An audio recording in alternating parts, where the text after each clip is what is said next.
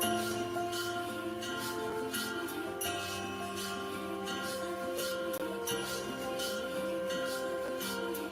then fine. Then we will share this link. And then put that speaker thing first. Urogenital system. First, begin with the speaker. ಹಂಗಾರೆ ಲಿಂಕ್ನ ಕಳಿಸೋಣ, start ಮಾಡೋಣ ಹಂಗಾರೆ. ಇಲ್ಲಿಂದ okay, it will start ನಾವು. ಆ ಲಿಂಕ್ನ ಕಳಿಸಿ.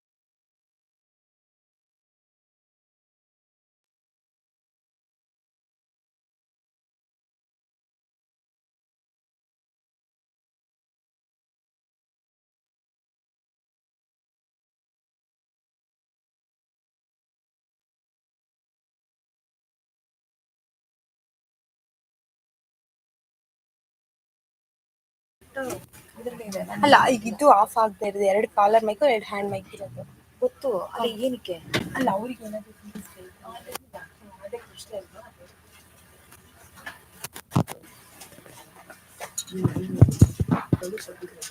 Good morning and a very warm welcome to the state level CM filling the genital urinary system from development to disorders.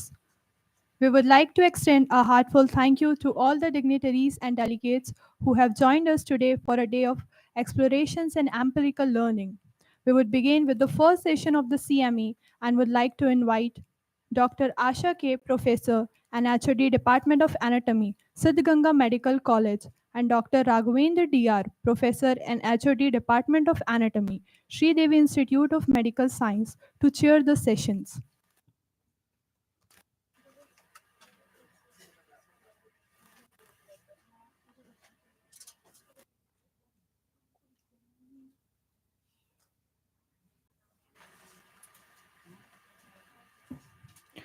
I would like to call Dr. Shilpakala Ma'am, Assistant Professor, Department of Anatomy, Sri Siddhartha Medical College, Tumkur, to introduce the first speaker for today's session, Dr. Kavya Shri A.N. Ma'am, Professor and HOD.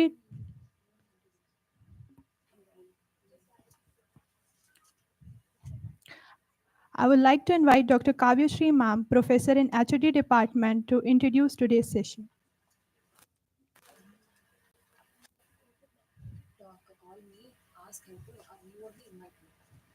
I would like to invite.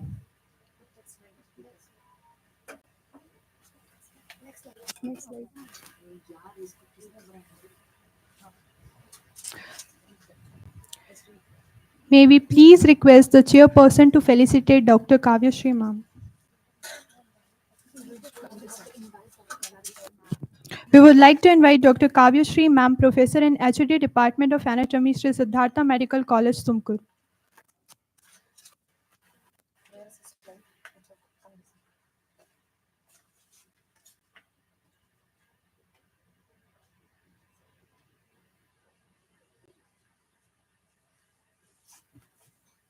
So, good morning to one and all. And I'm Dr. Kavya Shri, Professor HOD, Department of Anatomy, Siddhartha Medical College. Thank you everyone for being here for the CME and not taking too much of time. We'll go and begin with the first topic. So that is the development of the urogenital system and with the associated anomalies. So, as everybody tell, the anatomy is a vast subject, and it is just a misnomer that it's very difficult. And also, it is thought that embryology would not be understood, and maybe it's not that true.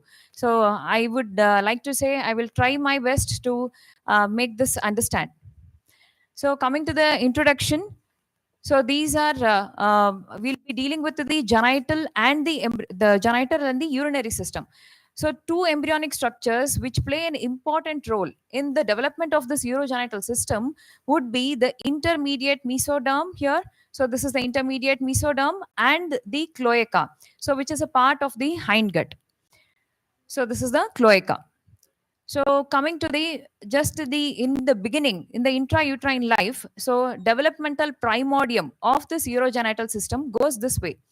That is from the endoderm. As we know, there are three germ layers. That is the endoderm, mesoderm, and the ectoderm. So the endoderm, from the endoderm, there is formation of this primary yolk sac. And this primary yolk sac, because of the foldings, that is the lateral foldings as well as the cephalocaudal foldings of the embryo, the yolk sac is invaginated into this, and there is a resulting the secondary yolk sac or the definitive and the definitive yolk sac.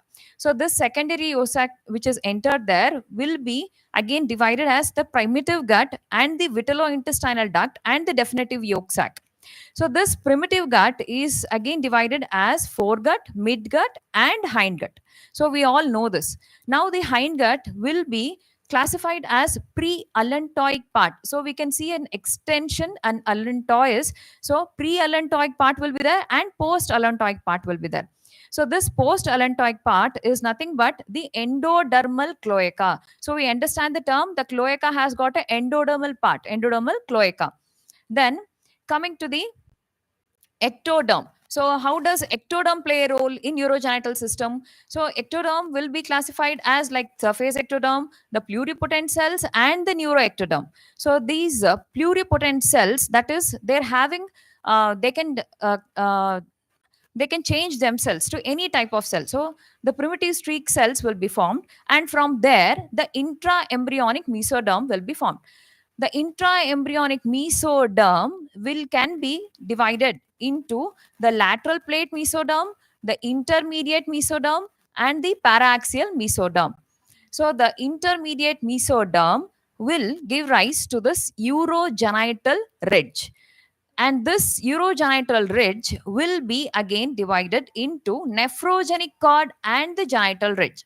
So ultimately, what are the things which is forming the urogenital system will be the post allantoic part or the endodermal cloaca, then the nephrogenic cord and the genital ridge. So all put together, they help in formation of this urogenital system. Now, if we take a picture of the urogenital ridge, so this appears like a bulging. The intermediate. So the intermediate mesoderm.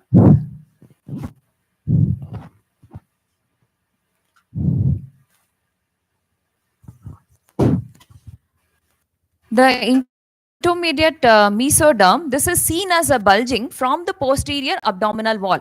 So this is the neural tube, that is the posterior part of the cross section of the fetus, what we are seeing here posteriorly, and this is anteriorly of the ventral situation, where we are seeing that this is a hindgut tube, a longitudinal.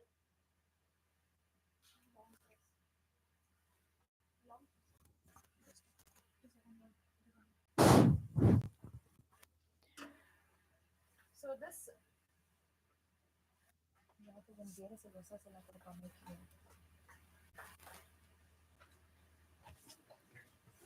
ಬೇರೆ mic excel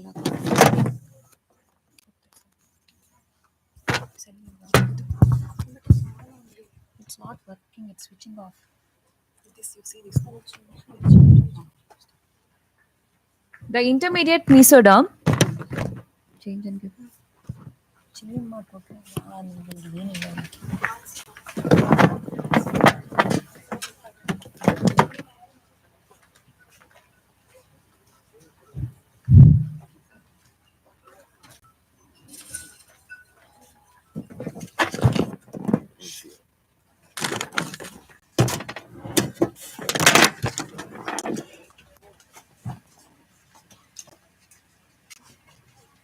So this urogenital ridge will be seen as a longitudinal ridge here on either sides of the dorsal mesentery. So it forms a bulging from the posterior abdominal wall.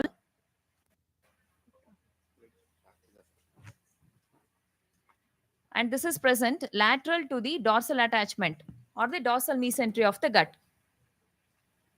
So this long tube is known as the urogenital ridge. And this surface of this ridge is covered by the peritoneal cavity or the coelomic epithelium. We know that coelomic means it is in the peritoneal cavity. Now the subdivisions of the urogenital ridge.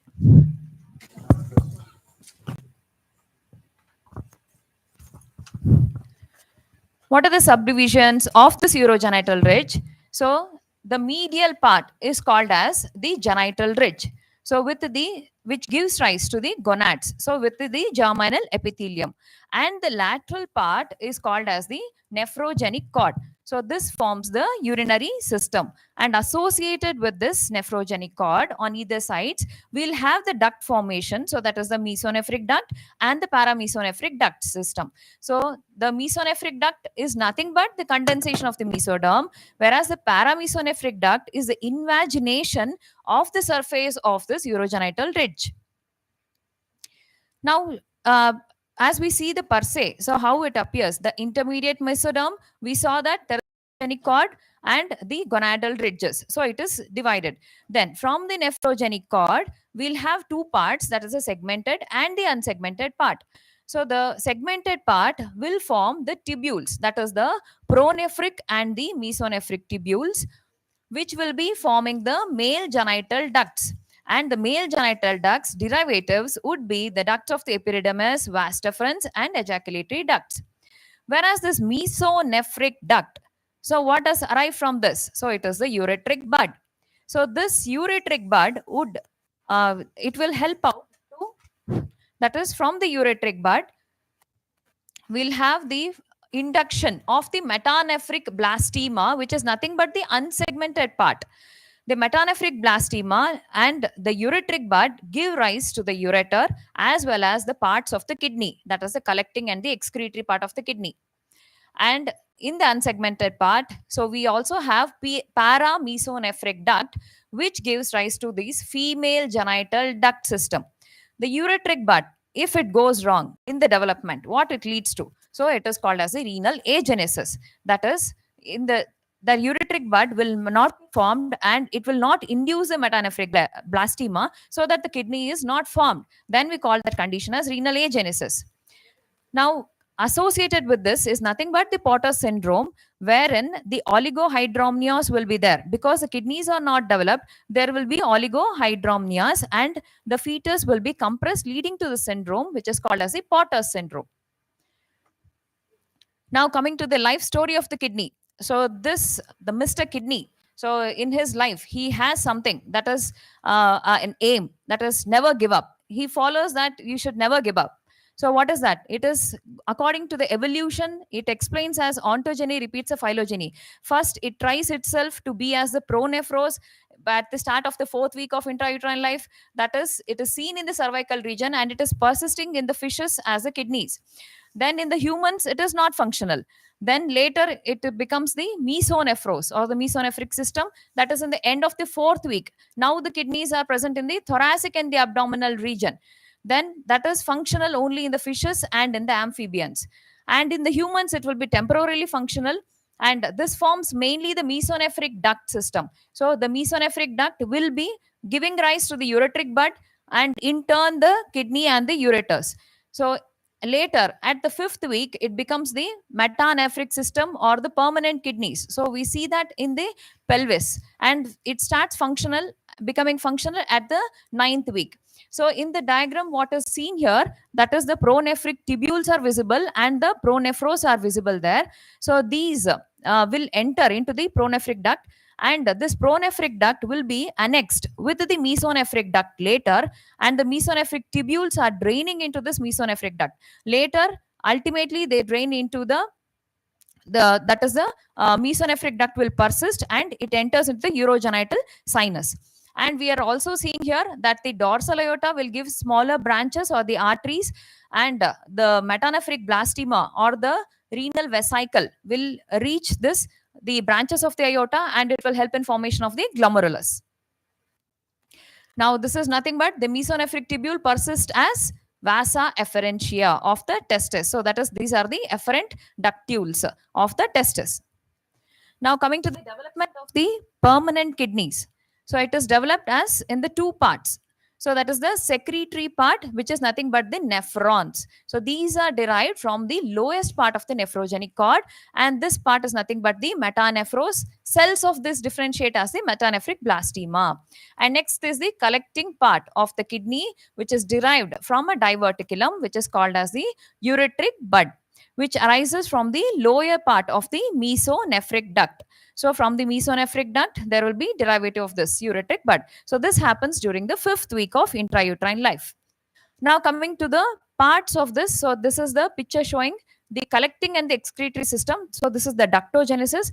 That means where we see the vesicle, renal vesicle, and the formation of the ureteric bud, which is going on multiplying, and we can see in the multiples it is forming the calyces. The minor, the major calyces has been formed, and also development of the surrounding metanephric blastema. Then we can see the nephrogenesis here. So wherein we are seeing the cap formation of this metanephric blastema, where it is induction is there, and then the renal vesicle, the shape changing around the calyx, and it is becoming a S-shaped body. The nephron is going on forming. The distal end of this will join with the collecting duct there, and the proximal end of here, that is the S shape. So this is forming the reaching the glomerulus. Now, changes in the fetal kidney, what all happens is ascent of the kidney. So it was there in the pelvis in the 5th week. Then it ascends during the till the 9th week. Then change in the blood supply will take place. So change, why? Because first it was in the pelvis, so I got the blood supply from there. That is the common iliac arteries it got. Then further it entered into the lumbar region there. And sometimes during this ascent, maybe some arteries will persist. So those can be called as these accessory renal arteries, which is a common finding. Then sometimes this aberrant artery may be seen, which can compress the ureter, leading to the hydronephrosis or collection of the urine. Then there is a rotation of the kidney. So the kidneys will be facing anteriorly. Then there will be 90-degree medial rotation. The hilum will be shifted. Then the kidney becomes completely functional and its position around 12th week of the intrauterine life. Now, what are the anomalies of the kidney? So these are the anomalies referred, wherein we can see the pelvic kidney here and the horseshoe shaped kidney, which is associated with this inferior mesenteric artery. Just below this, we are seeing there. Then we can see that if there is obstruction by the aberrant artery, it leads to the enlarged renal pelvis and then hydronephrosis. Now, anomalies of the kidney, which one we see other than these are like 1 is to 5,000. The incidence would be the polycystic kidney. So this will be in the adult type as in the fetal type. The adult type would not be fatal, but the fetal type would be fatal if it persists. So herein we could tell developmental anomaly is nothing but because of the meeting point of the metanephric blastema and the collecting ducts. They tell that either if they do not meet or they do not induce, then will be several cysts which is filled with the urine, or otherwise because of the enlargement of these collecting tubules. So leads to this polycystic kidney. Then there is malrotation of the kidney, supernumerary. Supernumerary kidneys could be there. So this supernumerary kidney or the bifid uterus may be because of early division of the ureteric buds and leading to extra metanephric blastema, and again and one more extra kidney may be formed. Then coming to there are some congenital anomalies of the ureter also, like wherein we can see this, it is a bifid renal pelvis in the kidney because the ureteric buds have remained non-united at the distal end, because the ureteric buds go from descending upward, like from the downwards it grows upwards. Then it could be bifurcated also, ureteric bud, it could remain bifurcated also, or it could become double ureters. And if there are double ureters, usually what happens, these ureteric buds, they enter and absorbed into the urinary bladder. That is the formation of the trigone of the urinary bladder. So during this part, what happens, this extra ureter can open either into the directly into the urethra or into the urinary bladder. An extra opening could be there, leading to incontinence in case of the females. Then coming to the subdivisions of this cloaca. So till now we read about the kidney and the ureters. Now we are dealing with the development of the urinary bladder and the urethra. So what are the subdivisions of the cloaca, which we see from the 4th week to the 7th week? So we are seeing here the cloaca is nothing but part of the hindgut, which is being divided so into two parts by the urorectal septum. So what are those urorectal septum? We are seeing anteriorly. It is nothing but the allantois in front. So this part would be called as the primitive urogenital sinus. So this is the primitive urogenital sinus in front, and this posterior one, what you're seeing is the primitive rectum. So in front it is the primitive urogenital sinus, and behind it is the primitive rectum. So that urorectal septum, we will divide these into two parts, and this the membrane here, so it will form the perineal body. Ultimately the urorectal septum will persist as the perineal body, and the membrane will be divided anteriorly as urogenital membrane and posteriorly as anal membrane. So now the mesonephric duct is the one which divides this primitive urogenital sinus into upper part, which is nothing but the vesico-urethral canal. So from this vesico-urethral canal above and below, there will be urogenital sinus, the definitive urogenital sinus. So from this urogenital sinus, it is again divided as pelvic part and the phallic part of the urogenital sinus. And the vesico-urethral canal, what forms from this? It is the urinary bladder and the primitive part of the urethra. So the distal part will be developed from this. Then the interior of the bladder, urinary bladder, as we mentioned already, the absorption of these ureteric buds in the posterior wall of the urogenital sinus will lead to the formation of this trigone. So we see that also, not only this, when it is getting absorbed, the mesonephric duct, even the angulation of the ureteric bud which was opening to mesonephric duct it has been shifted upwards and laterally, and now there are separate orifices. There are urethra also. Now to summarize with this, that is the vesico-urethral canal, the cranial end will form the whole of the bladder and its epithelium except the trigone. And the absorbed mesonephric ducts, this forms one part, that is a mesoderm. The splanchnic intraembryonic mesoderm surrounding this vesico-urethral canal will form the muscular and the serosal coat. Then the allantois, the tip what you are seeing here, so this will be classified as the urachus, and the apex of the urinary bladder will be formed from this. Now, if the urachus, the anomalies of the bladder, now if the urachus will persist, then what it will be appearing as? It could be the urachal sinus. So only the proximal part will be opening to the exterior, and urachal fistula when there is continuation between this urinary bladder and this, and urachal cyst, that is in between this there is a opening and the cyst. Then there is a bladder ectopic vesicae. And what is the reason for this? A rare incidence seen in 1 in 10,000. Why is this happening now? Because of the malmigration, or the migration would not happen of the mesodermal cells below the umbilicus or in the hypogastric region. If there is no migration of these mesodermal cells, then the anterior abdominal wall will not be formed. And that is the mesodermal cells will not be coming there, it will not be migrating. Then sometimes it so happens even the posterior wall, the ureters may be open to the exterior, and sometimes it may be associated with the epispadias. Coming to the development, that the male urethra is the longest one, and it has got the penile part or the spongy part. Now this part, so the upper part of the urethra will be derived from the primitive urethra, and the pelvic part of the urogenital sinus, it develops, what develops is the female urethra completely, and then the prostatic urethra, and the lower half of the pelvic part of the urogenital sinus will lead to the membranous urethra development. Then the phallic part of the urogenital sinus will lead to the development of the vestibule, wherein the orifices will open there. That is the vaginal orifice and the ureteric orifice, the urethral orifice in case of the females, and in case of the males, it leads to the formation of the penile urethra. And the tip of the glans penis will be derived from the invagination of the surface ectoderm. Now, what are the anomalies of the urethra? So, we'll be which is the more common one, in which the urethral along the so we know that, so it will be along the dorsal part of the that is the ventral part, sorry, the ventral part of the penis, the opening of the urethra will be there, so that is hypospadias, which is more common.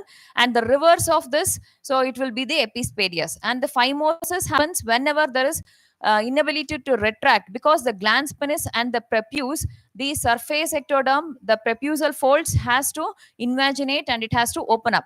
So if it doesn't happen, then the foreskin will be too tight and leading to a condition which is called as a phimosis.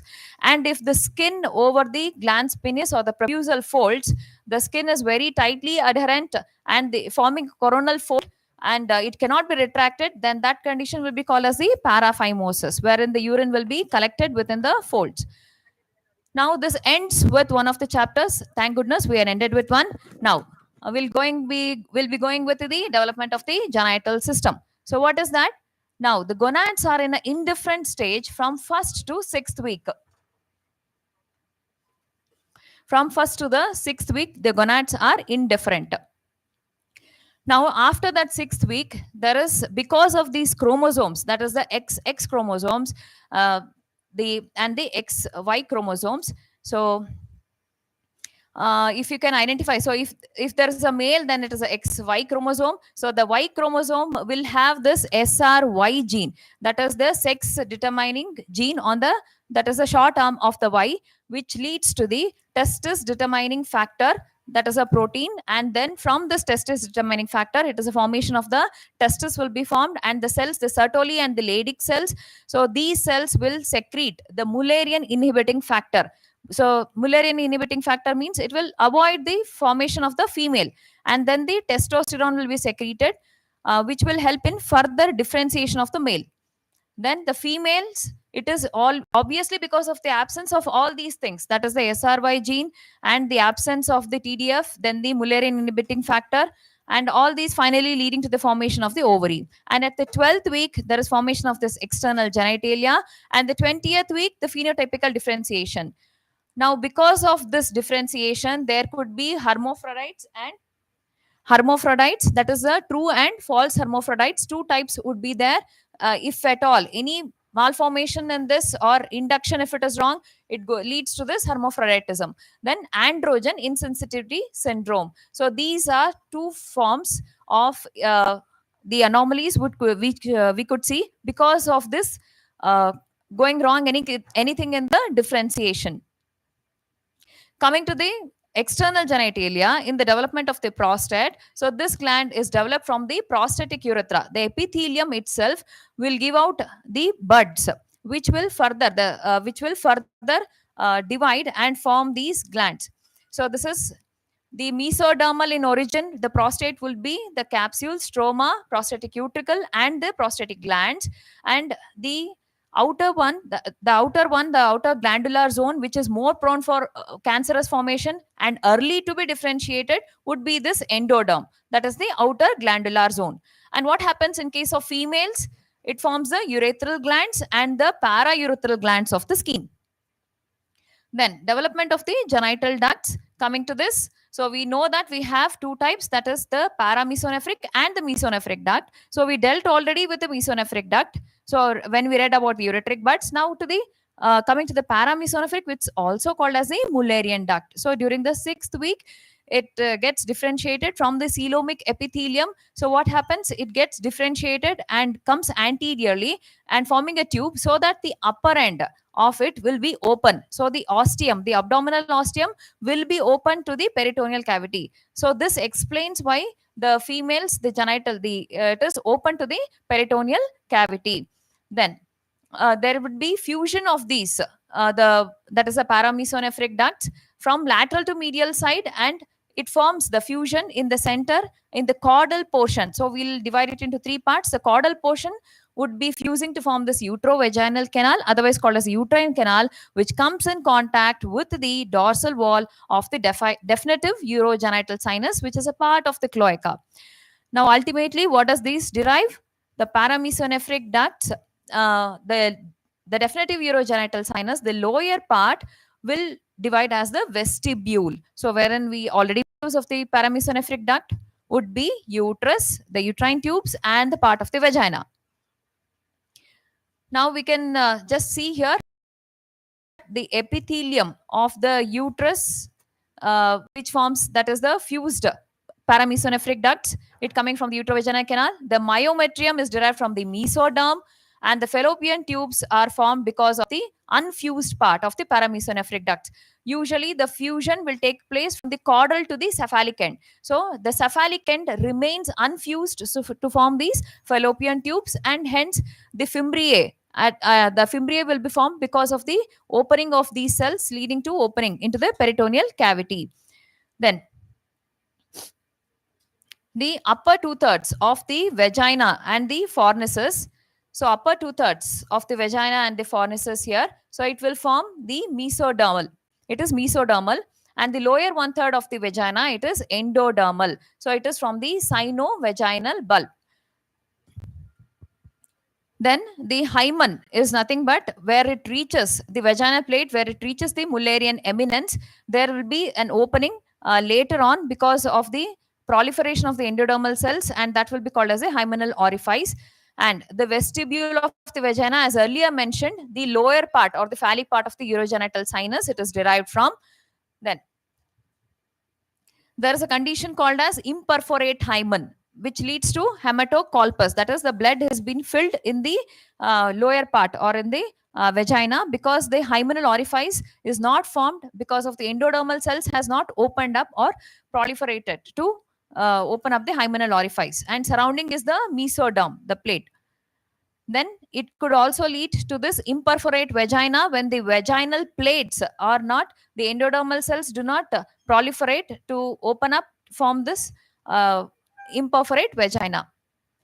So this is nothing but the reason being the uterovaginal canal, the sinovaginal bulb leading to the vaginal cord and the vaginal plate, and ultimately the vagina is being formed by two parts. So we have the mesoderm as well as the endoderm forming the vagina, and this vaginal plate will overlap on either sides of the cervix also and forms the vaginal fornices.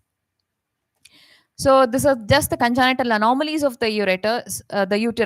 So that is the diadelphys, wherein we can see the two uterus and one vagina. The reason being again the paramesonephric ducts malfusion, or it is not completely fused. Then the arcuate formation, the arcuate or the, there is a dip we can see on the upper part, arcuate uterus. Then we have the unicornuate uterus, wherein we can see only the half of the uterus is missing and one fallopian tube is there. Then the bicornuate uterus, where we see one vagina is there and one cervix, and two uterine bodies will be seen, and the septate uterus, wherein the cavity itself has been divided.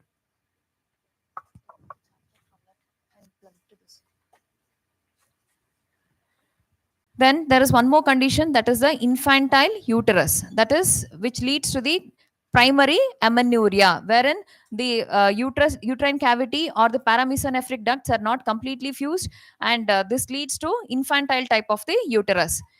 Then there will be sometimes rectovaginal fistula, wherein posteriorly, if it opens the ducts, then that is a paramesonephric duct, the lower end, if it opens, normally it has to open the posterior wall of the urogenital sinus. If it opens into the anterior wall, so it leads to this vesicovaginal fistula. Otherwise, much more posteriorly leads to the rectovaginal fistulas. Then, so we can see here that is the mesonephric duct will remain as the tubules. It is forming the vas deferens, and the tubules are mainly forming the vasa efferentia in the testis, and the mesonephric duct is forming the epididymis and the vas deferens. And in case of the females here, it is forming the remaining as epuphoron and paraoophoron, and also the Gartner's duct. So this Gartner's duct may form the because of the later inflammation, it may form the Gartner's cyst. So these are all the remnants of the mesonephric duct in case of a female. Now the fate of the mesonephric ducts. The fate of the mesonephric ducts would be, there is a prostatic utricle.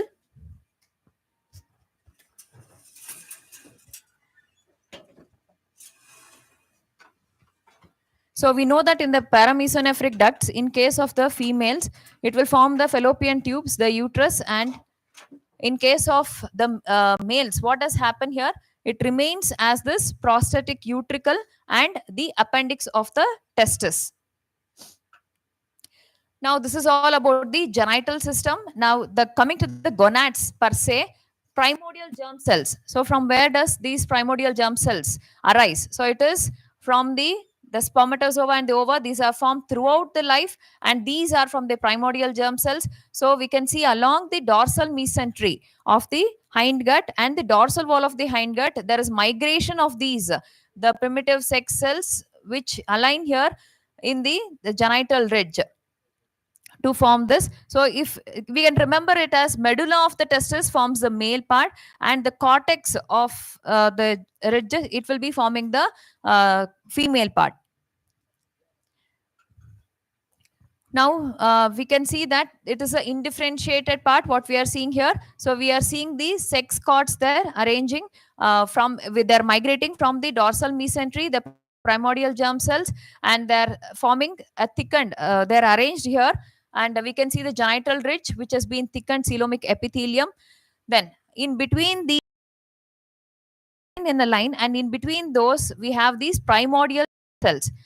So this arrangement is still the uh, uh, indifferentiated stage. Then later during the fourth week of the before the fourth week of the intrauterine life, we can see the whole of the sex cords has been arranged between these. The primordial germ cells are there, and if it reaches the mesonephric tubules, these enlarging sex cord cells, because of the induction by the, will form a horseshoe shaped structure, and they can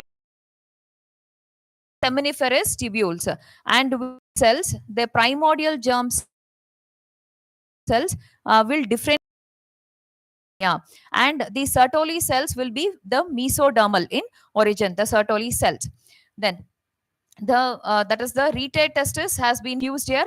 It has the opening in the opening will be forming the retate testis, which will be combining with the mesonephric tubules, this forming the vasa afferentia. In this is all in case of the males, and also there is formation of the tunica albuginea in case of the males, which divides it from the germinal epithelium. That's why when we take an histological section, we do not see this, the tunica, the covering, the tunica albuginea in case of the females. So there is no continuation there. Then in case of the females, we see that there is no cord formation. There is a double, that is the first what forms is the primary cells, the sex cord cells. Later on, those will be called as medullary cords. Again it will be forming the cortical cords in the cortex, and later on these cortical cells will persist as the surrounding the follicular cells. That is, we remember it as primary, secondary and tertiary follicles, and within these the primordial germ cells will persist as the oogonia. So descent of the testis is related to the anomaly here, because of the testis will be pulled down. We know that. And what are the factors will be the differential growth of the body wall, and the formation of the inguinal canal, then the gubernaculum, which persist as the, that is, if at all it persists, then it is called as the uh, processus vaginalis, and it could be leading to different types of the hydrocele in case of the males. And if it doesn't happen, then that condition is called as the cryptorchidism. And in case of females, what happens to this gubernaculum? It persists as the ligaments, that is the ligament of ovary. Then we have the round ligament of the uterus, and these ligaments are nothing but, so these are the gubernaculum presence in case of the females. So this would be the development of the external genitalia. So there is formation of these genital tubercles and genital folds and genital swellings. So these genital tubercle is nothing but the phallic tubercle which is fused cephalic end, and this derivative from this will be the body and the glands of the penis, and the genital folds will persist as the ventral aspect of the penis, and the swellings persist as the scrotum in the male. And in case of the genital tubercles, they also form this corpora cavernosum and the spongiosum, and the genital folds, they form the penile raphe, and the genital swelling will fuse later, and in the center of the scrotum we see it as the scrotal raphe. In case of the females, we see that as the body and glands of the clitoris, the genital tubercle. Then the labia majora is from the genital folds, and the genital swellings on either will form the labia majora and the mons pubis. So this ends with the urogenital system. Thank you for your patient listening. Thank you one and all. Thank you.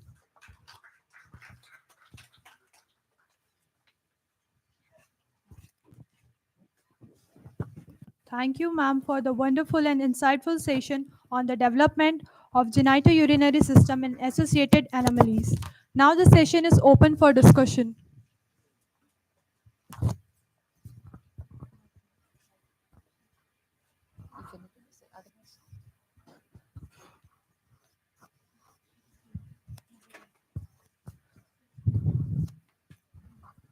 Okay.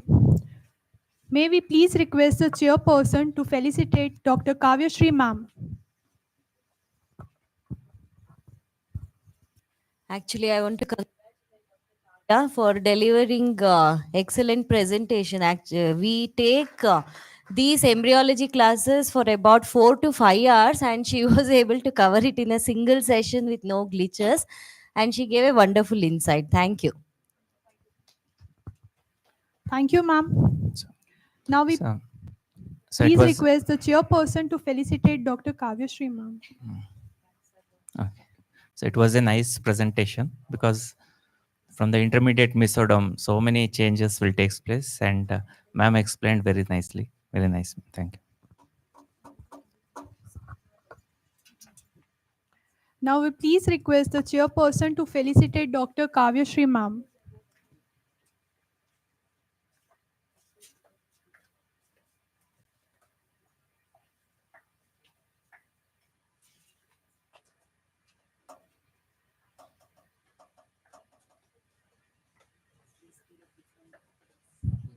Please give a big round of applause.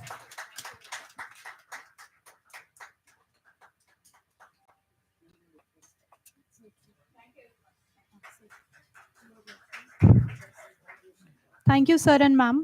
We would like to request Dr. Prashant HV, Professor in HOD Department of Microbiology, to present a token of appreciation to Dr. Asha K. R, Professor in HOD Department of Anatomy, Siddhganga Medical College.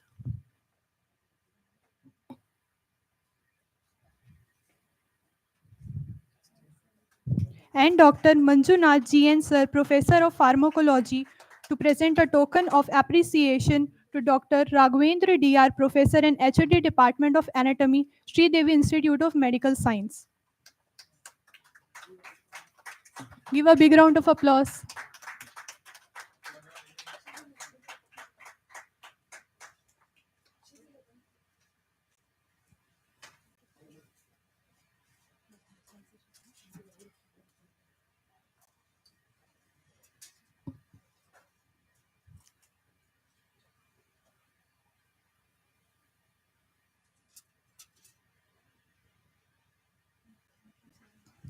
Thank you, sir and ma'am. For the next session, I would like to invite Dr. T.S. Anand Kumar, sir, Professor, Department of Pediatrics, Sri Siddhartha Medical College, Tumkur, and Dr. Shivanand D.R., sir, Professor and HOD Department of Dermatology, Sri Siddhartha Medical College, Tumkur, to chair the session.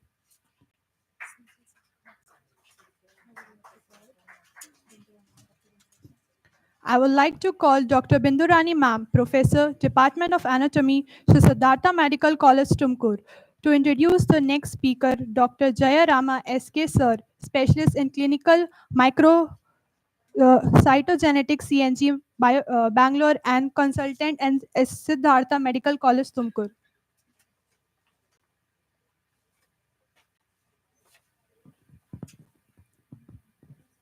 Very good morning to one and all present here.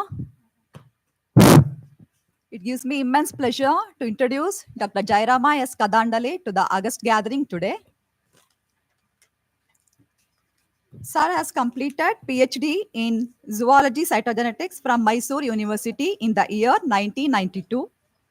He did his postdoctoral fellowship in Department of Microbiology and Cell Biology from Indian Institute of Sciences, Bangalore. Sir has got vast research experience of 38 years in the field of clinical and molecular cytogenetics in India and abroad as well, like Tennessee University, USA. He has published about 40 scientific articles in various national and international journals.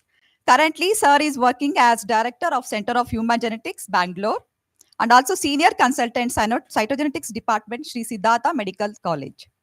I welcome you, sir, for today's session.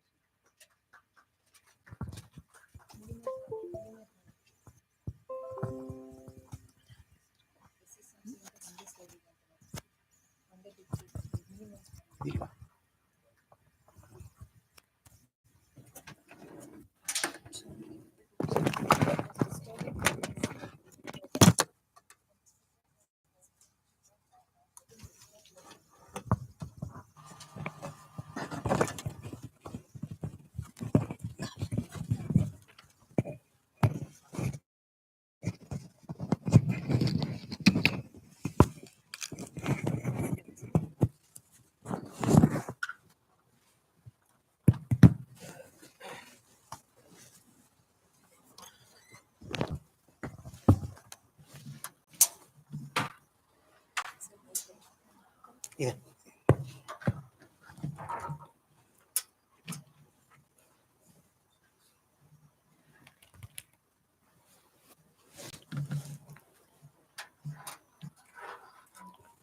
Thank you, and good morning to all of you, and many well-known faces. And I feel happy to speak in front of my own colleagues, as well as the faculty at CAG, at Siddhartha Medical College, as well as my colleague who is expected now from Center for Human Genetics. Now, my talk will be limited to not routine chromosomal disorders.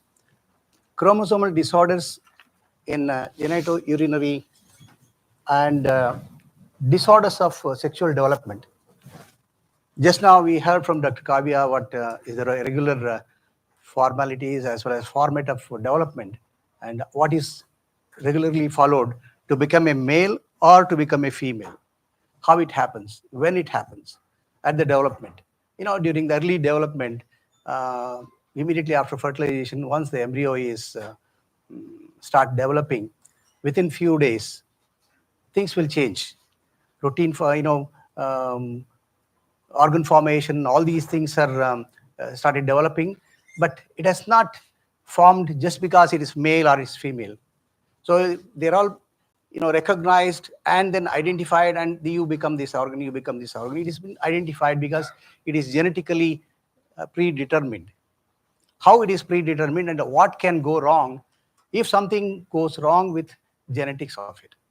So embryogenesis is not mainly because it's a formation of different organs. If something goes wrong genetically, how abnormalities can appear. So those appearance of abnormalities, we can see only during the fetal development through ultrasonography or when the child is born. By the time it is too late, and after that, it's only easy to manage the patient rather than correcting the problems, what we see at the childhood. Now, going further,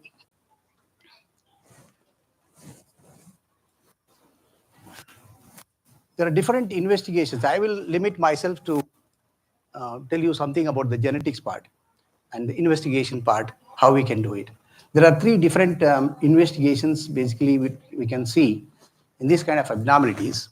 One is the basic cytogenetic evaluation that we call it as karyotyping, which is the most cheapest one to look at the whole genome per se. The second one we call it as using different DNA probes. We can identify several genes, whether they are there in the genome. So in that way, we can see a particular gene, whether it exists in the genome or not. It is not there. That's the one what we confirm. Or that's also can be confirmed. So that can be identified by a technique called fluorescent in situ hybridization, abbreviated as FISH, where we use probes to identify this. Now the third one, where we fail to identify all these basic things as well as a little bit advanced, we can go for a little more advanced stage where we can find molecular genetic evaluation. That means that you can go with particular gene of defect and identify by doing whatever you want. You can start with localizing them, or you can start sequencing the particular gene, identifying a particular mutation, because even if you have a gene, that doesn't mean it's correct, it's all right. But unless there is a problem with that particular gene, it doesn't express. Even if it expresses, it gives out to you a wrong protein, which is not functional. And for that, we had to go for the gene sequencing. So now with that, I'll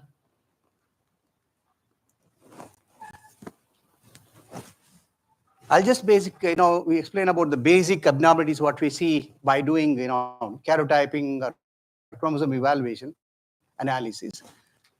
These are the main, problems what we can see type, where we can see numerical abnormalities, which can lead to aneuploidy or polyploidy, like trisomies of any chromosomes, tetrasomy or triploidy or tetraploidy. Triploidy also can exist in the fetal development. All these things will affect the fetal development. How it will affect, we'll see that. What is this numerical abnormality? And the second one is structural abnormality, which is mainly because of the translocations, deletions, duplications, insertions, inversions, all these things leads to many abnormalities. But if it is in the balanced condition, it will not affect the individual, where we call it as carriers of those translocations or inversions. Now, translocations, you have two different types. One is reciprocal, another is Robertsonian translocation.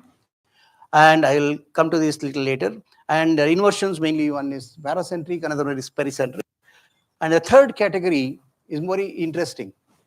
This is a different cell line having in one individual having different cell lines. And it's called mixoploidy, or it's called, one way it is to call mosaicism, an individual having two different cell lines.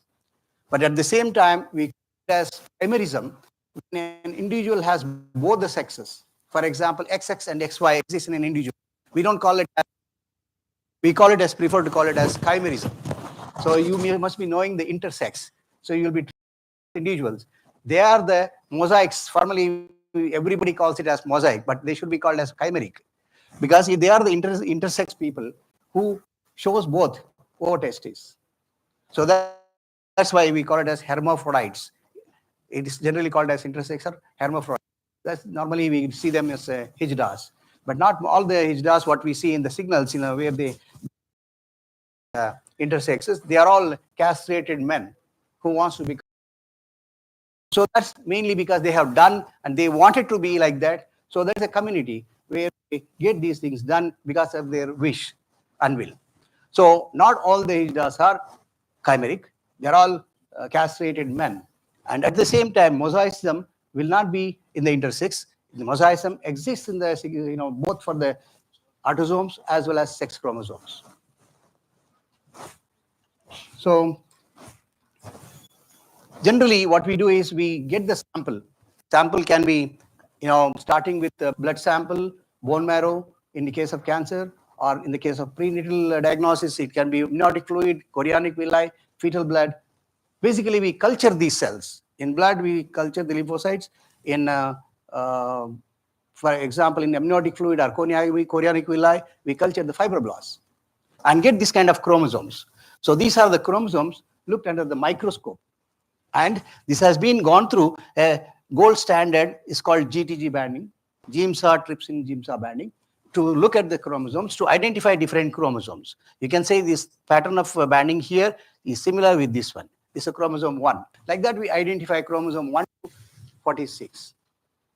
So 1 to 22 is one set that is called autosomes, and the sex chromosomes are called XX or XY. So totally we have 46 chromosomes. In males, we have 46 XY, and in females, we have 46 XX. So this is the basic understanding of genetics in human. And what can be different from this, being normal or can go abnormal, will be dealt in later slides. Now, this is the karyotype, what we call chromosome analysis. After we culture the cells, get the chromosomes from each and every cell, this is how we make the karyotype, arranging these chromosomes. So there are 46 chromosomes if you count, and sex here is X and Y. 1 to 22 we call autosomes, and these two are sex chromosomes. In females, you have two X chromosomes. Now, how did we get these things? One set of these chromosomes will come from father, the other one will come from mother. This is how we arrange and see whether we have any problem. So if there is anything missing here or anything extra, like here, another chromosome, or here, another chromosome, that we call it as aneuploidy, because the count goes up to 47. So if something is exchanging from one chromosome to another chromosome, that we call it as translocation. Like any abnormality can be easily found out by doing this karyotype, whether it can be translocation, inversion, and we are, finding problems by comparing these two sets. One is coming from father, and then coming from mother. Now, it's easy to understand anything going wrong in this kind of karyotype. In this, it is from a female and having two X chromosomes. Now, why we do these things? Mainly to, as I said, to identify the most common trisomies found for, autosomes as well as sex chromosome. When it is found for autosomes, the most common one are seen as trisomy 13, trisomy 18, trisomy 21. We write it as 47 chromosomes because these are called free trisomies, 13, Patau syndrome, 18 Edwards syndrome. If it is trisomy for 21, we call it as Down syndrome. Like that, we, for anything abnormality seen for sex chromosome, we write it as 45X or 47XXY, which most of the time we see these things in infertility cases in the fertility clinics, IVF centers. And 47XXX, that is a triple X syndrome, which just cannot be identified physically from a normal female. So we consider this as the normal, and unless they have other problems, they will not end up having this genetic test done. And they can give birth to children. Nothing else is wrong with these triple X females. But 47XXY, they are going to be having problems and end up in IVF centers, mainly because of the problem what they face is azoospermia. And they had to retrieve sperms from the testes and then go for the IVF. That's the advantage. And 45, as you know, that's the Turner syndrome, which is the most common after trisomy 21. Now, that's what I'm going to detail in future for this purpose.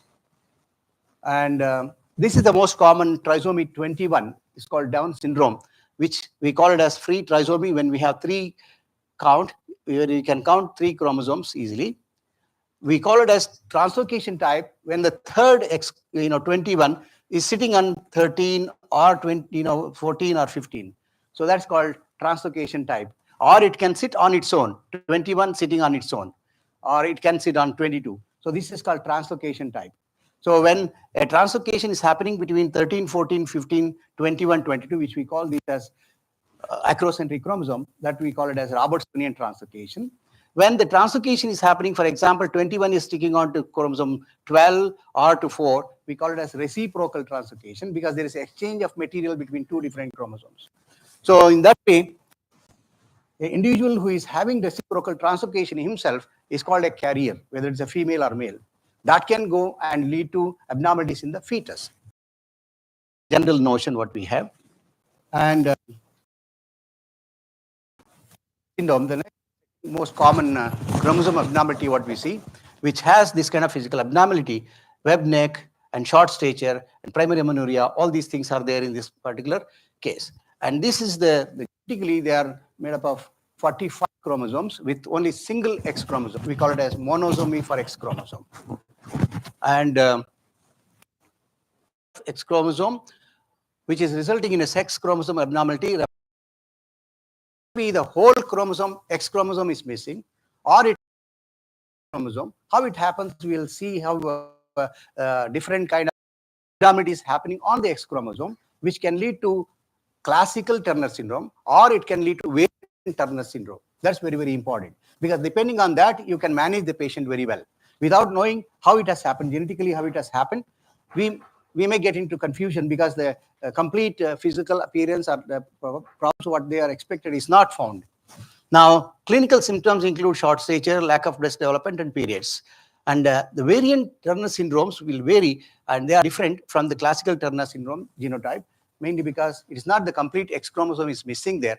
Part of the X chromosome is missing, which leads to variant Turner syndrome. Now, these are the variant Turner syndrome, what we see. Now, basically, isochromosome XQ. So each chromosome is divided into 2 parts. One is called P, which is shorter. Another is called Q, which is long chromosome, longer part of the X chromosome, which is divided by the centromere in the middle or in the one end. So centromere divides the chromosome into 2 parts. So this Q means long arm. So isochromosome for XQ means that has 2 X chromosome Q arms, 1 normal and 2 parts of this one, and it is missing XP, short arm of X chromosome. So that's called 45X. This is a mosaicism along with 46X iso XQ. So that's how it is different from the regular 45X phenotype. So this is a mosaic. It's not completely 45X. It's with iso XQ form. And complex mosaic can be like 45X, 47 triple X, or it can be 45X, 46XX, 47 triple X, 45X, 47 triple, XXY, 46XY. Depending on this kind of mosaicism, the effect is different. So what percentage of 45X is there, that determines the physical appearance and the abnormalities. And the other sex, the other side, whether it's a female or whether it is a XY content is there or not, that also depends. So the Turner phenotype varies according to the genetic factor what we have. Ring chromosome for X chromosome, whether it is in the full form or it is a mosaic condition. This is a mosaic condition where we have 45X line as well as having ring X chromosome. Ring means both the sides of the chromosome, both P as well as Q, can be deleted and it can combine and then form a ring. Instead of having longer X chromosome, it can form a ring on its own. And a ring chromosome without centromere cannot exist in the next division. So that's why it can be big or it can be small. And still it persists if it has a centromere. So that, say, ring X chromosome also is equally important. And mosaic for F45X with structural changes of Y chromosome. So it need not be only the mosaic for straight away 46XY, it can be a problematic Y chromosome in it. That is called isodicentric Y. Just like iso-XQ, this is isodicentric having 2 centromeres for Y chromosome. And mosaic with a variant like marker, which we cannot identify a chromosome, is called marker. So like that, this mosaic will have different effect. The long arm or short arm deletions of X chromosome, whether it is P or Q, completely deleted. That's also different category. So these are all leading to variant Turner features. We call it as a variant Turner syndrome. Now, 46XY mosaic, it can be with male with 45X cell line or a female with 45X cell line. This is again mosaicism found in the Turner syndrome, variant Turner syndrome phenotypes. Now I am just showing the pictures, whatever we have dealt with now. This is a pure classical Turner syndrome with 45X chromosome, 45 total number and only 1 X chromosome. And this is called Turner syndrome, as well as is ended up as gonadal dysgenesis case, and has gonadal dysfunction, which results in amenorrhea and absence of menstrual cycle and sterility. This is called mosaicism. What we saw, mosaicism for X chromosome, 45X and 46XX. You can see the number. We have analyzed 20 cells, 8 cells will 46X, 45X, and 12 cells with 46XX. You can see the percentage varies in each and every individual. And it can be opposite also. So this is the 45X cell line. This is the 46XX mosaic cell line in a variant Turner syndrome. That can be detected early in the fetal development. So if you find any hydrocele, or any abnormality seen under ultrasonography, suspected for Turner syndrome, you can identify within 24 hours after you collect the amniotic fluid, or you can check these things on CVS also. So this is the signal pattern what we see when we use a DNA probe to identify a particular chromosome. In this case, it's X chromosome. This is from CVS, chorionic villi. You can see the cells, fibroblasts, and single X chromosome lighting up in green color. And this is after culturing, you can see that this only having 45 X chromosomes. 45 plus X chromosome. There is no other X chromosome in this one. So that means that during fetal development, in 16 weeks, you can identify this and decide and manage the pregnancy and go for genetic counseling and decide what has to be done. So I'll just go variant Turner syndrome happens. And so I was telling you that the deletion can be whole of XP or XQ.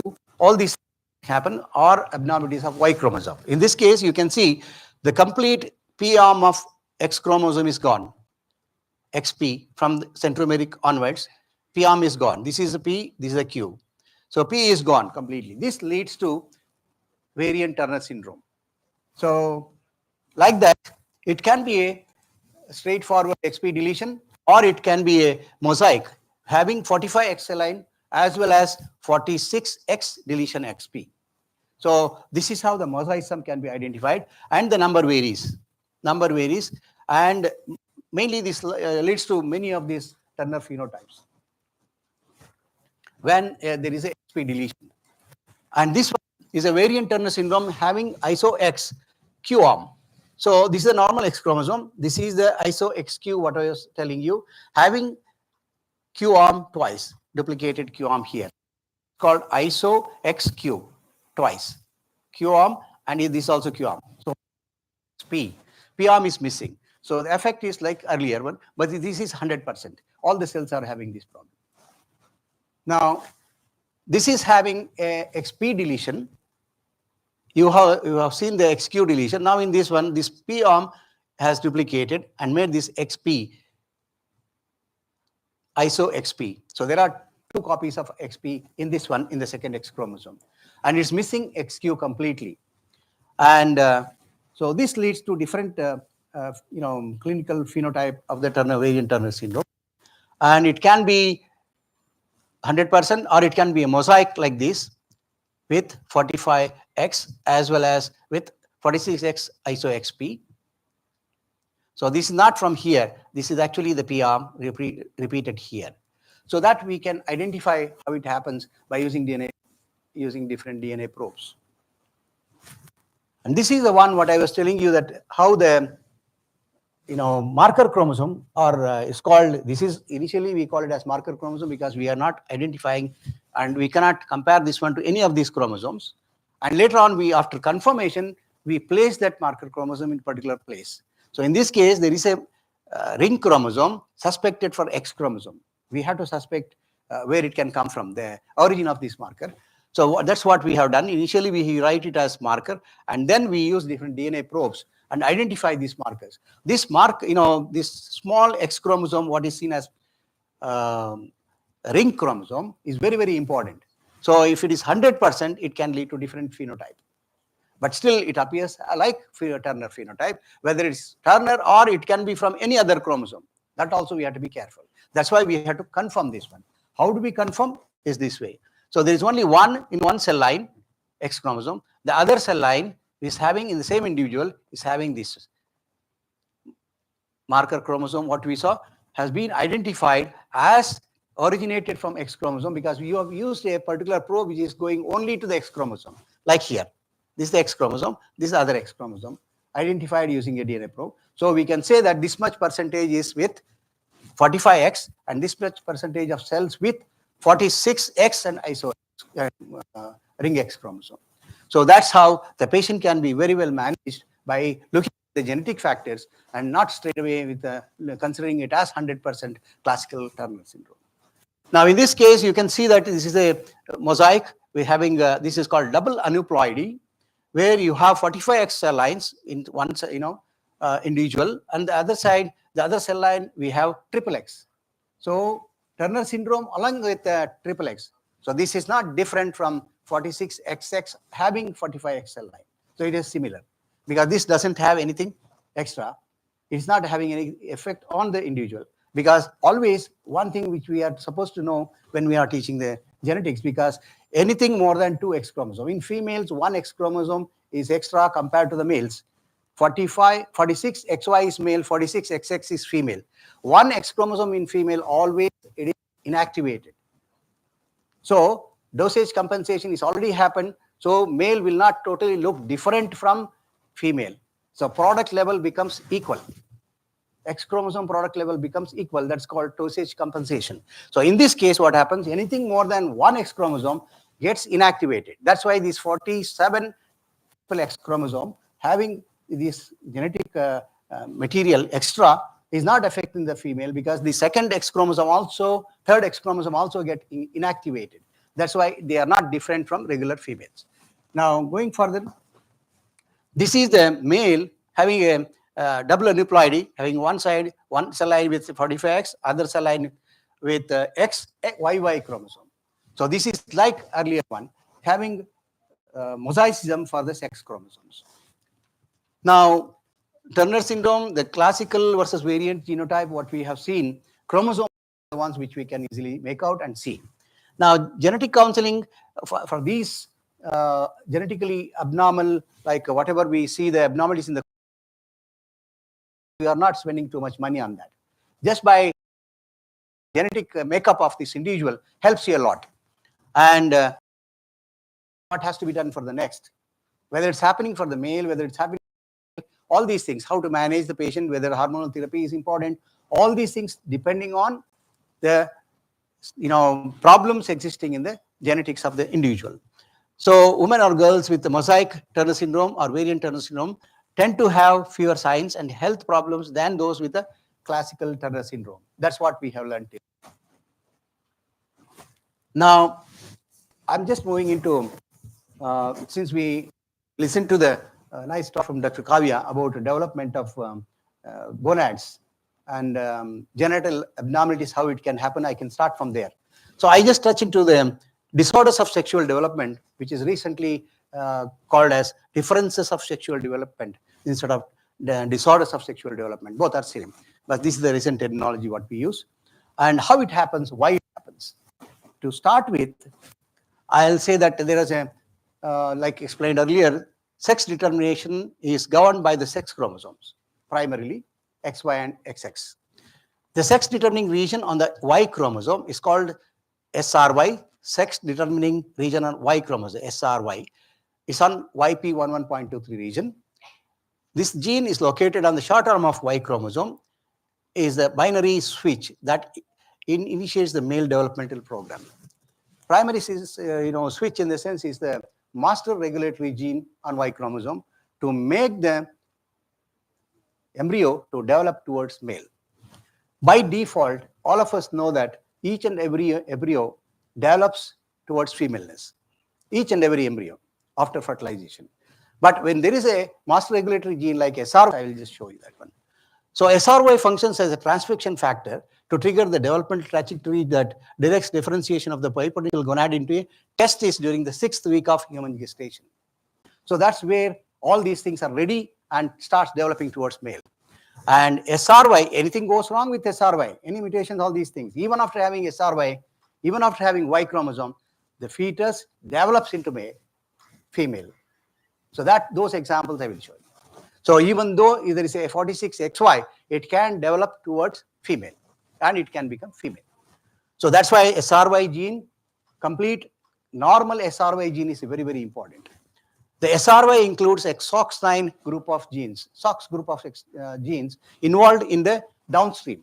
Once SRY starts expressing, they will interact with the SOX family of genes, which are on X chromosome, which are on chromosome 9, chromosome 17. They interact and push the fetus towards embryo, towards maleness. So SOX9 activates and maintains the male gonadal differentiation pathway. Even something fails here in the downstream genes, even after XRY is there and there is no mutation and it's fine, normal. All these downstream genes also can lead to this kind of problem and can lead to abnormalities of development of maleness. So this is the very brief picture of how they interact with each other. SRY starts expressing.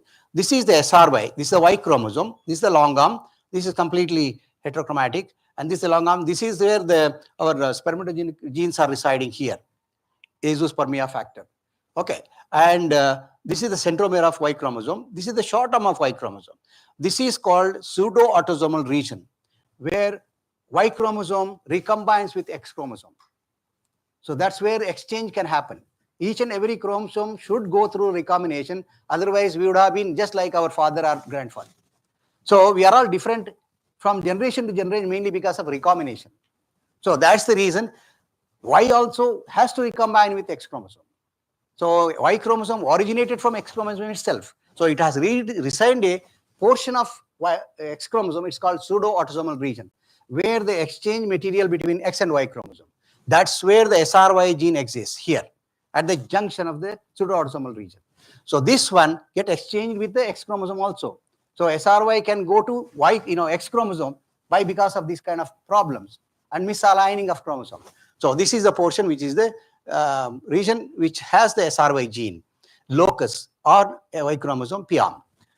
And this is the SRY gene which expresses and activates SOX9, which is on chromosome 17, and SOX3, which is on X chromosome, and then followed by DMRT1, which is on chromosome 9, and simple way of NR5A1 and activates SOX9, and then WNT and WT1, all these things. Then the genital reach starts developing. So this is the beginning of genital reach development towards male or female. And this is how the genes responsible for this ovary development of ovary or testis starts at this time. And then once it starts developing, there is no objection, because all the genes which are coming under SRY, that's called downstream genes, they're all active, and then complete formation of testes happen, complete formation of ovary happens if this is obstructed. Now, disorders of sexual development, DSD, are conditions with an atypical chromosomal, it can be chromosomal, or gonadal or phenotypic sex, which leads to differences in the development of the urogenital tract and different clinical phenotypes altogether. And the ambiguity in DSD is 1 out of, incidence is 1 out of 5,000 to 1 out of 4,500 births. Patients with DSCs can present congenitally with atypical development of internal or external genitalia structures, or infancy with ambiguous genitalia, or at older chronological ages with aberrantal pubertal development. You must be calling them as sex reversals after puberty, during puberty, male changing over to female secondary sexual characters, female developing maleness. That kind of thing we call it as sex reversals. Now, karyotype analysis, microanalysis, or next generation sequencing techniques are helpful in diagnostic and genetic evaluation of patients. These techniques may identify novel genes involved in sex determination, problems in these genes. And cases of DSTs are challenging due to complexities of diagnosis, not easy to diagnose sometimes, gender assignment, where to go with, which way to go, uncertain outcomes. You don't know whether it responds or not for the treatment what you started, and treatment options, what are the treatments available, and psychological stresses, which leads to psychological problems, because when it is childhood, it's fine to correct. Once they start developing, they would have set already to one kind of sex, they become different, then become, psychological problems will have different problems. So DSTs are classified into several categories. The category is of 46XX DST includes virilized females such as girls with virilizing congenital adrenal hyperplasia and girls with aberrant ovarian development. So this is the 46XX disorders of sexual development. The second one is 46XY DST, includes patients with abnormal testicular differentiation, defects in testosterone biosynthesis, and impaired testosterone action. So this is the second category. The sex chromosome disorders of sexual development includes Turner syndrome. These are the basic ones what we dealt. Klinefelter syndrome and mosaic for X, 45X, 46XY, gonadal dysgenesis. And these are, for example, Klinefelter syndrome. It doesn't have any problem with the genital sex, so it's normal. But still it is abnormal, mainly because it leads to azoospermia and nothing more than that. In general, patients with Turner syndrome and Klinefelter syndrome do not present with genital ambiguity. Other DSCs include XX sex reversals, XY sex reversal, and ovotesticular disorders. XX males, XY females are called sex reversals. Now, this is the intersex, what we call, which should not be called as mosaic, which we are supposed to call it as chimera. Intersex patient having both sexes, 46XX, 46XY. It can be 50-50%. So depending on origin and the percentage, it varies. One's aligned with XX, others aligned with XY. That's how they end up with having ovotestis. It is individual born with both ovarian and testicular tissues.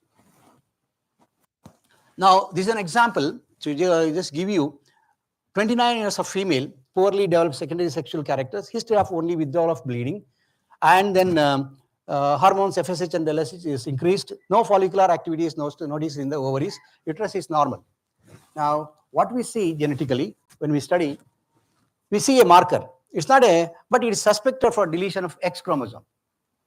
Female, 16 years female, 14 or 16 years, 45X plus marker, because since it is not going well with the X chromosome, but suspect, we put a question mark X chromosome. Unless we find out and confirm what is it, whether it is X chromosome or not, we cannot treat the patient, because it's wrong to consider that it is a Turner. Now, what we do is we use different probes, DNA probes, to identify and confirm these cases. This is called, we are giving second opinions to patients and any of the hospitals. It's called suspected X chromosome. That's what we look at. But when we use a probe for both X and Y chromosome, the X chromosome lights up in green color, centromere of X chromosome. Centromere of Y chromosome is red color. see that this marker chromosome, what we call, is showing up the centromeric region of Y chromosome. That means that it is not a X chromosome, this is a Y chromosome. So, but Y chromosome cannot be this big. Always Y chromosome is smaller, but compared to this chromosome. Now, when we paint the Y chromosome long arm, you can see that centromeric region here, the paint is appearing on both the sides, here as well as here. That means that it's a isodicentric or iso XQ. Looks like iso XQ, but it is iso YQ. This is a YQ, this is a YQ. Two YQs, duplicated YQ. So it is not X chromosome, it is originated from Y chromosome, but it is having only, now we have to check why this female is female. Even though it has a Y chromosome, it is not a female. It's not a male, it is a female. And when we use this SRY probe to identify whether SRY is there or not, this marker chromosome or the Y chromosome doesn't show the Y chromosome, SRY and Y chromosome. That means that it is missing P arm of Y chromosome. It is having only the Q arm of Y chromosome.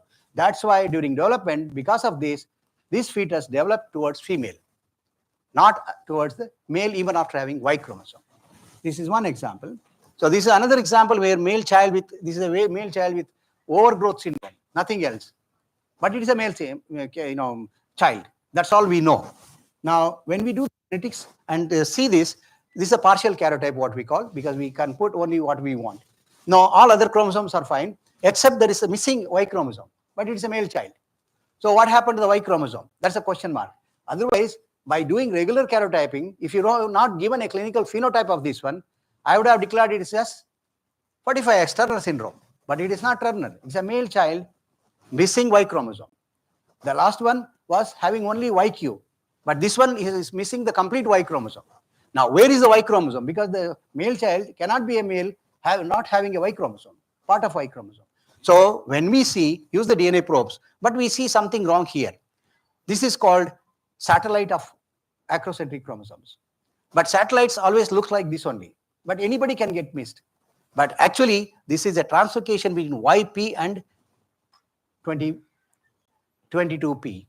Now you can see that when we use a centromeric probe for the Y chromosome, it lights up on this one here.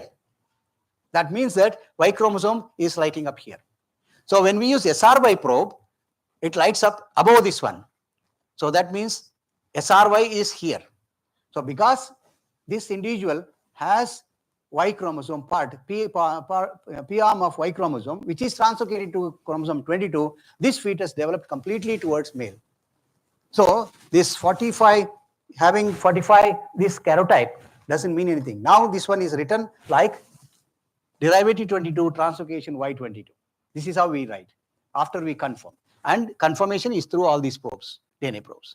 And this is the answer you get, having that is why it is male, even after having only 45X chromosomes. That's the answer you get. You can manage the patient very well. It's a male only. Now, this is another example for a translocation between Y chromosome and chromosome 15 here. So this is how infertile patients, when you suspect something, you have to confirm it by doing genetics of it or chromosome analysis. So basic chromosome analysis. So where we can identify this as, so here X chromosome, the chromosome is a centromeric region of Y chromosome lighting up on chromosome 15. So translocation YN15, this is the SRY, what we have hybridized. Now, this is another patient with 23-year-old male and married over for 10 years and having infertility, and no sperms were found in his semen. That's the problem, azoospermia. And this is a karyotype where you have a marker sitting here, but it's a mosaic marker in 92% of the cells. Instead of Y chromosome, it has a marker whether we have to confirm whether it is a Y chromosome or not. But here, when we use these different probes, like paint probes, you can see this, there is a translocation between X and Y chromosome. In this case, it's a male, X and Y chromosome, translocation between X and Y chromosome itself. When we hybridize, SRY gene, it is not on this marker chromosome. It has gone to X chromosome. So the recombination happens. SRY has jumped over to the X chromosome, and that's how this individual has become male, and he is azoospermic mainly because he doesn't have Q arm of Y chromosome, where the spermatogenic genes are residing. That's why he is infertile. but otherwise he is normal individual, male individual, but he cannot reproduce. This is a very mosaic karyotype. It's a hypospadias with different cell lines, 45 mosaic XO, translocation YY, and XY in different ratios. So you can see this isochromosome for Y chromosome, isodicentric Y, and this is how we see 2 centromeres on this individual and X chromosome, and you can see painting of YQ. That's a long arm of YQ chromosome and SRY in between, sandwiched between these two. This is a male individual with Turner features.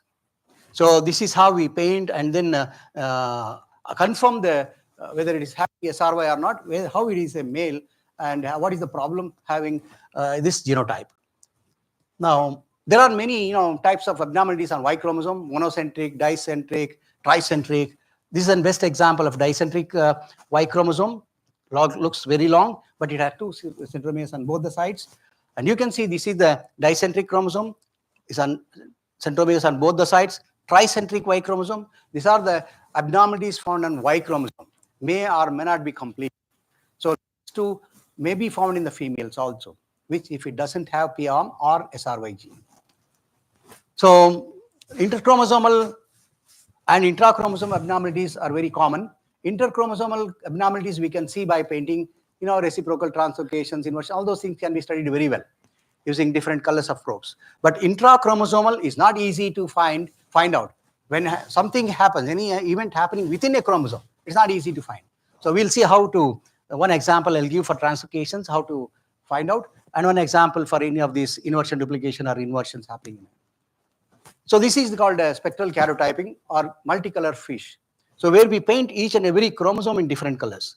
So this looks like multicolor, and each color is in different, even the blue itself in different grades. So these are all, we are having different softwares to analyze all these things, analyze and karyotype them, and then give the results. For example, even if we don't know what is chromosome, you can see that something is gone from here to here, sticking on to here. So this is called translocation. How much of this portion has come here is very minute, some few megabases, but still you are not able to identify. Using this kind of colored DNA probes, we can identify this kind of abnormalities, confirm it.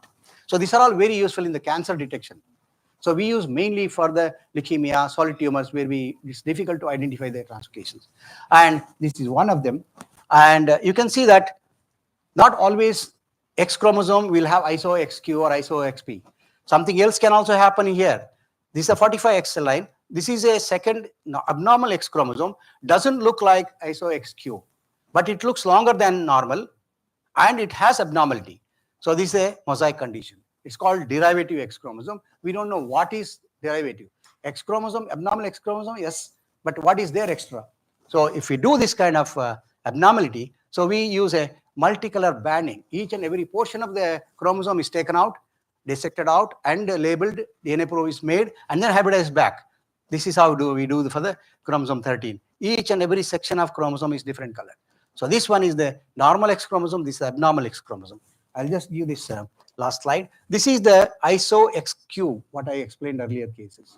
But here, if you see this chromosome, it is not an iso-XQ. Should not be considered as iso-XQ, but this is an abnormality happening between a translocation happening X and X chromosome in the mother. And this abnormal X chromosome has come to the fetus.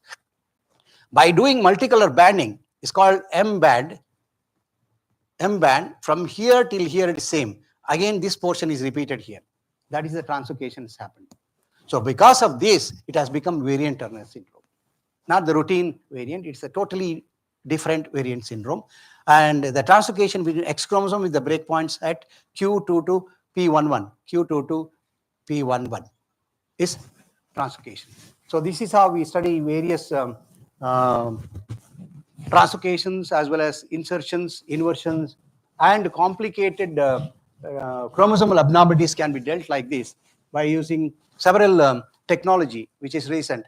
Our center is the only one which is nationally known, and to analyze all these kind of high-end, very high-end technology to solve the problem. We get samples from everywhere, all over India, and we help them in solving their problems. Patient-wise, we give the second opinions to all these. So I think, thank you very much. And I'll be happy to answer any of the questions that need to be clarified.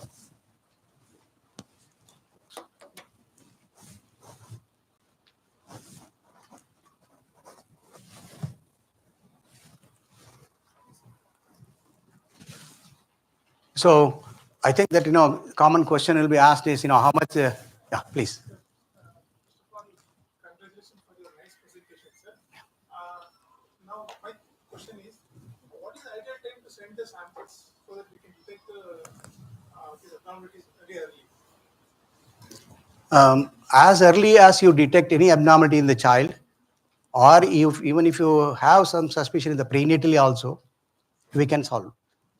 Prenatally, children or adult, anytime. What sample you expect, sir? Prenatally, initially we go with chorionic villi, and if it is later gestational age, like 16 weeks onwards, it's amniotic fluid till 20 weeks. Sir, is there any role of gene therapy in treating these cases when you detect prenatally? Yeah, gene therapy is available, but not for these kind of problems. Yeah. Gene therapy is available only for the most common rare genetic disorders, like DMD just recently started, Okay. and only few of them, because it's not allowed to treat all these patients. Gene therapy is not allowed. Ethically, ethical issues comes into picture, and whatever is accepted, that's only it's released. DMD is one what we have now, and a few of the enzyme therapies, all those things are, but not gene therapy.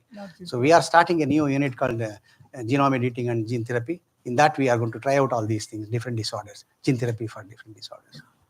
Okay, sir. Thank you, sir. Thank you. So just for the information's sake, any of the medical colleges or PGs or faculty attending here, the test cost is very cheap for the chromosomal test. Here in Siddhartha, we charge only 1,200, 1,300 rupees, and is affordable. So you start from analysis of the genome from the basic by doing karyotype. So everything is all right. If you suspect something complicated, then you refer for all these higher end fish or for DNA sequencing or any kind of advanced technology, microarray. All these things can be applied. Unnecessarily directly sending there, you will not get any answer.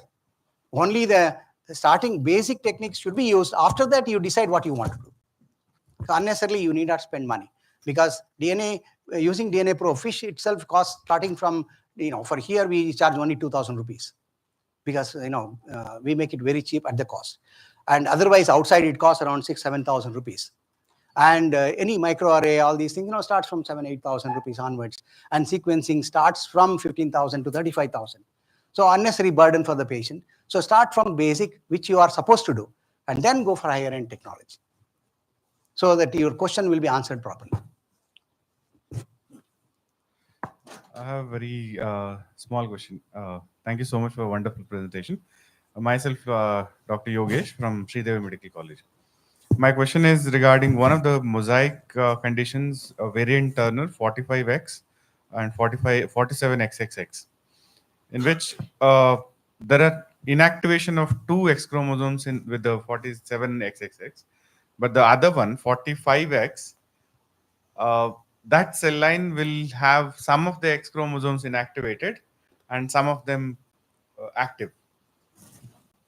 Yeah, I got your point. Yeah. So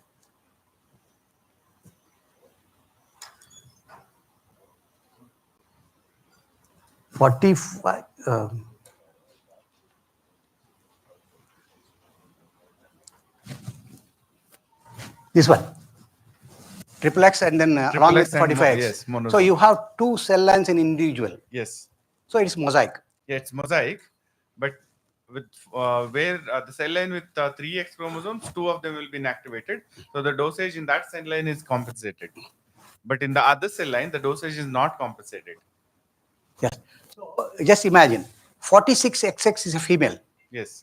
45X is considered as complete classical Turner syndrome. Classical Turner. Yes. We always say that second X chromosome is inactivated. Okay. So you have to think seriously why 45X should not be a female, complete normal female. That's my question to you. It's not easy to understand, right? Mainly because that needs another partner, another X chromosome. That means that the inactivated X chromosome is not inactivated for all the genes existing on X chromosome. Yes. So X inactivation center, what we call on this X, second X chromosome, is activated to inactivate the X chromosome. That's a particular center. Yes. So it inactivates selectively many of the genes which are not supposed to be activated in female. So several genes on inactive X chromosome also active. Are also active. Also active. Yes. So it's general terminology. We call it as inactivation of X chromosome. This is called Lyon's hypothesis. Yes. Okay. So more than one X chromosome, everything should, even 4X chromosome, 5X chromosome, it should get inactivated. Yes. So that is the principle. That doesn't mean that all the genes existing on second X chromosome is inactive. Okay. Yeah. So in that case, 45X should be a female, normal female. It is not. So there will be some kind of abnormalities in this also, but it's not a complete. I mean, the patient is sterile. Variant. No, it's a variant Turner syndrome. It's a variant Turner syndrome, but Yes. the patient is not sterile. It's not sterile. No. Patient can be sterile. Patient Depending can be sterile. depending on the percentage. Okay. Okay. If it is 80%, this is negligible. Okay. If it is 60-40, then changes. That's why we call it as variant Turner syndrome. So the take-home message is with 45X cell line, there will be half of them will be inactive. The X in 45X cell line, half of them will be inactive. No. If one X, okay. I got, don't get Yes. confused. Only more than one X chromosome. For example, there are 2 X chromosomes. There are 3, 4. One will be active, rest will be inactive. But when you have only one X chromosome like Turner syndrome, where you have only 45X, X is not inactivated. It's completely active. It's completely active. Okay. But randomly, some cells do get it inactivated. No. Not at all. 100% no. Okay. Yeah. That's why it is Turner syndrome.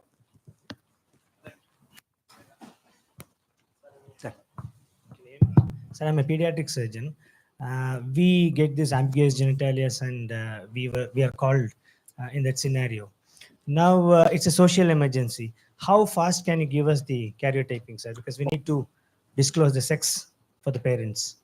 Yes, if it is emergency case for the children, day 1 born, day through, Yeah, day, 1 week old, we do it within 48 hours. We do the culture and give you the immediate results. Whether it's XY or XX, or whether it has any problem with the sex chromosome. Yeah. For your surgery purpose, we can use the DNA probes, and within no time we can give you. Okay. So within 3 to 3 days we can give you the results, Sure. which will help you to correct it. Yes. Yes. Yes. Thank you, sir. So thank you very much for listening.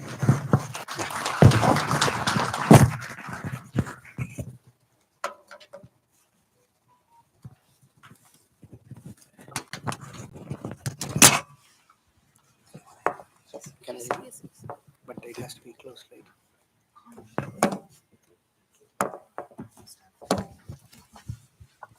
Thank you, sir, for enlightening session about the chromosomal disorder in genitourinary system and DCD abnormalities. Now we request respected chairperson to kindly share their views.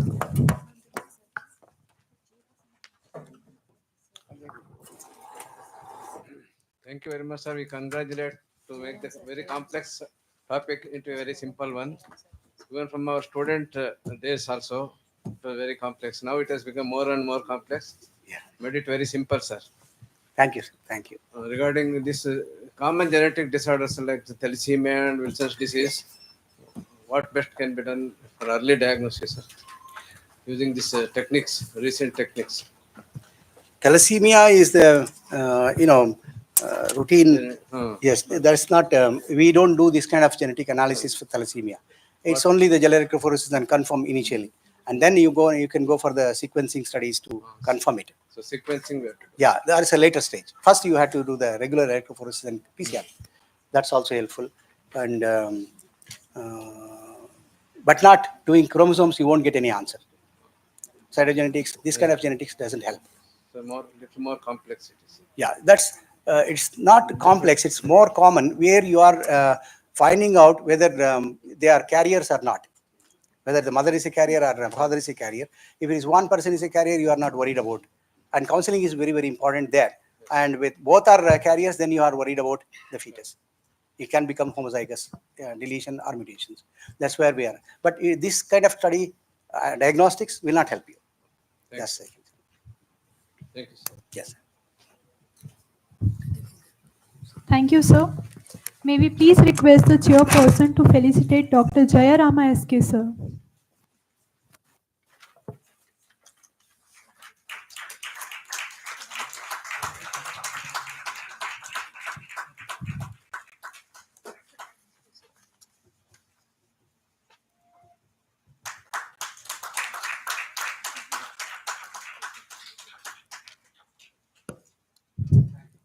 Thank you, sir. We would like to request Dr. Kumar GNV, sir, Professor and HOD of Pediatrics, Sri Siddhartha Medical College, Tumkur, to present a token of appreciation to the chairperson.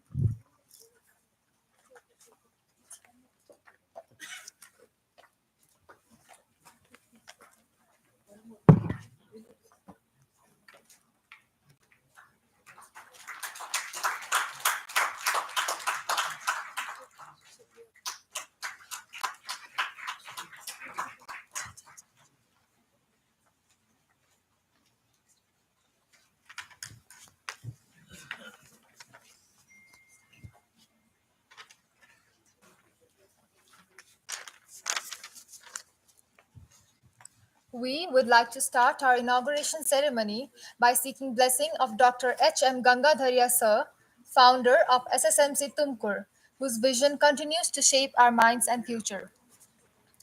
In his absence, it's our honor to welcome our esteemed chief guest, Honorable Chancellor, Sahi Tumkur, Sabyasachi Dr. G. Parmeshwara Sir. His presence is a testament to his dedication, and we are privileged to have him grace us. Thank you, sir, for blessing us and this event. In addition, we are delighted to extend a heartfelt welcome to our guest of honor for today's event.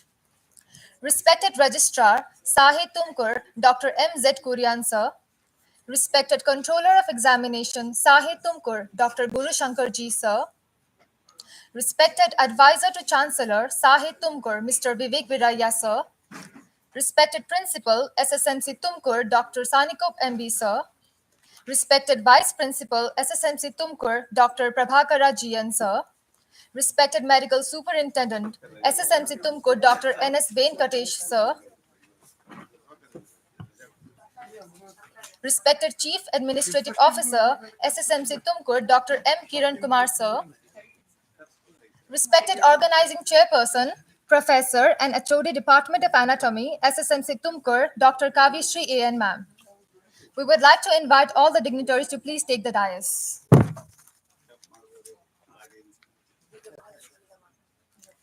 Now, I would like to invite Dr. Shiv Leela ma'am, Professor of Anatomy, Sri Siddhartha Medical College, Tumkur, to welcome the gathering.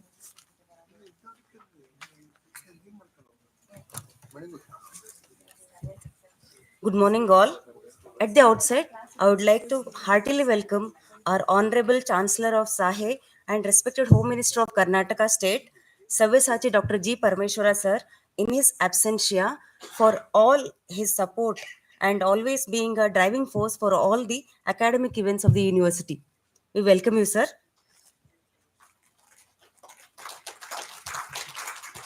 I take this opportunity to welcome our Honorable Vice Chancellor of Sahe, Dr. K.B. Lingegowda sir, for all his guidance and support in conducting the programs in Sahe, especially related to research. We welcome you, sir, in his absentia. I extend a hearty welcome to our young and energetic registrar of Sri Siddhartha Academy of Higher Education, Dr. M.Z. Kurian sir, who always encourages us to initiate such events in our university. We welcome you, sir. A warm welcome to the Controller of Examination, Sri Siddhartha Academy of Higher Education, Dr. G. Parameshwara, so Dr. G. Gurushankar sir, who has always been a great support. We welcome you, sir. I extend a warm welcome to our own advisor to Chancellor, Dr. Vivek Viraya sir. Because of his busy schedule, he couldn't make for the event, and he's always been an active part for the smooth conductance of the program.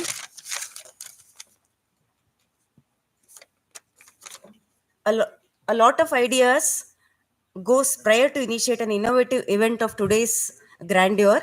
A hearty welcome to our respected principal sir of Sri Siddhartha Medical College, Dr. Mallikarjun B. Sanikop sir. We welcome you, sir.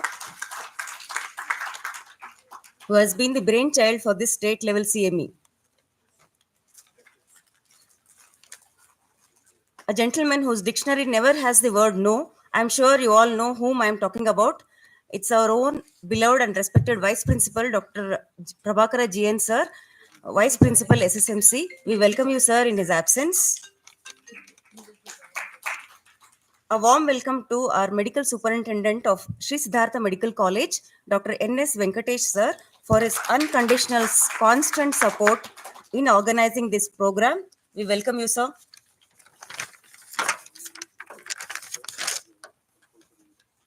I take this opportunity to welcome our Chief Administrative Officer, Sri Siddhartha Medical College, Dr. M. Kiran Kumar, sir. We welcome you, sir. I extend a heartily welcome to our Organizing Secretary and the Professor and Head Department of Anatomy, Dr. Kaveshri A.N., who has been a strong support in conducting this program. We welcome you. I extend a warm welcome to all the guest speakers of today's CMEs and also the chairpersons. Just as heart is important to the living body, similarly, delegates are an integral part of any CME. Hence, this is proved with an overwhelming response from the registered delegates. Within 20 days of announcement, we had around 250 plus registrations. I heartily welcome all the registered candidates who have joined us both online as well as offline. We welcome our Vice Principal, sir, Dr. Prabhakara GN. Welcome, sir.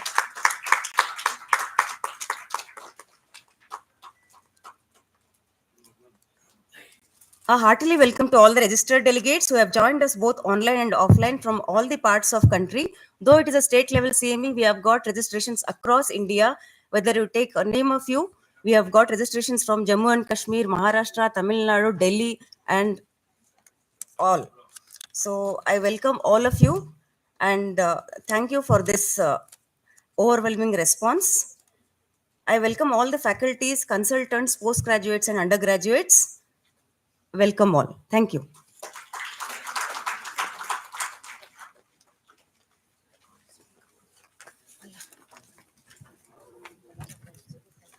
Thank you, ma'am. Respected delegates and dignitaries, we would now like to invite you to join us in a timeless tradition as we begin with an invocation song.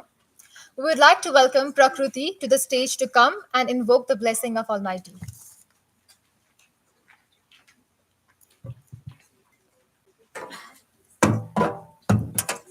ಶರಣು ಸಿದ್ಧಿ ವಿನಾಯಕ ಶರಣು ವಿದ್ಯಾ ಪ್ರದಾಯಕ ಶರಣು ಪಾರ್ವತಿ ತನಯ ಮೂರುತಿ ಶರಣು ಮೂಷಿಕ ವಾಹನ ಶರಣು ಸಿದ್ಧಿ ವಿನಾಯಕ ನಿಟಿಲ ನೇತ್ರನ ದೇವಿ ಸುತನೆ ನಾಗಭೂಷಣ ಪ್ರಿಯನೇ ತಟಿಲತಾಂಕಿತ ಕೋಮಲಾಂಗನೆ ಕರ್ಣಕುಂಡಲಧಾರನೆ ಶರಣು ಸಿದ್ಧಿ ವಿನಾಯಕ ಶರಣು ವಿದ್ಯಾ ಪ್ರದಾಯಕ ಬೊಟ್ಟಮುತ್ತಿನ ಪದಕಹಾರನೆ ಬಾಹುವಸ್ತ ಚತುಷ್ಟನೆ ಇಟ್ಟ ತೊಡುಗೆಯ ಹೇಮ ಕಂಕಣ ಪಾಶ ಅಂಕುಶಧಾರನೆ ಶರಣು ಸಿದ್ಧಿ ವಿನಾಯಕ ಶರಣು ವಿದ್ಯಾ ಪ್ರದಾಯಕ ಕುಕ್ಷಿ ಮಹಾಲಂಬೋಧರನೆ ಇಕ್ಷುಚಾಪನ ಗೆಲಿದನೆ ಕುಕ್ಷಿ ಮಹಾಲಂಬೋಧರನೆ ಇಕ್ಷುಚಾಪನ ಗೆಲಿದನೆ ಪಕ್ಷಿ ವಾಹನ ಸಿರಿ ಪುರಂದರ ವಿಠಲನ ನಿಜ ದಾಸನೆ ಶರಣು ಸಿದ್ಧಿ ವಿನಾಯಕ ಶರಣು ವಿದ್ಯಾ ಪ್ರದಾಯಕ ಶರಣು ಪಾರ್ವತಿ ತನಯ ಮೂರುತಿ शरणु मूषिकवाहना शरणु Siddhivinayaka Vinayaka Vinayaka. Thank you. Thank you for such a melodious song. It's our honor to welcome you all for the lighting of the lamp ceremony, a tradition deeply rooted in symbolism and significance. The lighting of the lamp embodies the universal pursuit of knowledge, enlightenment, and prosperity. May we please call upon all the dignitaries for the lighting of the lamp.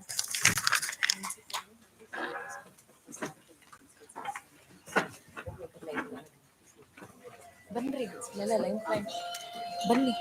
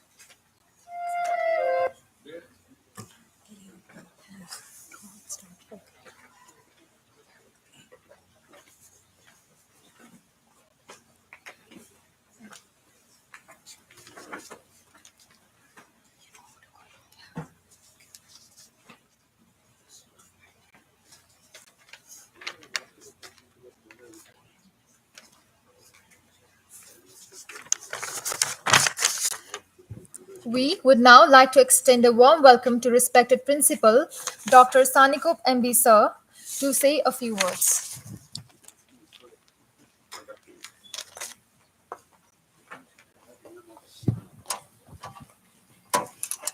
Our beloved Registrar, Controller of Examinations, Chief Administrative Officer, Medical Superintendent, Vice Principal, and all the heads of the department and faculty members, and all the invited guests. I could see Dr. Suresh also here, one of the main backbone of Anatomical Society of Karnataka chapter of anatomists, the General Secretary. Okay, and his presence. And I acknowledge the attendance of all the delegates of the anatomy department and the guest speakers for today's this state level CME on unveiling the genital urinary system from development to disorders. I, on behalf of anatomy, because I am an anatomist, basically, not from the capacity of a principal, I welcome all of you for this wonderful state level CME. And also, I am very happy we have selected a topic wherein we have decided to start a course on MSc in clinical embryology and MSc in clinical research from this academic year. And it is really, we should acknowledge the contribution of Professor Jairam, who was our first speaker, and also the other, Meenakshi Bhatt avaru bandira?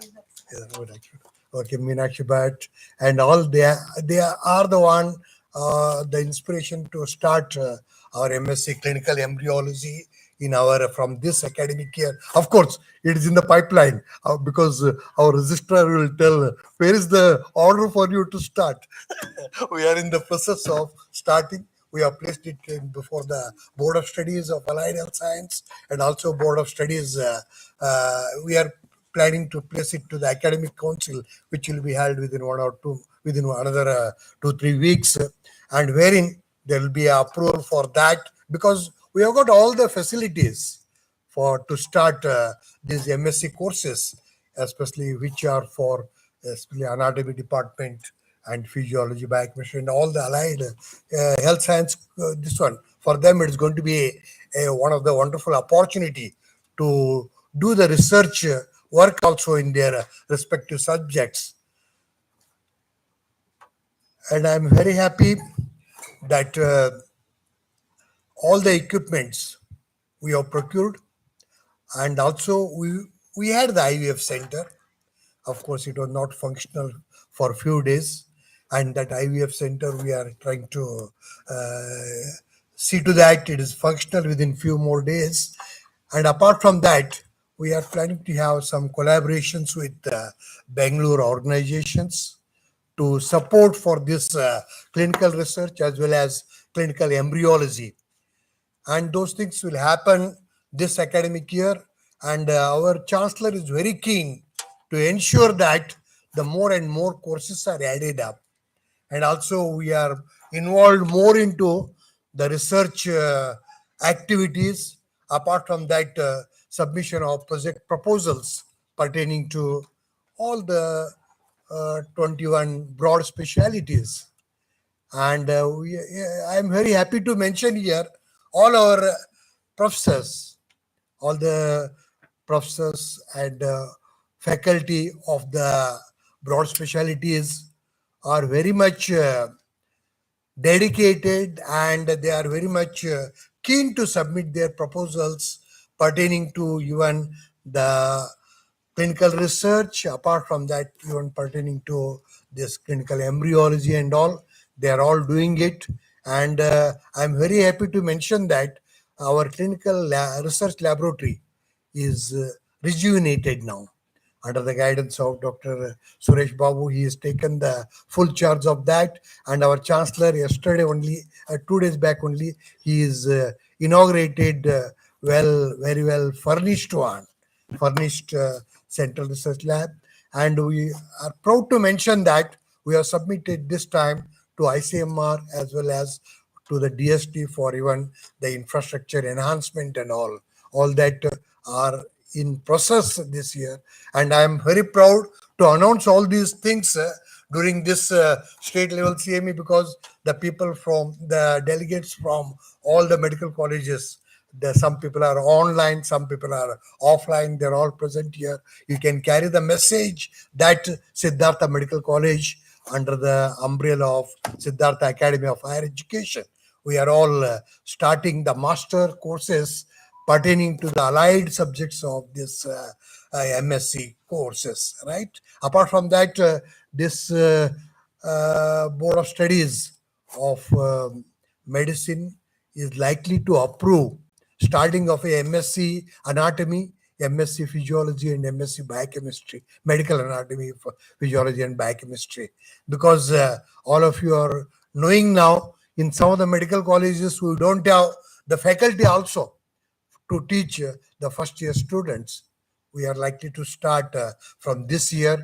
Already I am after my head of the department of anatomy, physiology, and biochemistry. I don't know their responses, okay, because they think the workload is going to be more and all. Anyway, its workload is going to be more. At the same time, the human resource also going to increase by introducing this. Of course, these MSc courses, they were started earlier and all they closed in between.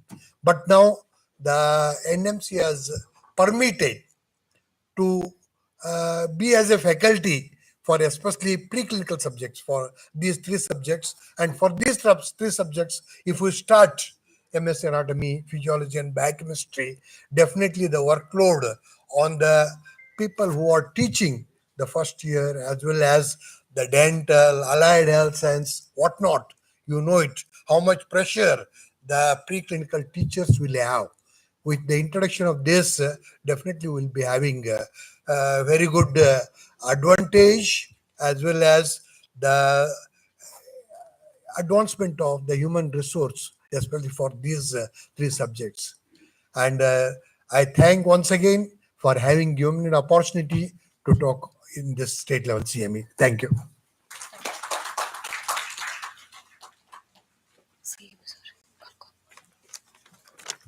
Thank you, sir, for your wonderful word. We kindly request Dr. Bindu Rani ma'am, Professor, Department.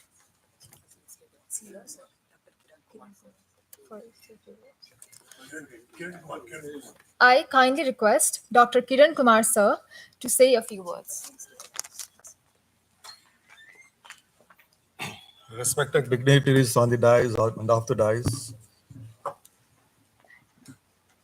I'm here to share because my journey after MBA started in Bangalore Kidney Foundation. It's one of the oldest dialysis center in Bangalore. And that time I used to see many pediatric cases suffering from chronic renal failure because of many congenital anomalies. And those are the days where even ultrasound was also not available. Ultrasound to Bangalore is only after 85. So still I remember that 84, somewhere that time. Still I remember one child presented with a CRF. Mother has donated the kidney, rejected, and mother's sister has donated kidney, and that is also rejected. So what is the fate of the child?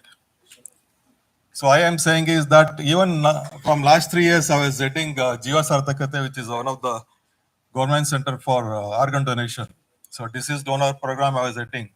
So where I used to use it to many hospitals, committee meetings. Still I see many cases of one kidney and polycystic kidney, especially the adolescent polycystic kidney. They presented and it has not been diagnosed. So they come with a CRF and one do investigation. Still there are many congenital anomalies.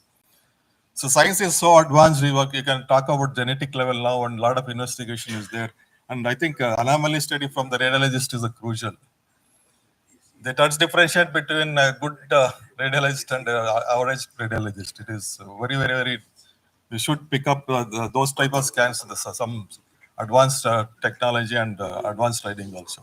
So that makes a life a lot more easier. And the kidney is one thing I remember.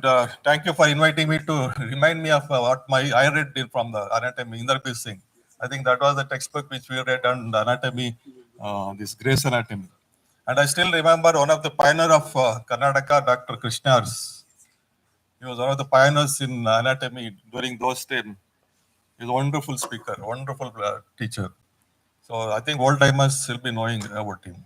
So those days are difficult, and they made us to write on the board and to make it understand. And we read only from the small textbooks. In the best thing, it was a wrong selection. I think the book was it gives so much explanation. At the end of the day, you'll not understand anything. It is only what we learned in embryology is from the teachers. And especially those days, it was not given much importance. I'll tell you, embryology we read only for exams, that are favorite questions and models for biology. And the kidney is such a beautiful organ. It starts its journey in embryologic stage from the sacrum. So it goes to thoracolumbar region. So why I'm saying is that it is very well protected. It is one of the organ which is very well protected, and you do say cases in RTI, you do more of a liver and spleen injuries than the kidney injury. It is very well placed, very protected. So that is one of the thing. And failure and many congenital conditions, I think early detection is the key, and lot of improvement is there. But still, the accessibility to the rural area is one of the crucial thing. Many people, rural areas, they don't have access to the advanced care and to detect. It is not only the genetic component of disease, even it's environment related, and many infection is also related to, especially viral touch and other new virus coming is related to the anomalies of the kidney. Hope this science has made a lot of differences, and the early diagnosis where you can actually terminate the pregnancy if it is beyond the repair.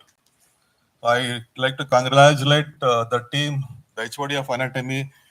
I was just seeing the speakers, all speakers from our college. That sounds very good because every time I go and attend conference and other things, I see overall speaking out from our college. Now today I can make out that all the speakers are from one way or the other related consultants and all the professors speaking. It is very interesting. I hope in future days a lot of presentation will be there from our college. We're likely to improve. Thank you for the opportunity and have a nice day. Thank you.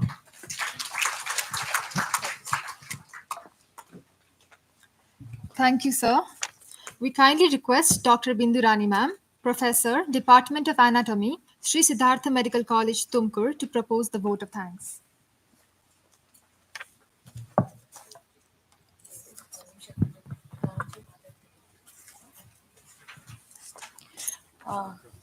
I just wanted to thank everyone on online and offline and for being here, for all our mentors, my teachers, and my team for making it up to this day. A long journey of 1.5 months. So every day from the morning to evening, it was just the see me, see me, see me. So ultimately, we had this day, and thank you all.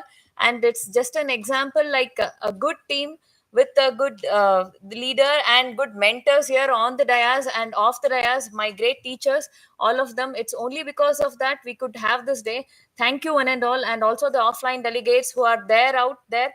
So thank you for your all patient listening, as well as to being offline from throughout the country. We didn't expect 250 of them have been registered, and I think this would be, I could consider this as a success of CME. Thank you for the team, for the volunteers, and each and every person in the CME. Thank you very much.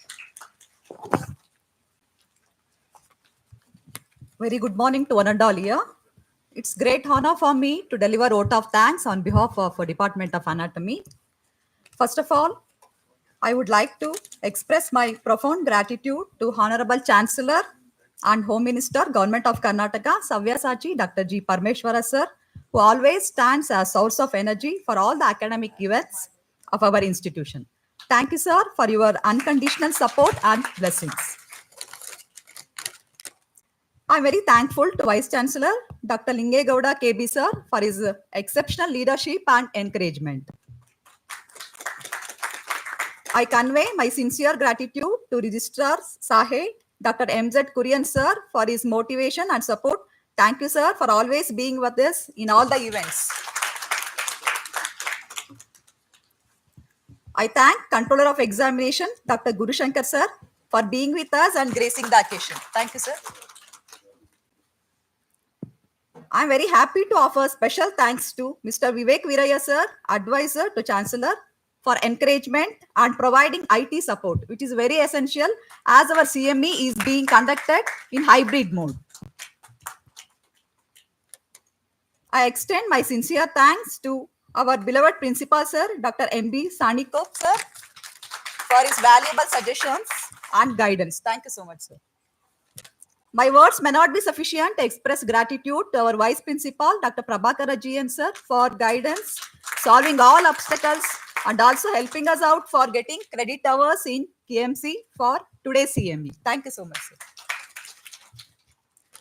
I thank Medical Superintendent Dr. Venkatesh sir for guiding us to conduct CME systematically in Nagarjuna Hall today, sir. I thank Chief Administrative Officer Dr. Kiran Kumar sir for being with us and gracing the occasion. I thank all the speakers, chairpersons for accepting our invitation in spite of their busy schedule and for sharing their knowledge and experience and making the CME a grand academic feast. Thank you so much. So, heart of any event is audience. I thank all the delegates, both online and offline, across the India, and heads of all the departments, colleagues, faculties from various medical colleges, and dear students for gracing the occasion and making this event grand success one. I thank technical staff and non-teaching staff who have worked behind the scene for the success of today's event. I thank you so much. I especially thank our Head of the department, Dr. Kaveshriyan, who is the backbone of our department, and all my dear colleagues who stood by me in planning and executing all the responsibilities bestowed upon. Last but most importantly, special thanks to our students who have worked wholeheartedly and selflessly, dedicatedly for the success of today's event. Thank you, one and all.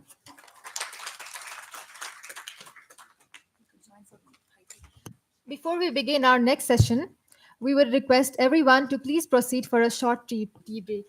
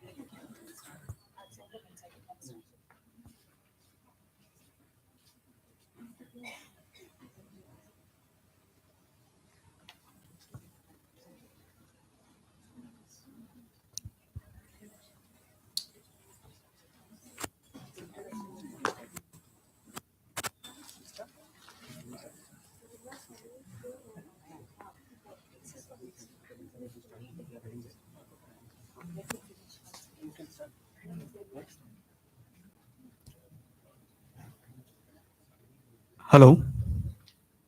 Hi, all. Good morning. First of all, thank you very much for giving us this time slot. So we are from Elsevier. We know very well about Elsevier. So yeah. So we are just showcasing one of our platform, which is meant for anatomy fraternity, which is called Complete Anatomy. It is a 3D virtual dissection. So it is one of the advanced tool available for teaching and learning anatomy in your academic session, right? So we are just showcasing a small presentation and one video. And if you get time, then we will showcase you platform for 5 minutes. So hardly we will take around 15 minutes of your times to just showcase it, right? We'll start with the presentation.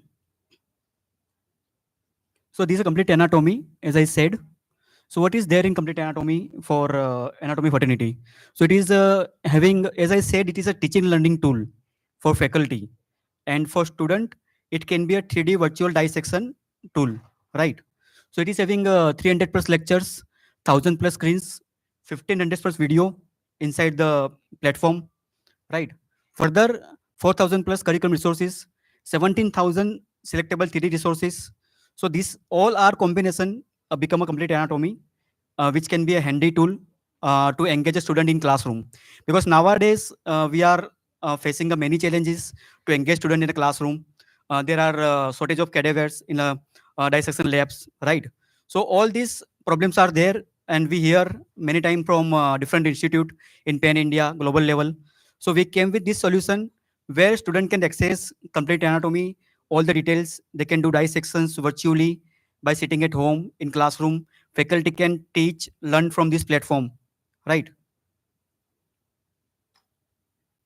So what are the basic feature?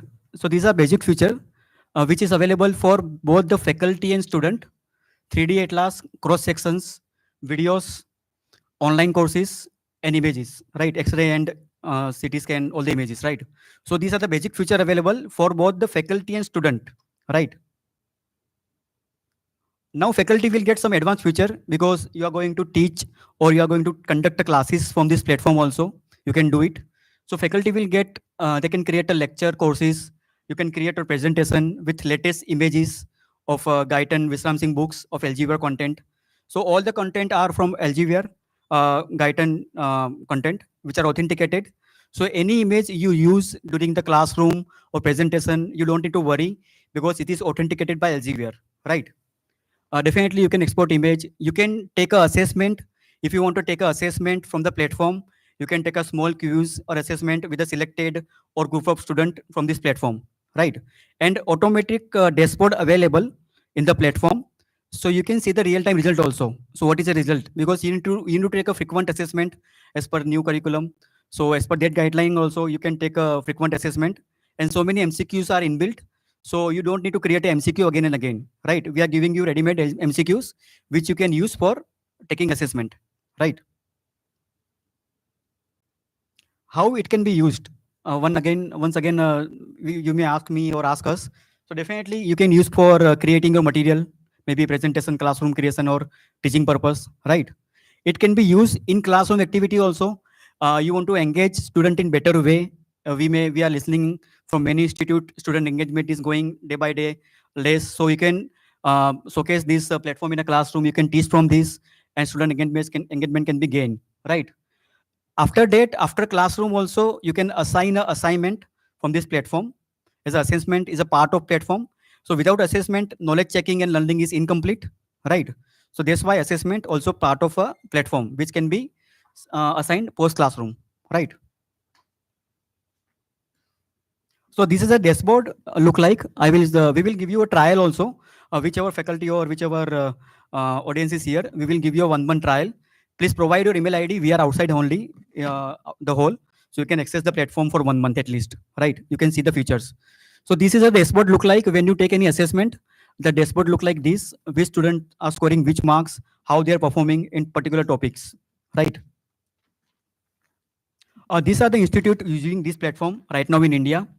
If we say then already RGUHS 52 colleges in Karnataka using this platform for this year, January. So already Karnataka is the highest user among all India, I can say. So 52 college of RGUHS already using it. So these are the list of colleges from India which are using this platform right now. I will play just a small video to make it better.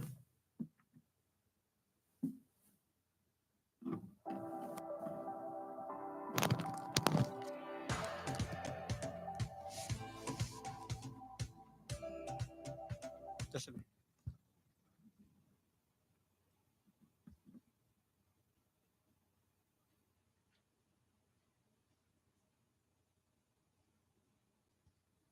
Yeah. Yeah.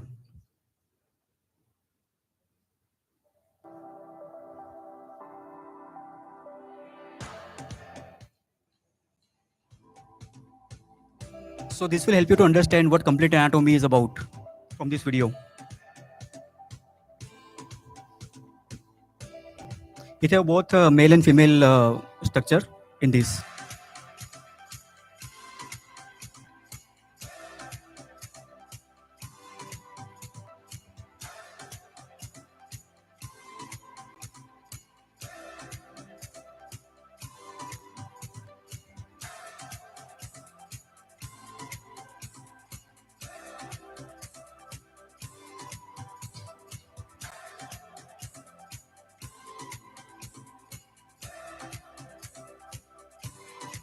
You can add one by one body part from the lower side, as showcased in video.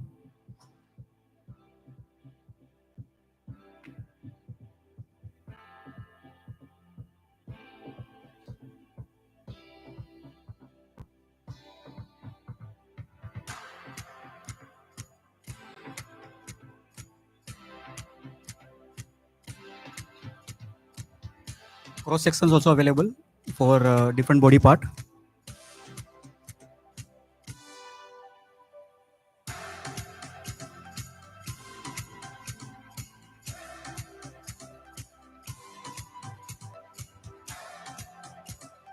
You can take notes, you can draw by yourself.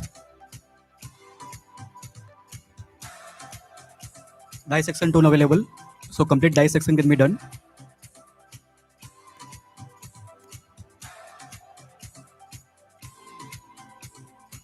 Lectures, classroom, images.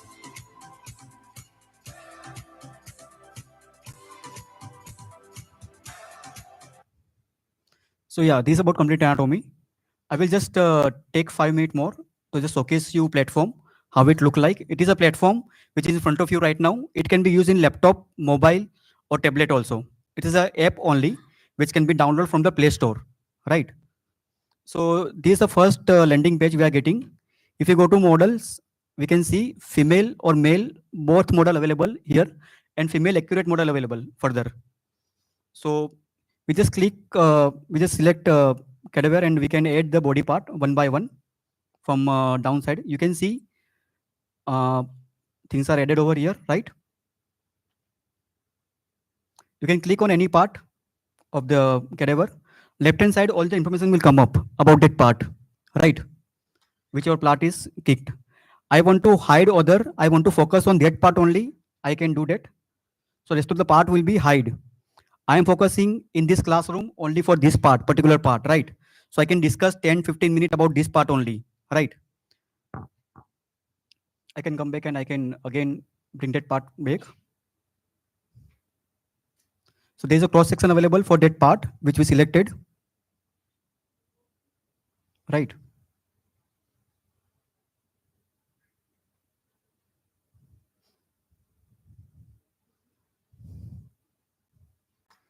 Drainage part for that part. Highlight drainage part from complete body. If you want to highlight drainage part for complete body, you can do that. So I'm just taking example of one part only. It can be done with a different body part also, right? So this way it works overall about body cadaver. You can just rotate it further. You can zoom in, zoom out. Everything can be done here. Now I will go to hub part also. Different things are available. Now content also available here. We can see that. So if you go to content, we are able to take ready-made assessment from this.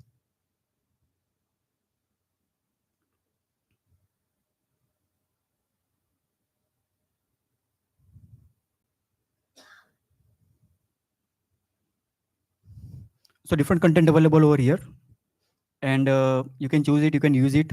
All the screens are downloadable, and you can take an image also, you can save it for a PPT also, right?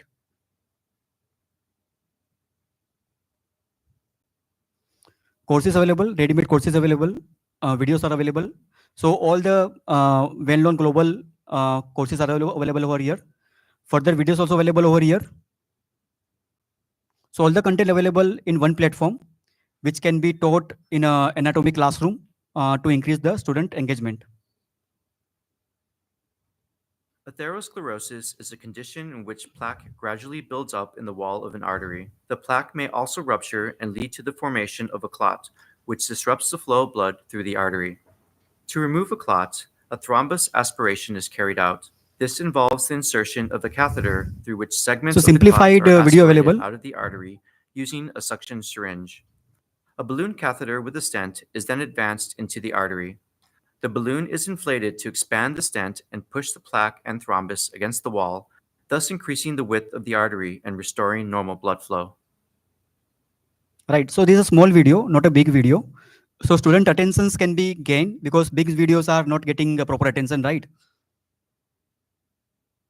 And radiology, one more important part.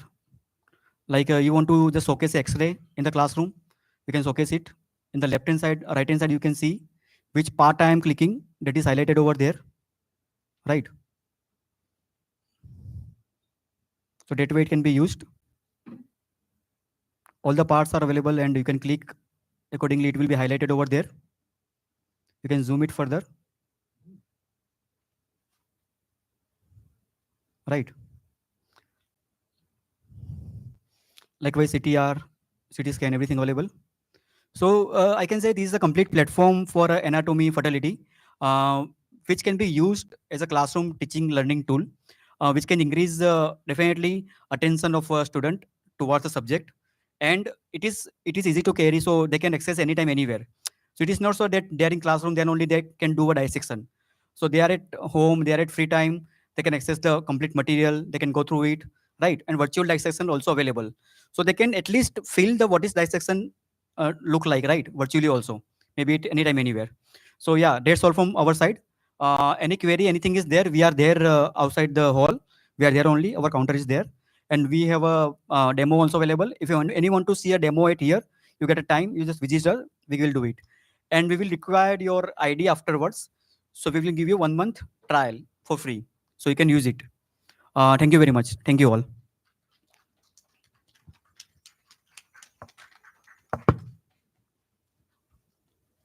Thank you.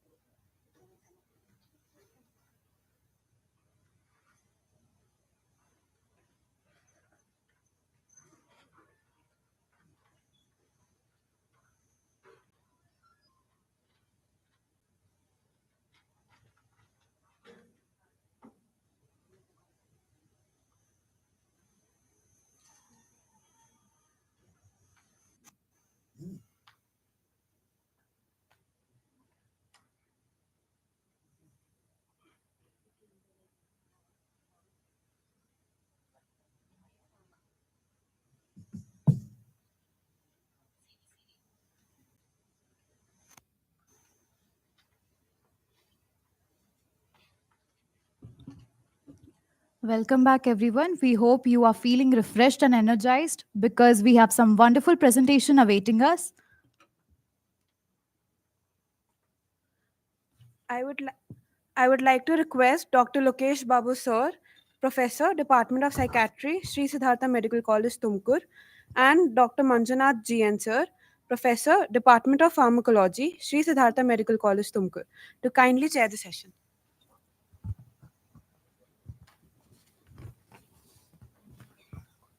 Now I would like to invite Dr. Shivleela Ma'am, Professor, Department of Anatomy, Sri Siddhartha Medical College, Tumkur, to introduce our next speaker, Dr. Meenakshi Bhatt Ma'am, Professor in Clinical Genetics, CGH Bangalore, and a Senior Consultant at Sri Siddhartha Medical College, Tumkur.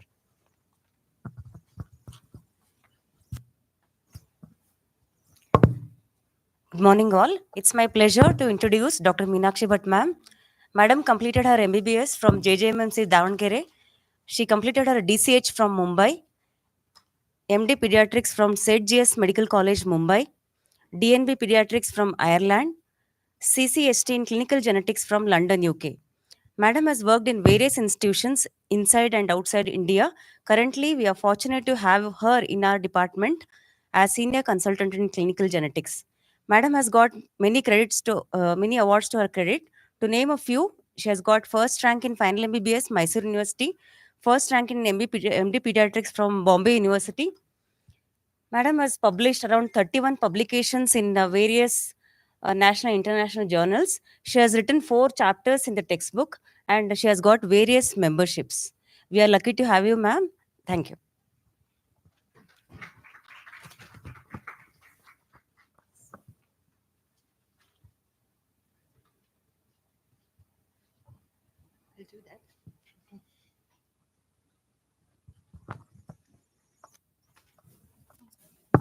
So good morning, everybody. I hope everybody is replenished with the tea, coffee, and I'm really glad to be talking. I'd like to start off by thanking Dr. Kavya Shri and her entire team, and Dr. Shivlila, thank you for the introduction and for embarrassing me. But my topic was to speak about counseling. So in the morning, you have seen talks on how you can understand the anatomy of genitourinary problems. You have seen all these basic and advanced techniques to do genetic investigations, reach an answer.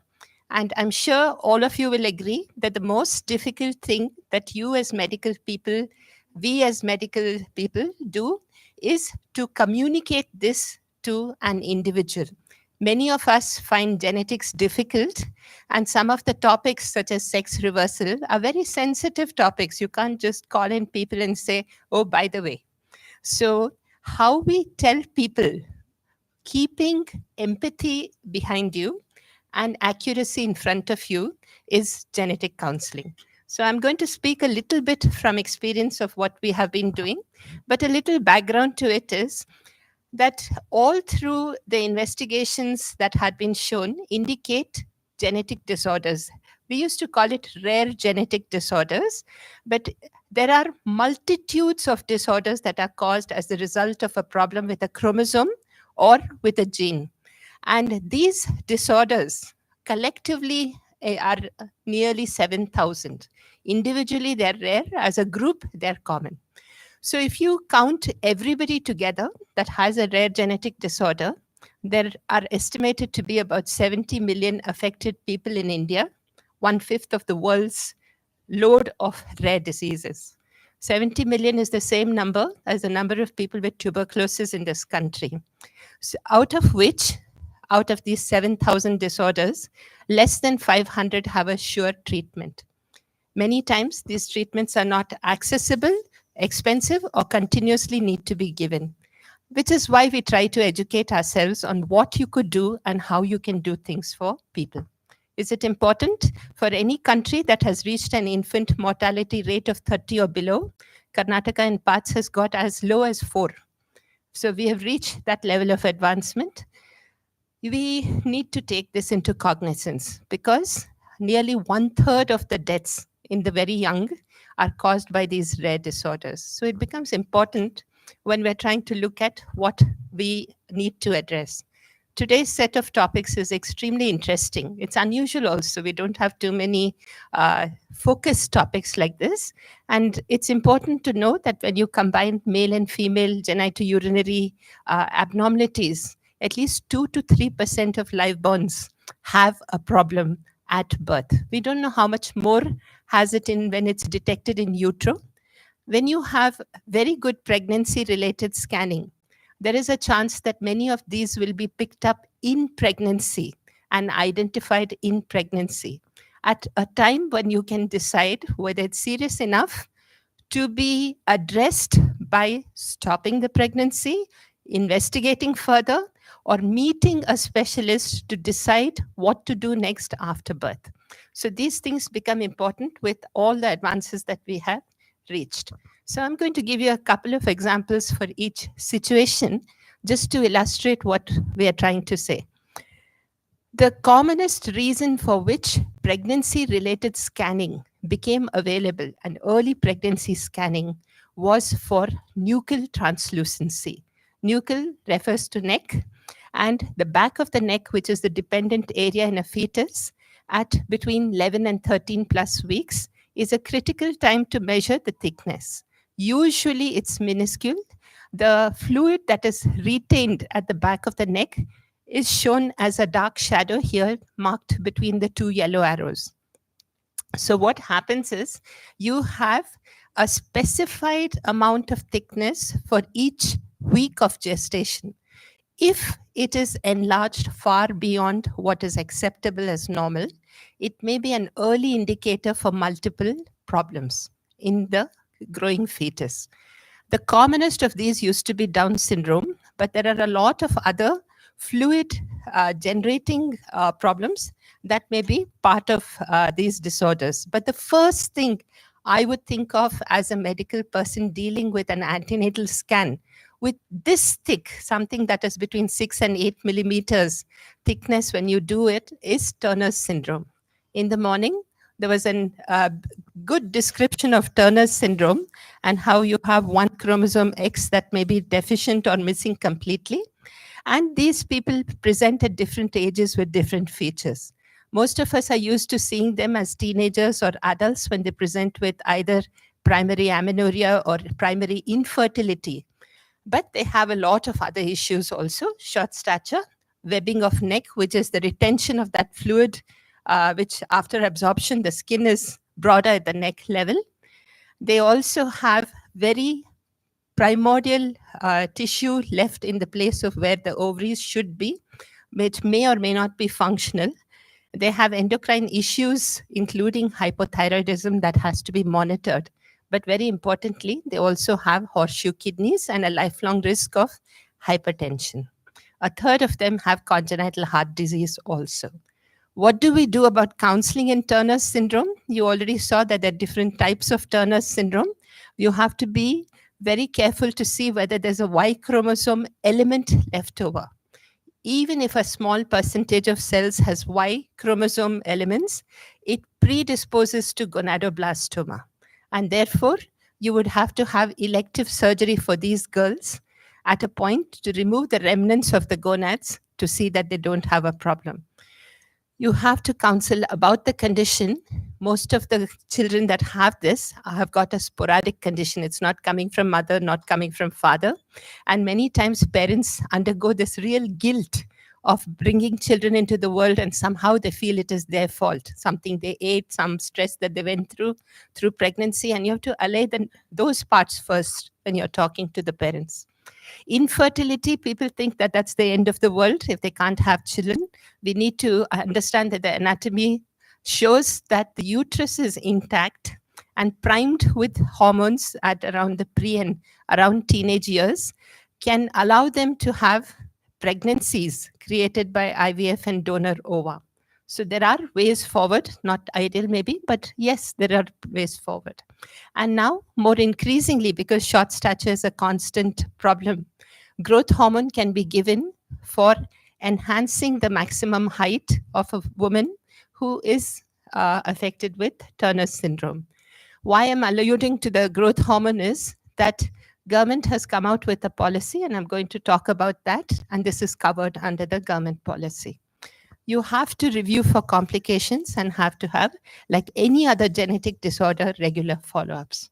So we spoke about what would you do first, and within 48 to 72 hours, you would have the presence of X chromosome in a single copy, double copy, marked out with the FISH test. There are other tests that can pick up any other changes that would show the different types of Turner's syndrome.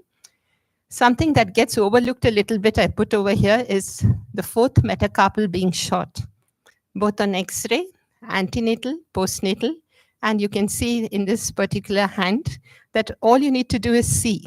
You know, you don't need to be a geneticist, just a doctor. So 5X accounts for about 50% of cases, and all the other complex varieties for the remaining 50%. Based on what type of Turner syndrome, you have more or less of short stature, more or less of full primary infertility. So we need to address these on a case-by-case basis, and of course to look out for the Y chromosome elements. There are other gender issues. These are more sensitive, and we need to be very careful about these. So Dr. Jerem was talking about the XX females, where you do have XX males, where you have normally you would expect an XX karyotype to be related to a female karyotype. But if you have the SRY shifted, you can get an XX male. Am I correct, Dr. Janam? Yeah, that's it. And then you have the XY females. So if you have complete androgen insensitivity, then you can have an XY phenotypic female, and sometimes in a very virilized female caused by congenital adrenal hyperplasia. Now, these issues come up periodically in the newspapers and popular news items, usually related to sports events, because the sexing of an individual is done before people can compete in national or international events. And this was one stuff that came out some years ago, where they said so-and-so, who was named with a female name, is actually a male, say doctors. This is a big ethical problem. We don't go around announcing people's genetic field. None of us would like any of our private genetic information to be discussed in public. And that's one of the first things we learn in medicine about confidentiality. So what do you say to these individuals, and how do you deal with their problems? Incidentally, this sports person was housed in a male cell in a jail for trying to compete without themselves knowing what their own sex was. So this is really a difficult thing. So we talked about 46XX males and 46XY females, and most of them present when they actually reach the point of planning pregnancies. This is when they come to notice. So what do you do with young adults? I think for results, you try and see them. Don't just see them in a busy OPD. Have a designated time when you can give them time and attention and some privacy. It's very important that you do. Have somebody that's close to them to be along, so that there is a support system there. It may be a parent, it may be a spouse, it might be a friend, but it's always helpful to have somebody that they can trust. If they're accompanied by a large team of family members, offer to see them separately and the individual separately. And then explain what the chromosome study shows. Now, when we say normal is 46XX or normal is 46XY, they obviously read into it and know that it is, the rest is abnormal. So we don't usually use these kind of words. We tell them that this is the usual pattern to have, and what's different in this individual. Some of the senior teachers that I learned from said, just throw away the karyotype, don't tell them, why hurt them? But now we know that we can do a few things, at least let it come from a medical trained person, the information to them, then suddenly find it in somewhere in somebody's records or through some third person. So explain the pattern of the problem that is being shown up on the karyotype and the effect that this will have on their health and physiology. Very important to do that and not somehow segregate them as being, none of us is perfect, but I think it's very important that we realize that our imperfections are just the same as somebody else's and to treat it with the same respect. So when we do counseling, we talk about specific topics. After you explain the genetic test result, you talk directly about periods and onset of periods if you're considering them to be raised as a female, fertility and the therapy towards that fertility. You refer them to the appropriate IVF or ART center, what is available, what to expect, and what they can hope to have. There are other issues, when will they start increasing height, what will final height be, whether there's going to be clitoromegaly, whether the body hair problem is going to be a cosmetic issue, is it going to be salt losing in congenital adrenal hyperplasia, easily correctable, simple problems. You can't use negative words that this is a terrible condition, you can never have a baby. These are the type of things that somehow if the medical person takes away hope from the patient, there's nobody else that can give it. So I think we have to be careful about how we speak, and there should be a continuous contact in some form or the other. In today's day of digital contact, social media, there are many ways that a person can put across a question to you or be in touch with you by email, virtually, rather than coming each time in person to ask you, because at every age they will have different questions. And please, as I was taught, never hide results or reports. They're done for a purpose. What do you do with an adult woman who has got congenital adrenal hyperplasia? This is one of the commonest. Every month, I think we see an adult lady who might have visited the IVF clinic or has been picked up from an OBG or outpatient, who may have increased hirsutism and may be hoping to plan a pregnancy. Anybody who's got congenital adrenal hyperplasia, there's a whole range of from very severe early onset to simple virilizing adult manifestations, depending on the genetic makeup. It's an autosomal recessive disorder, which means that both copies of the genes have to have a fault for them to manifest. What do we have to do in such things? We have to, first of all, put the affected woman on steroids to normalize their steroids so that they can start planning a pregnancy and get their medical hormones into order. And then you have to worry about how that's going to affect the future baby. So whether the husband is a carrier or not, and based on how you're going to investigate. Why I say this is that genes that cause congenital adrenal hyperplasia or thalassemia, or the area that I'm interested in, Gaucher disease, have a mirror gene very nearby located. This is like the double copy that's there. And it's very complicated to test them unless you know the technique. So it's important to know that identifying the problem is first step in management.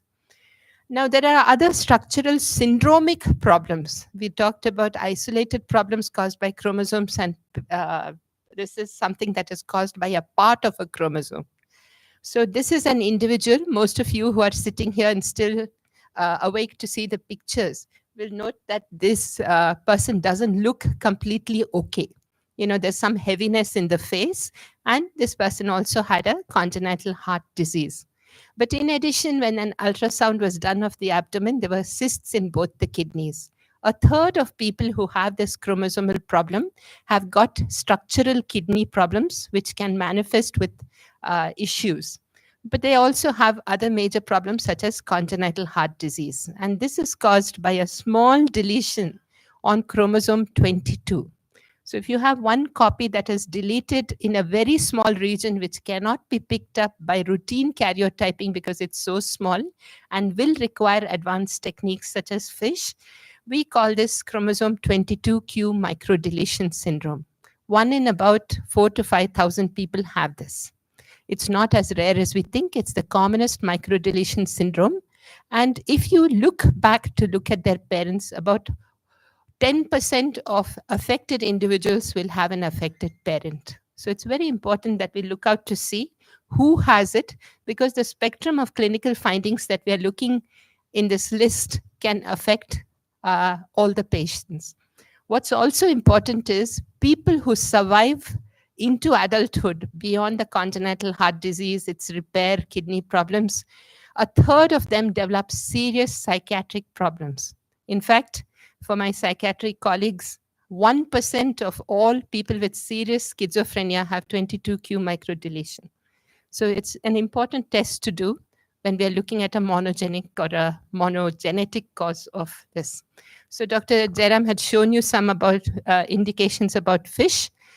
What you're looking for is 2 green and 2 red signals being the normal when you're investigating a single chromosome, and the image on the far side shows you that 1 red signal is missing, which indicates that 1 chromosome 22 does not have the critical region. And this is what we call the 22q microdeletion syndrome. Going on to single genes, so far we have been talking about segments or whole bits of chromosomes. So when you look at single genes, Basically, a gene is a segment of DNA that codes or makes a protein, a critical protein. Either it's a structural protein or a developmental protein or something that gives messages to different parts of the body. What we find is that certain disorders are higher in frequency. Marriages happen in close relatives or in closed communities. And these are an excess of autosomal recessive disorders. When both the parents are carriers, the chance of both of them carrying half of the same fault is higher. So when the child inherits it in a double dose, whether it's a boy or a girl, then they're likely to have this problem. The commonest example is, of course, thalassemia, because in our country, beta thalassemia is high. Once you have one child with thalassemia, there's a 1 in 4 chance it will happen again. So similarly, there are a lot of genetic disorders that affect the genitourinary system. And this was a child I'd seen in Tumkur here in SSMC a few years ago. So what you can see is part of the mouth open, and there are 2 white lumps under the tongue. These are lingual hamartomas. So they are normal tissue, but in an unusual location. One important thing is that means we need to look at all bits of the individual, including inside the oral cavity. In addition, the child had pre- and post-axial polydactyly. So when you have a combination of these things with other issues, we start investigating further. And the child also had bilateral kidney cysts, which was not yet manifest with any symptomatology, but you could make out there are multiple systems involved. And when you have multiple systems involved, you start doing genetic tests. So they found that this was a condition called orofaciodigital syndrome. It's a very descriptive term for the systems that are affected. And for a subsequent pregnancy, there was a 1 in 4 chance of it happening again. What did we do? We did a scan, and this is a 12-week fetus, again examined here. And as you can see from the, that's the thumb of the examiner in white. So you can see how small the fetus was.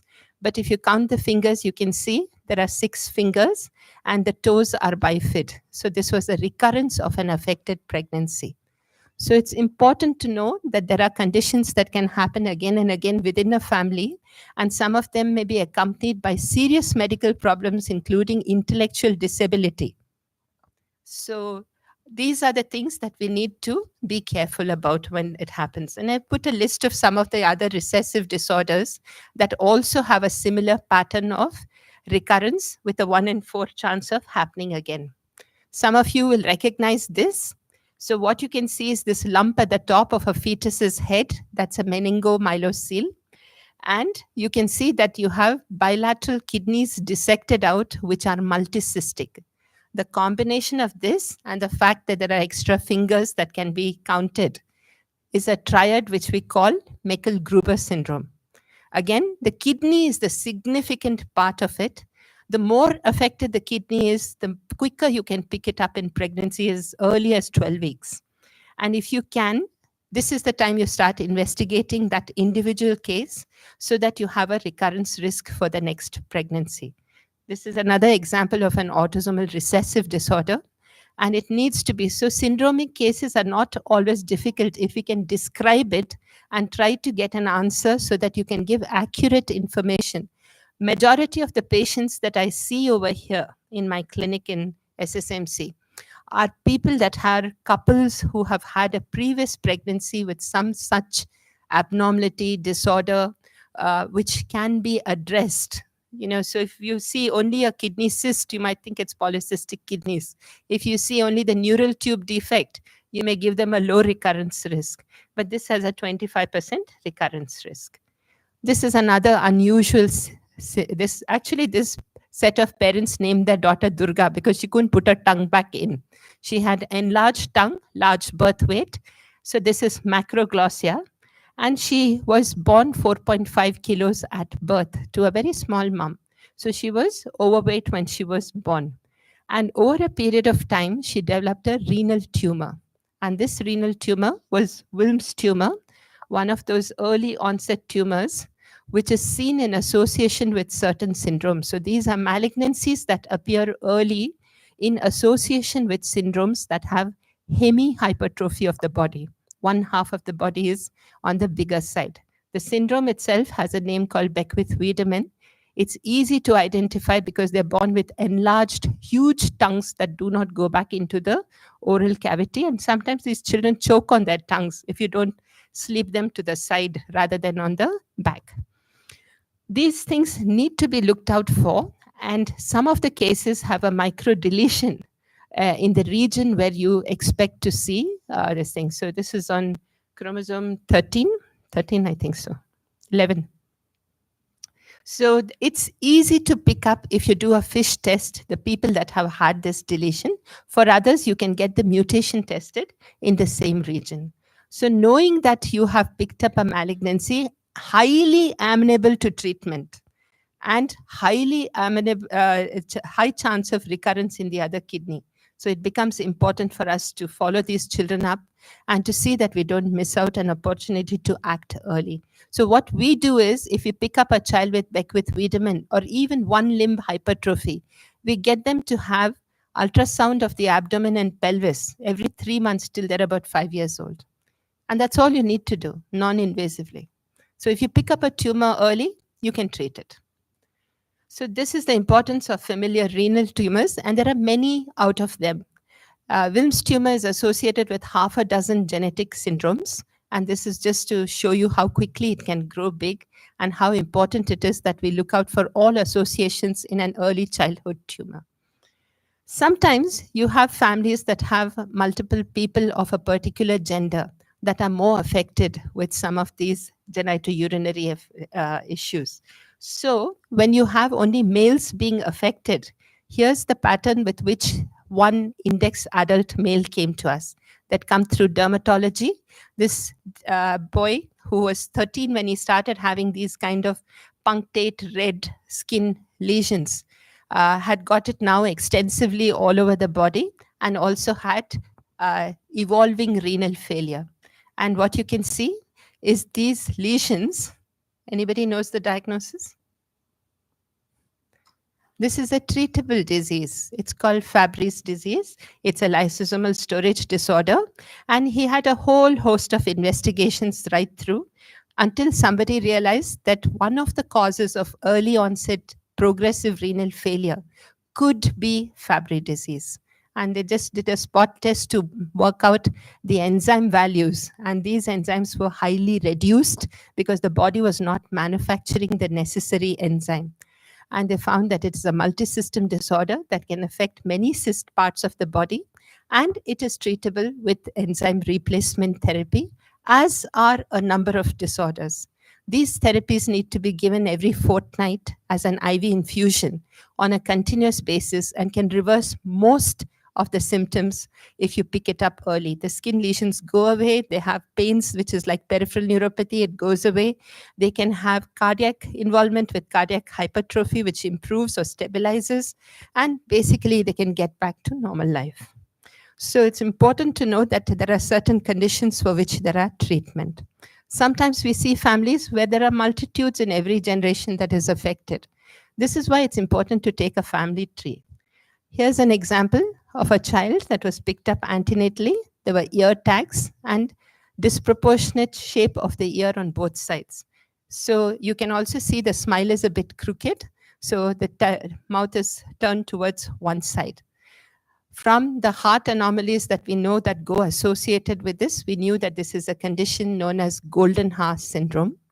What's important about this is that when you see the babies with their eyes open, they may have a little fibroid or a dermoid on their sclera.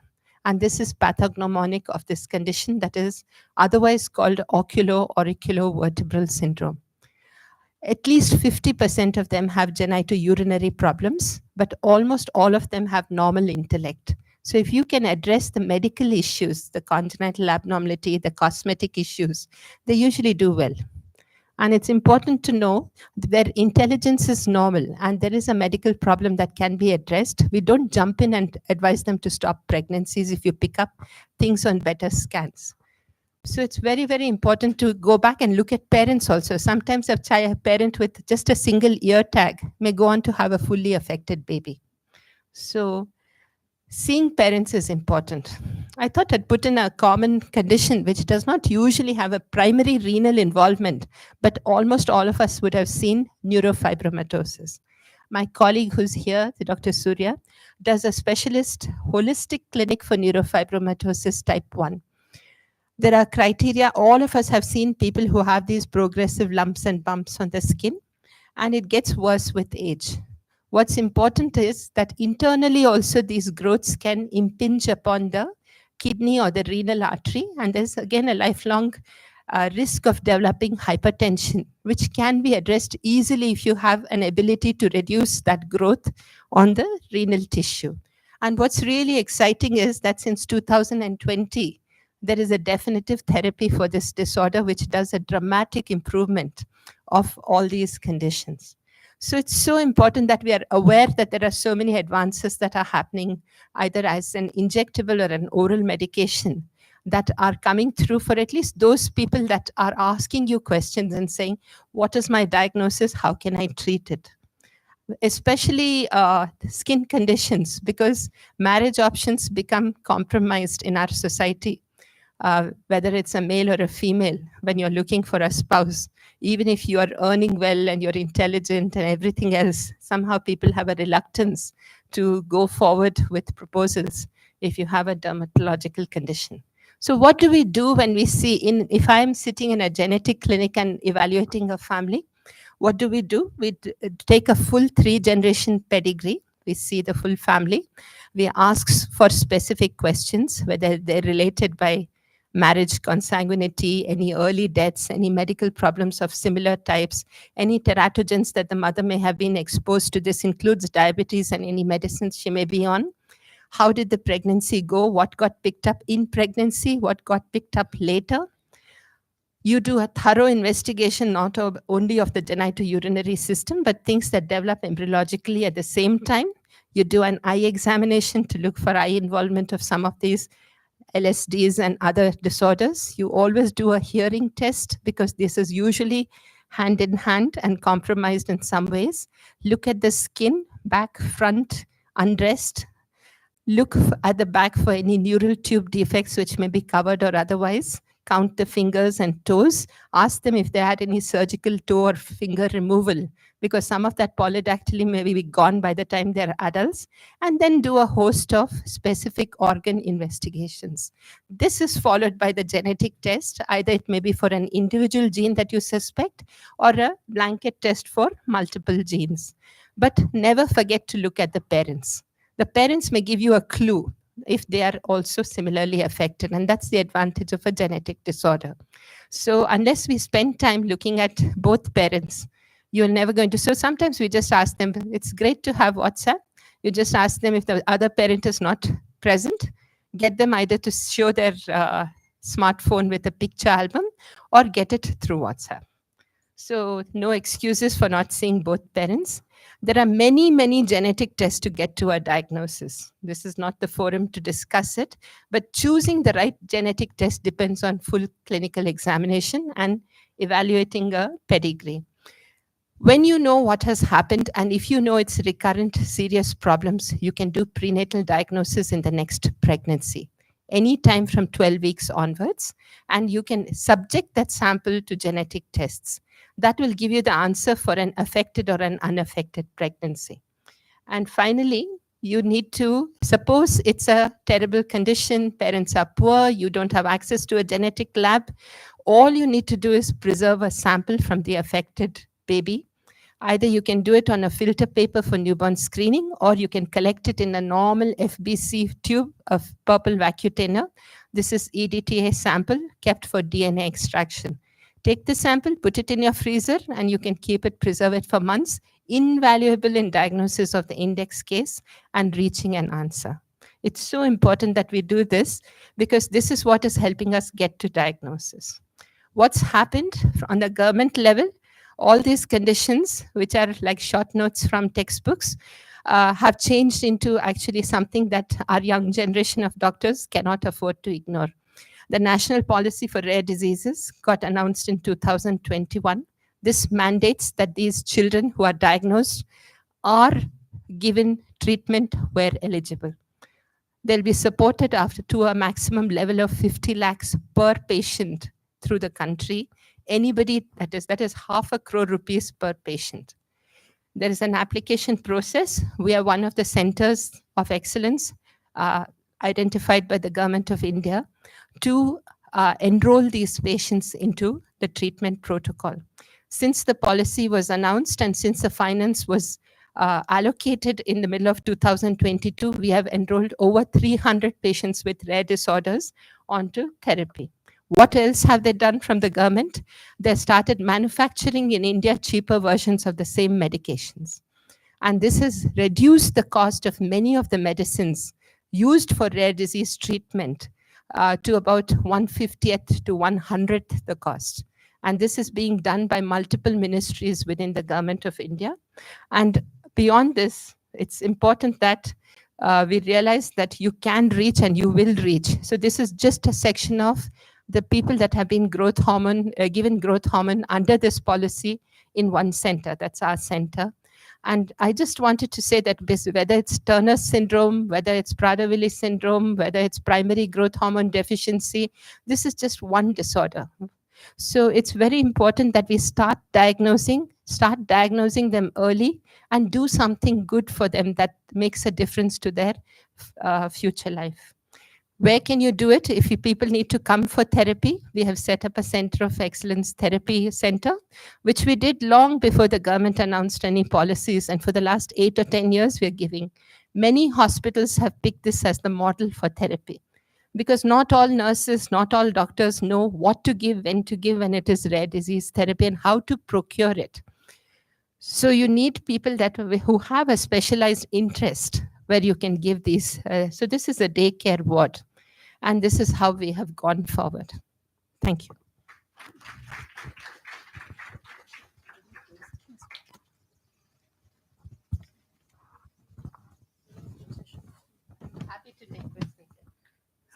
Thank you, ma'am, for an insightful view in the genetic counseling issues in genital urinary disease.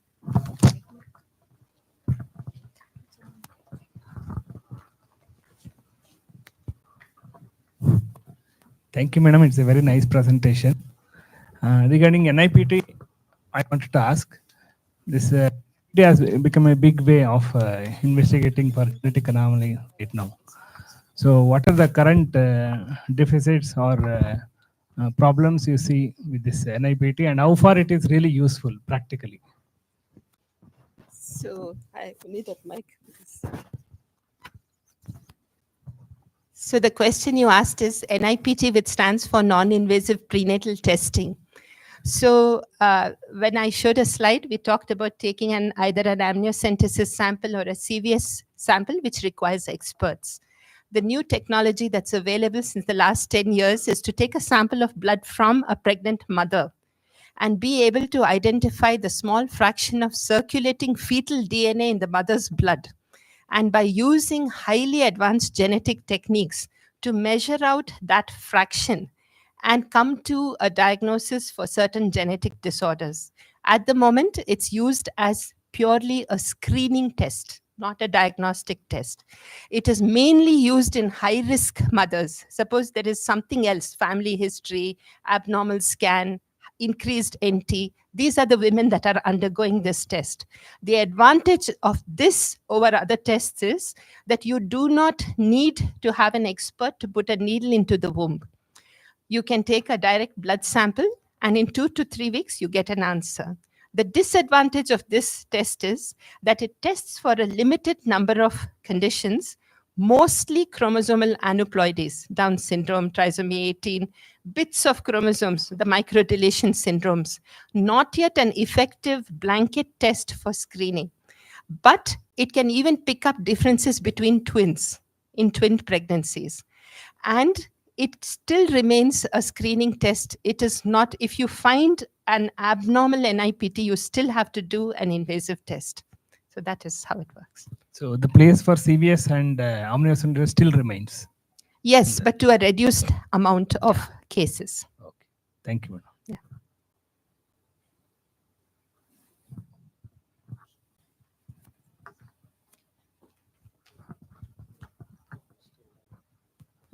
Thank you, madam. I think you made a very simplified presentation. Even a person who is not into clinical practice can make us understand, because I am not a clinician, but still I could understand so many things.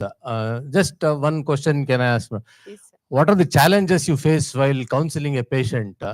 Because there are certain genetic disorder where there is no treatment. How are you going to convince them either for termination, continuation? Just brief about it. It's a very good question. That's a everyday struggle for many of us. So, funnily enough, for us, it's much more of a struggle to tell them to continue rather than to discontinue. Today, our families have grown smaller. We are very careful about the babies that we have. And even if somebody picks up an extra finger or a little cleft lip which can be repaired, parents have a lower threshold for stopping and restarting. So, in fact, we have to do all this background to tell them, don't worry, nothing will happen. Or it's a simple surgery and the baby will be able to lead a fully okay life. For conditions that have got really serious intellectual and life threatening illnesses, you have to really, I think it's like any other medical specialty. You spend time, you bond with the family that is sitting, explain to them in a language that they can understand, and tell them that these are the pros and cons and let them make the decision. We don't tell them do this ever. Good afternoon, madam. I'm Dr. Lokesh Babu. I'm a psychiatrist.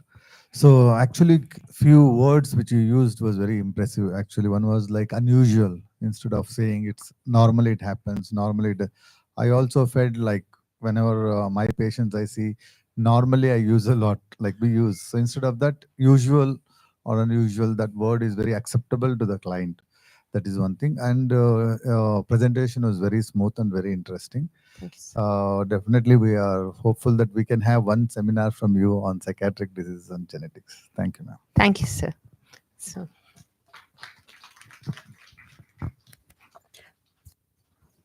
Thank you so much, sir. We would request the chairperson to please felicitate Dr. Meenakshi Bhatt, ma'am.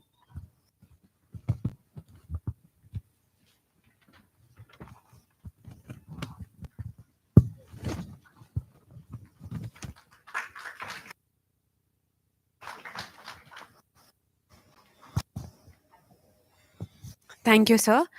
We would be pleased to invite Dr. Dwarkanand, sir, to extend a token of appreciation to the chairpersons.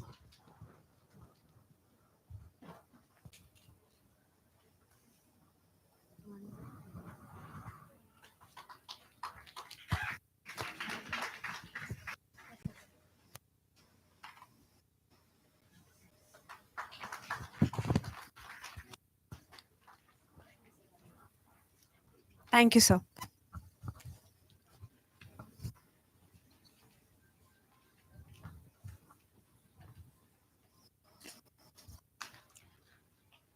Now we would like to request Dr. N.M. Suresh Sir, Professor and HOD Department of Anatomy, Sri Chamundeshwari Medical College, and Dr. Dwarkanand L. Sir, Professor Department of OBG, Sri Siddhartha Medical College, Tumkur, to kindly chair the session. I would request Dr. Hema Puranik Ma'am, Assistant Professor, Department of Anatomy, Sri Siddhartha Medical College, Tumkur, to introduce our next speaker, Dr. Anand S.H. Sir, Professor and HOD, Department of Radiology, Sri Siddhartha Medical College, Tumkur.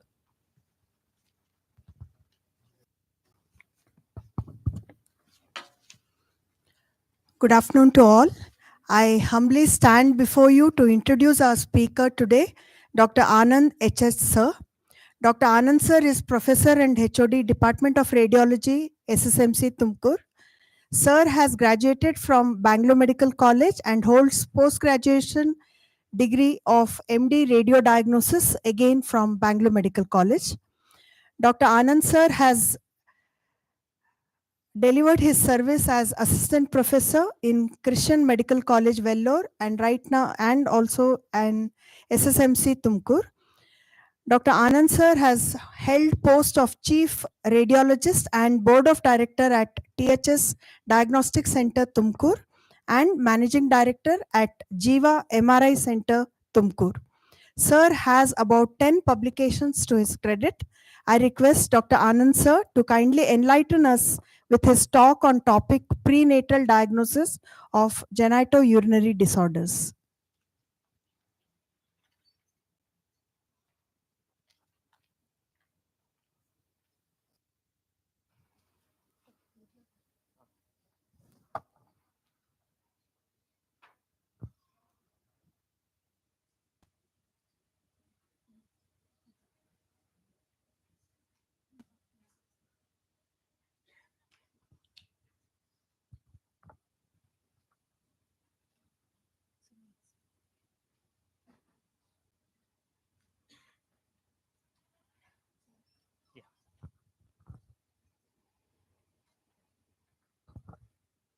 Good afternoon, everyone. It was a nice seeing you all, especially the talks of Meenakshi ma'am and as well as Jairam sir. It was set a standard high for the CME. So at the outset, I would my gratitude to the organizing team, especially the anatomy department led by Kavyashri, for giving me opportunity to contribute today's topic on genitourinary system. So it was an insight which is given by earlier speaker are very nice, and most of them have told. So this is one prenatal assessment makes a difference in the patient's life, as well as the counseling which makes a difference in the taking a diagnosis of a expected and anxious parents. So coming to next 30 minutes, what I'm going to tell you is the radiological anatomy, what we come across in fetal genitourinary system, which is very much important, which acts as a foundation in assessing which is the important thing. So what is a normal thing and what is the deviation from the normalcy? And pathological spectrums. So it is some things are not abnormal, or it is not like they need termination. So those spectrums can be dealt nicely here, and the clinical implications of each conditions we'll going to go through in next subsequent slides. The role of radiologist is most important, and it makes a pivotal role where the proper diagnosis of conditions are very much important, as well as the follow-up of those conditions, especially if you come the hydronephrosis, which is a common thing what we come across in day-to-day practices, and how to handle those kind of cases, assessing at regular intervals makes a difference. And so they, even after telling so many things, the prenatal assessment is not so easy, because the sometimes the patient's mother's abdomen may be very thick, so we may not be able to detect it properly in the antenatal scans. And sometimes there may be technical limitations, the baby may not be in the proper position, and recurrently, even after seeing so many times, it is very difficult to assess each organs nicely in the prenatal period. Apart from that, so in the younger age group, in the early gestational age, it is very difficult to assess the each organs nicely, and that we should consider in mind, and we should able to recall them again at a particular time after 4 weeks or 6 weeks to reassess the organs nicely, to go into the confirmation of the findings. So those are the limitations which makes a difference in our day-to-day practice. Why we are talking about genitourinary system? So next 30 minutes I will be concentrating only on the urinary system instead of deleting the genital system because of time constraints, and we'll confine to the urinary part. Why this urinary part is very much important? If you see the assessment here, so it is about it constitute about 1 in 500 live births will see the congenital abnormalities. So as Bam told, so 2 to 3% of pregnancies will have congenital malformations, out of which, so genitourinary makes a major difference, major part. If you see here, the 20% of all anomalies, so 20% will be genitourinary abnormalities. Of this 20%, 8 to 10% will have karyotyping abnormalities, and out of which the 6% may have microdeletions or microduplications. So you can understand what is the implications. So if you see one organ, if there is abnormalities in the genitourinary system, it can be associated with abnormalities, as madam told. There could be polydactyly, there could be some other tumors can be there, or it could be CVS abnormalities or a CNS abnormalities. These are syndromic association is very much important. So the prenatal diagnosis of these conditions are very much important for a early detection. And so that will help in the clinician. It is a multidisciplinary approach. It is not like a radiologist or a obstetrician take a decision. It is about the radiologist, a genetist, pediatrician, pediatric surgeons, as well as gynecologist will take a decision and help in the management of the baby, as well as the counseling of the parents. The most of the times the prenatal diagnosis is confirmed by the ultrasonography, and however MRI is helpful in few cases where it makes a problem solving tool and help in those differentiation of those conditions. So coming to basics of ultrasound, what is this ultrasound is all about? So if you come to ultrasound, so the ultrasound is nothing but sound waves. So our audible sound is around 20 hertz to 20,000 hertz. So that is a normal what we hear. When you come to the ultrasounds, so these will be in the megahertz. So these will be high frequency sound waves which are produced by the transducer.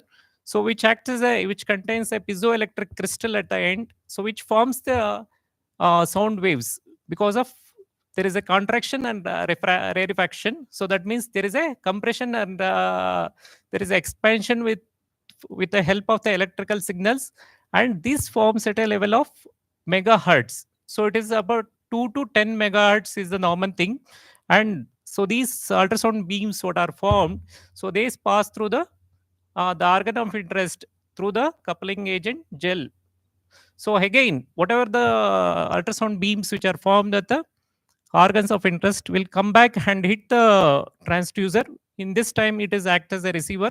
From there, the electrical signals are formed because the whatever the signals which are come from the body, again they will cause the mechanical compression over the piezoelectric crystals and form electrical signals. These electrical signals form an image like this in the Fourier transformation.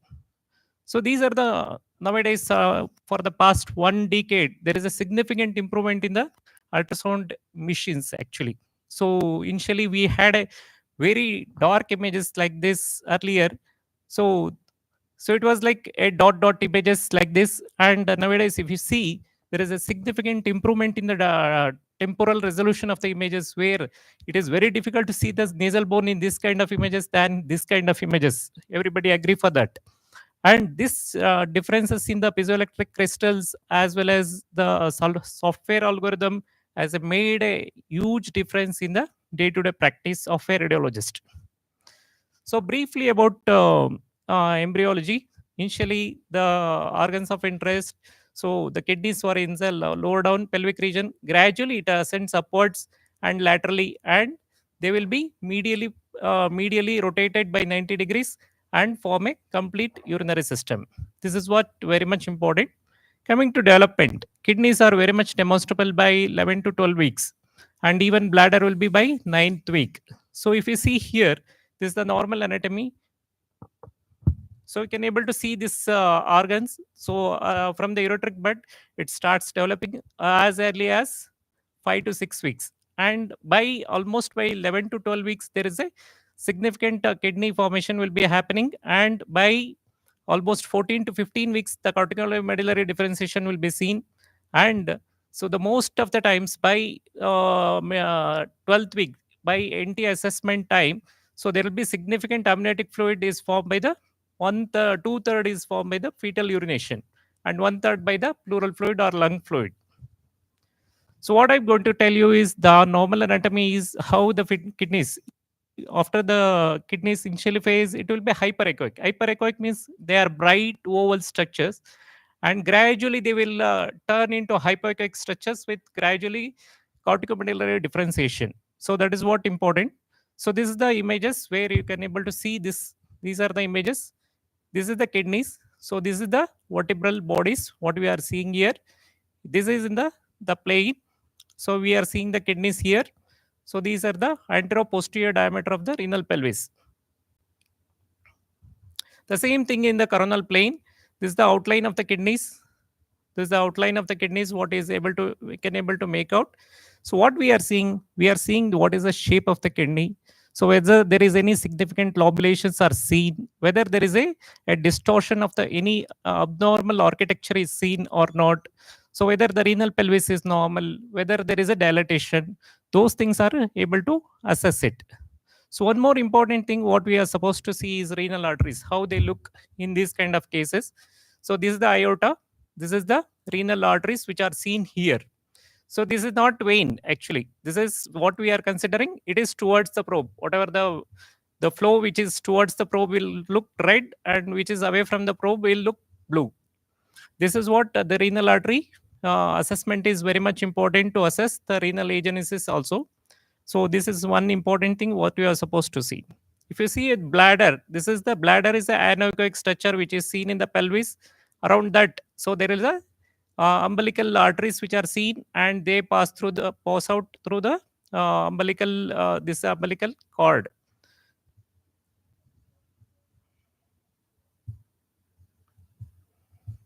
Okay, this is the same thing. So it is able to, we can able to see the renal pelvis very nicely here. This is an anechoic structure which is seen. That is a renal pelvis. The ureters are not routinely seen. So usually it is it is collapsed and may not be seen only in cases of ureterical dilatations. Either it may be because of reflex or a distal obstruction results in the visualization of the ureters. But normally it is not seen. Then we'll come to anomalies. What are the anomalies we'll come across in the kidneys? So first thing is number. So either the number it be unilateral or bilateral agenesis of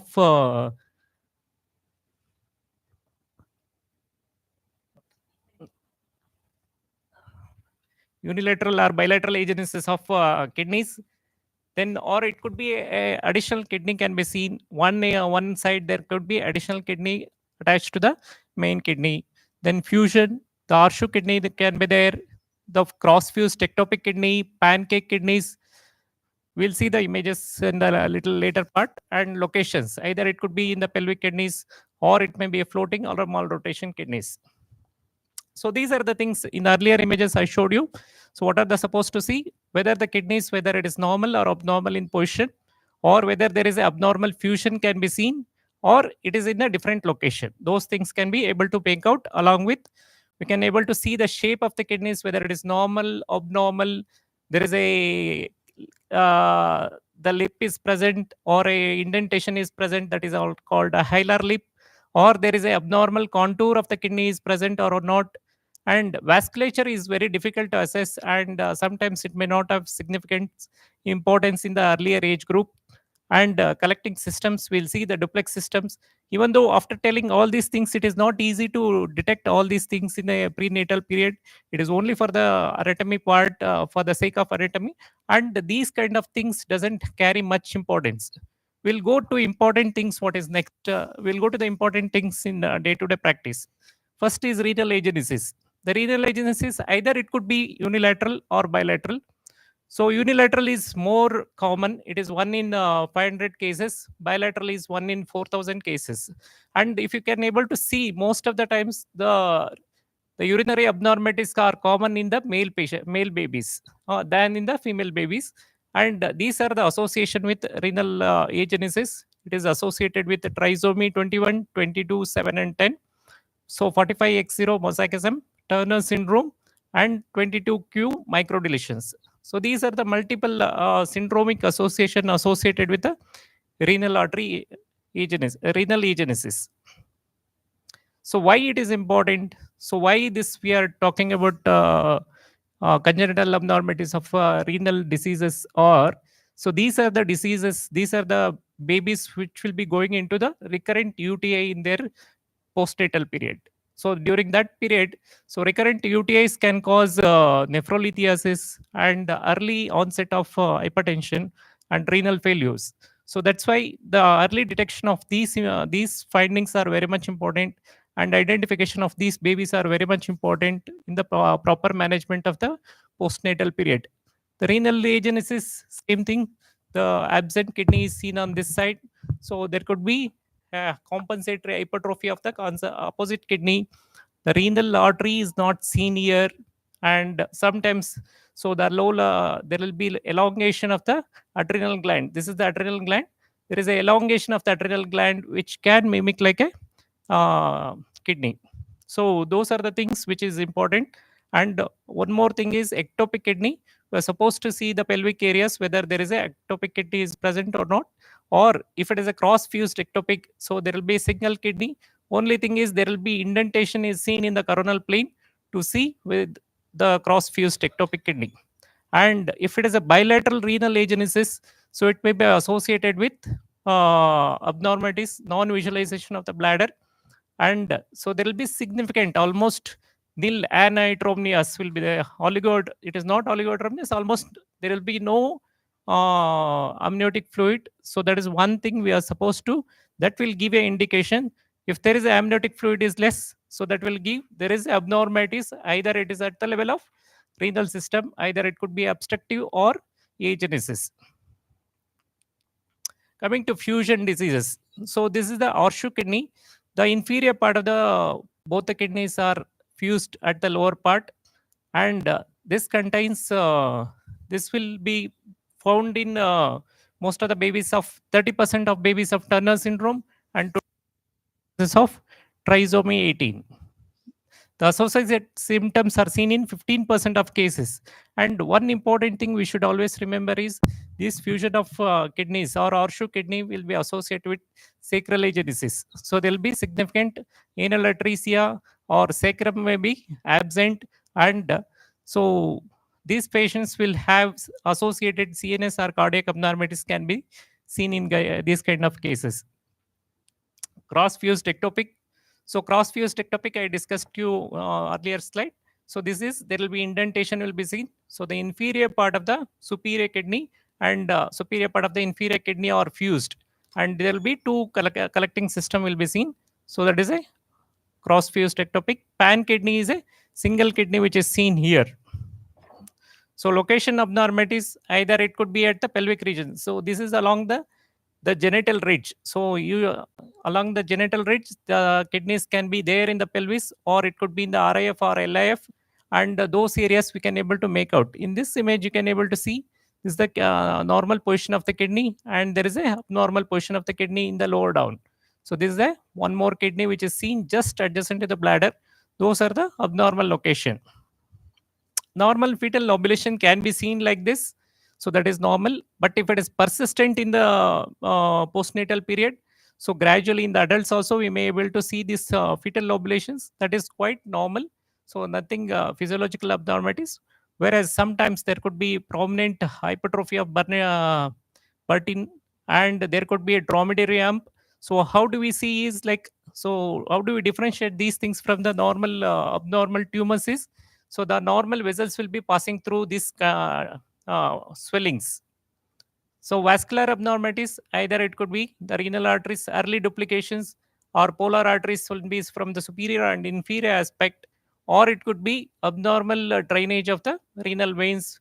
Either it could be retroaortic or it could be inferior to the iliac vessels. Malrotation. So usually normally it is at the 90-degree rotation and medially placed, and either it could be anteriorly placed, laterally placed, and or it could be all along. That is, sagittal orientation can be there. Coming to collecting system.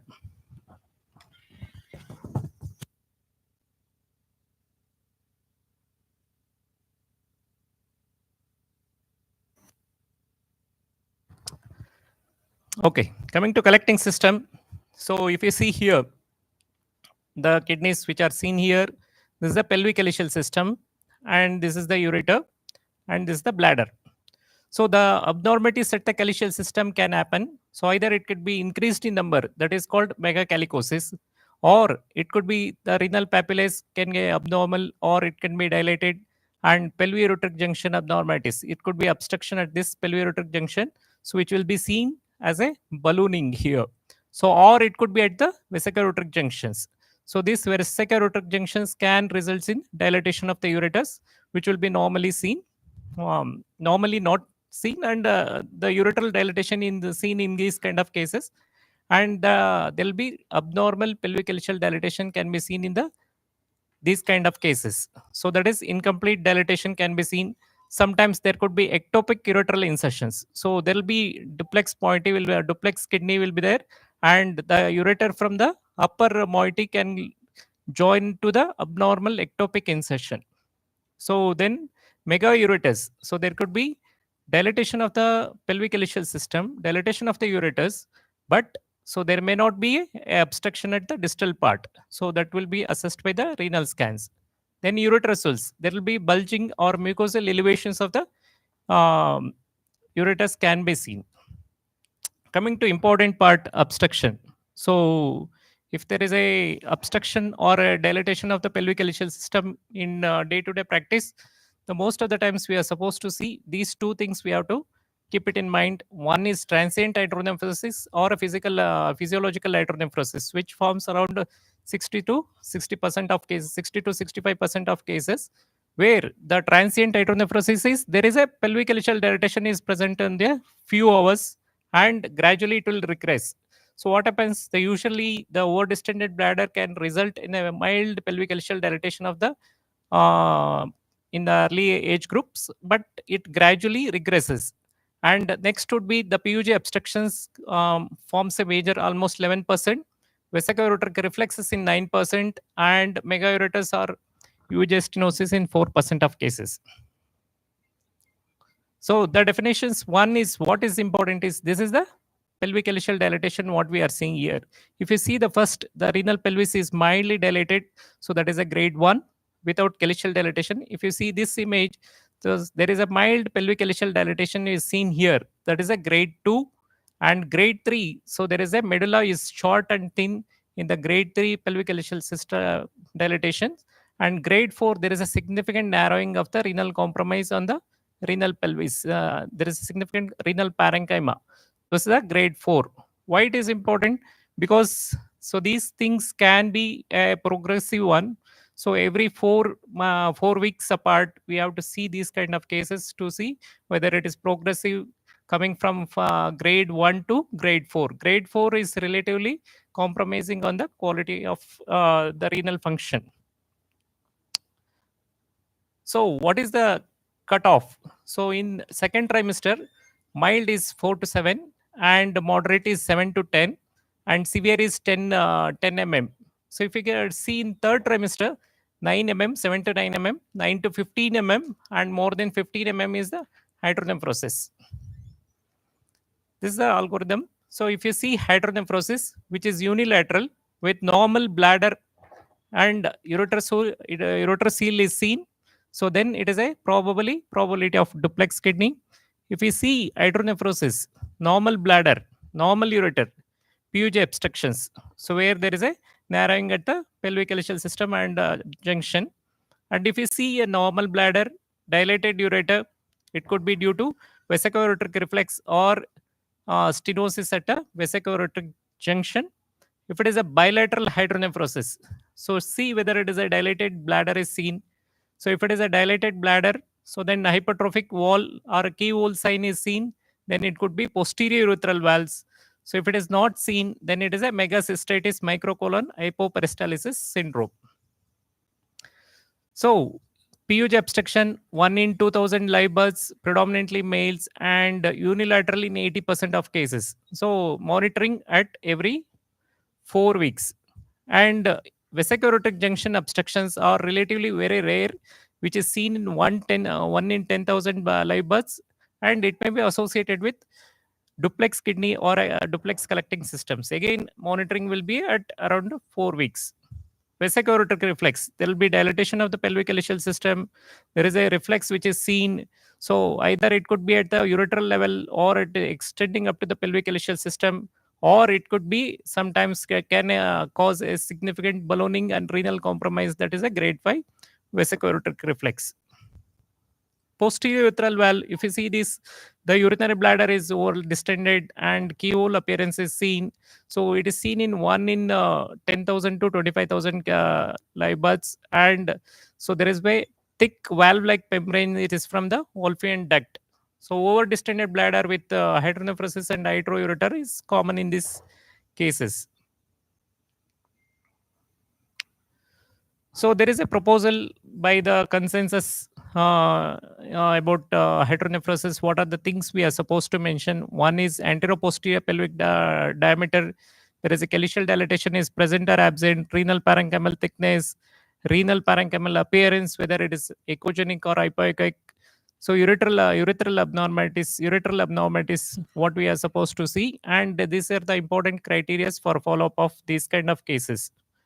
So then coming to kidney tumors, which is relatively very rare, it is 1 in 2 lakhs births, and most common is mesoplastic nephromas. So madam already showed Beckwith-Medwen syndrome, so that is organomegaly and macroglacia. Durga, she told Durga.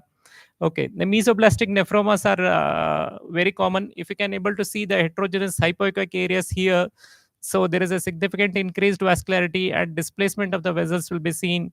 So the most common one, and Wilms tumor nephroblastomas are relatively rare, and these will be associated with polyhydramnios.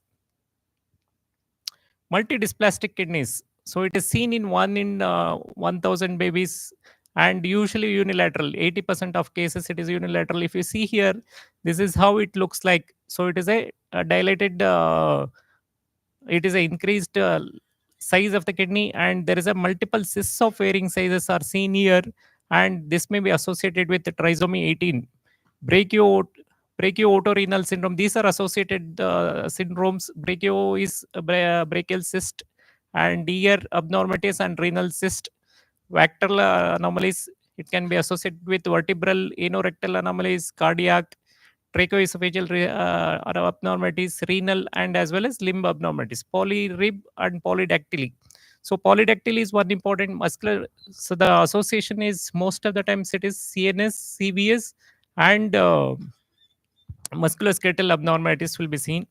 Meckel-Gruber syndrome, same thing. Autosomal recessive disorder, polydactyly, multicystic kidney, and occipital encephalocele. Madam showed that case.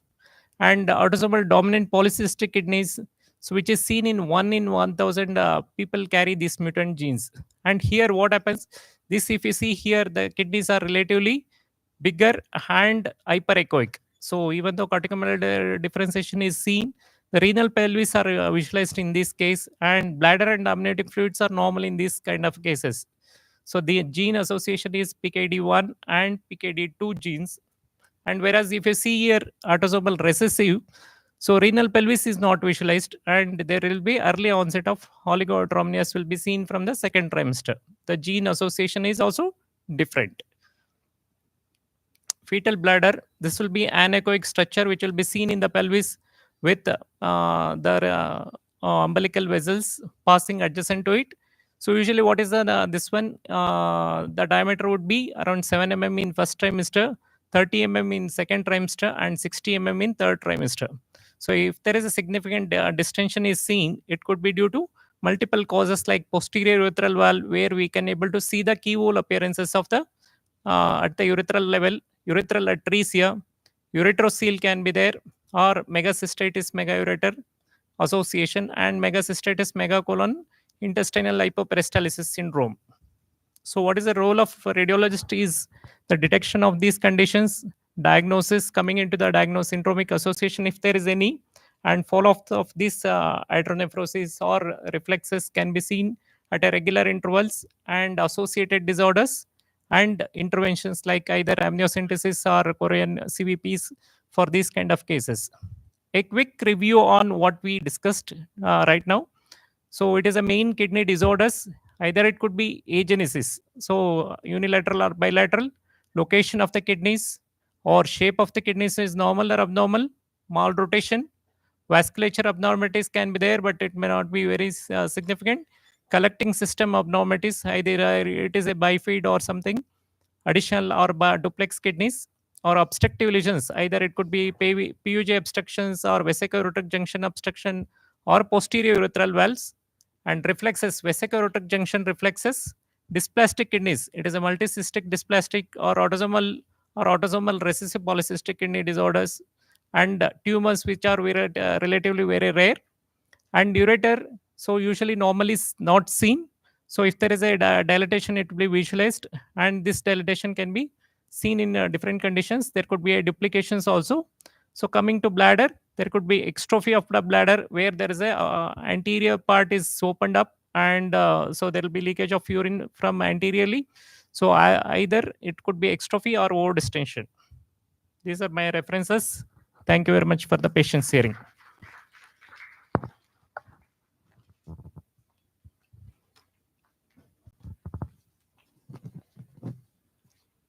Thank you, sir, for the wonderful session. The session is now open for discussion.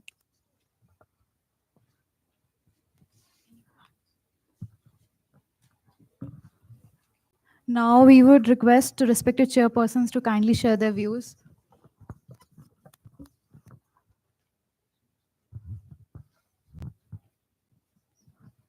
So thank you, Anand, sir. So wonderful talk.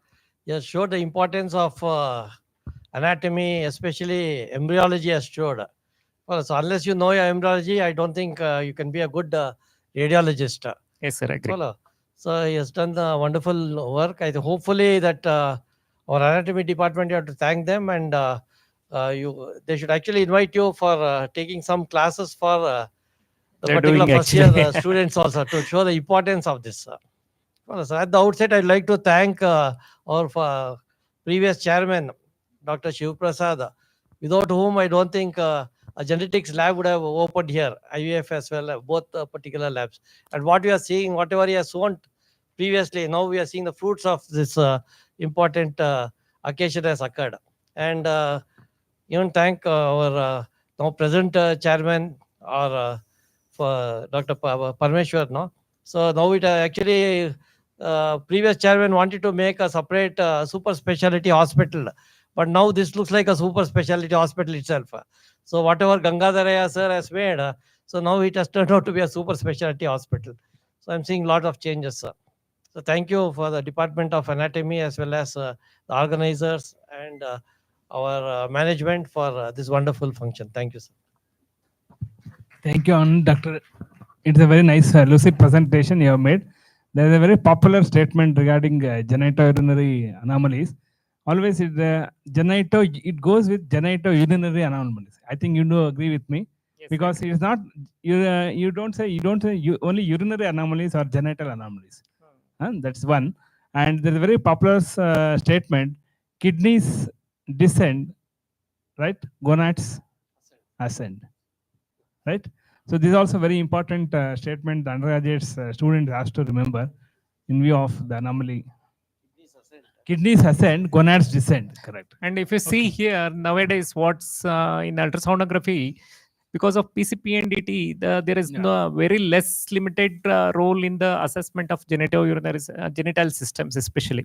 So there are only few conditions they describe, and they will tell these things can be disclosed in the reports, and may not be always all, because there is a strict rule on PCP and DT that making a very limited, even radiology talks where there will be very limited talks on the ambiguous genitalia or about genitourinary system. So that many people, so in the disclaimer only will write, we are not detected any sex of the baby. Yeah. That is one thing. So many people are not doing about considering it as a postnatal assessment rather than prenatal assessment. But on a whole, it is a big topic, but it is a very much important topic which needs to be addressed, I feel. Maybe over a period of time, there will be change in the rules and regulations by the government, so which makes it very easier for the people around for detection of these kind of cases. Yeah, true. Thank you very much. Thank you, sir. We would request the chairperson to felicitate Dr. Anand S.H., sir.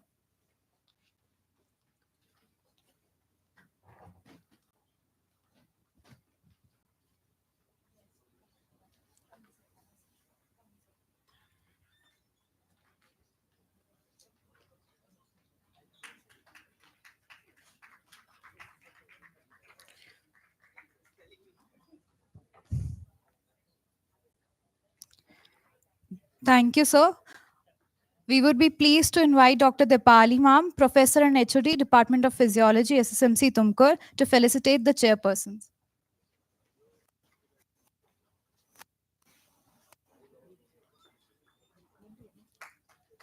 Please give a big round of applause.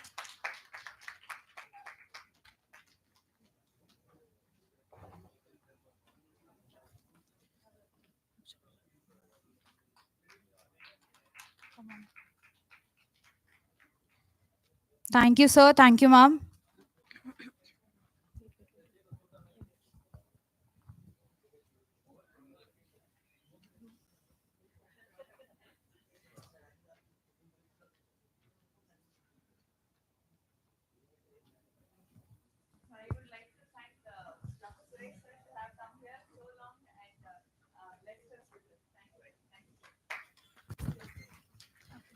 With these wonderful presentations, we would now like to request everyone to break for lunch and join us back after a hearty meal to continue on with some more informative presentations.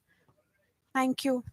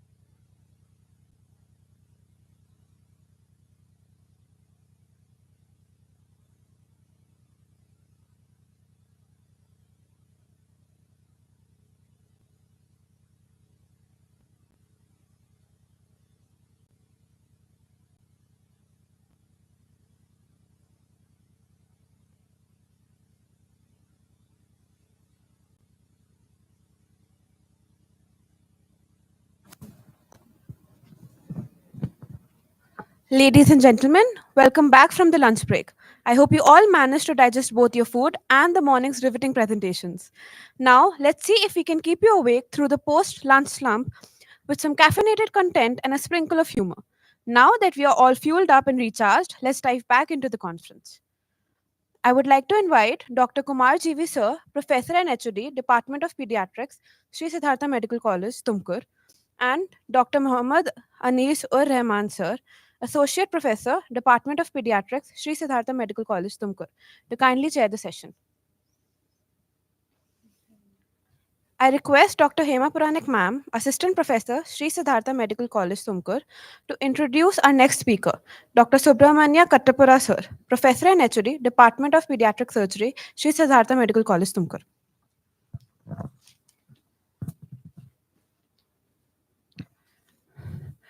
Good afternoon, all. I'm delighted to introduce you Dr. Subramanya Kattepura, sir. Sir is Professor and HOD, Department of Pediatric Surgery, SSMC, Tumkur. Dr. Subramanya, sir, has performed numerous pediatric surgeries over the past 14 years of his pediatric surgery career. Spectrum of cases treated by him include birth defects in neonates, urological diseases, minimally invasive surgery, limited neurosurgeries, thoracic surgeries, bronchoscopy procedures, and solid tumors in children. Sir has been Honorary Secretary of Karnataka State Chapter, Indian Association of Pediatric Surgeons. Dr. Subramanya sir is faculty in Sri Siddhartha Medical College, Tumkur since 2012 and visiting associate professor of Cincinnati Children's Hospital, Ohio, USA. Sir has special interest in pediatric urology, pediatric minimally invasive surgeries, neonatal surgeries, and pediatric thoracic surgeries. Dear audience, please join me in welcoming Dr. Subramanya Kattepura sir to kindly take us through his talk on the topic presentation of genitourinary disorders in correlation with anatomy case series.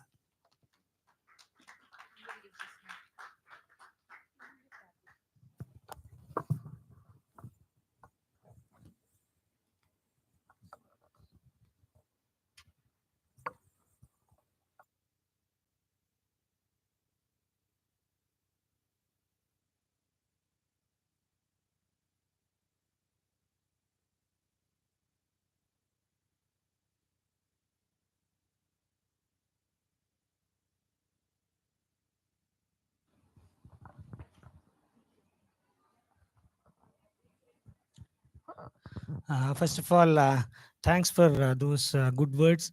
I thank the Department of Anatomy for asking me to give a talk in this conference.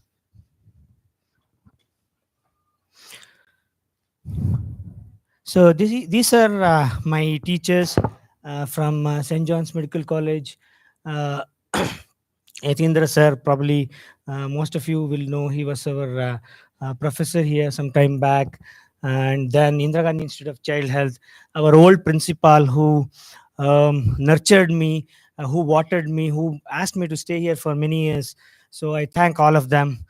There's a saying, Agnana Timirandhasya, Gnanajana Shalakaya, Chakshur Unmilitam Yenam, Tasmai Shri Guruve Namah. So Guru is the one who puts the light of Gnana into the students. They're all my gurus. I thank all of them. So this is our department today. We are 3 now. We do all high-end cases. We do minimally invasive surgery. Once, Krishna and Arjuna were discussing. This was the time of the yantra, the bana. He has gone to win Draupadi. So that is the time when Matsya yantra. So he was trying to do that Matsya yantra thing, and Krishna was actually a good friend of Arjuna. Krishna was a great Arjuna was a great disciple of Krishna. Arjuna asked. So Krishna was advising Arjuna, what you should do is you should be very diligent, keep an eye on the eye of the fish, you should not distract yourself, all that. And then Arjuna said, Krishna, you say yourself a god, and you are asking me to do so many things. What is your job? What do you do? Krishna said, smilingly, I will keep the water still. So that water should be, so that they are the unknown hands. So whatever we do, it's the unknown hand of the God that really helps us to come through all these cases. So our concept is treat, he cures. So I treat, he cures. There's nothing extra about it.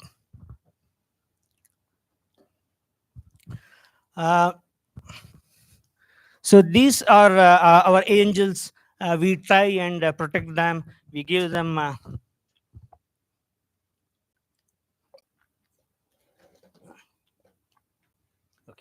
so these are our angels. We try and protect them. We do our best to treat them.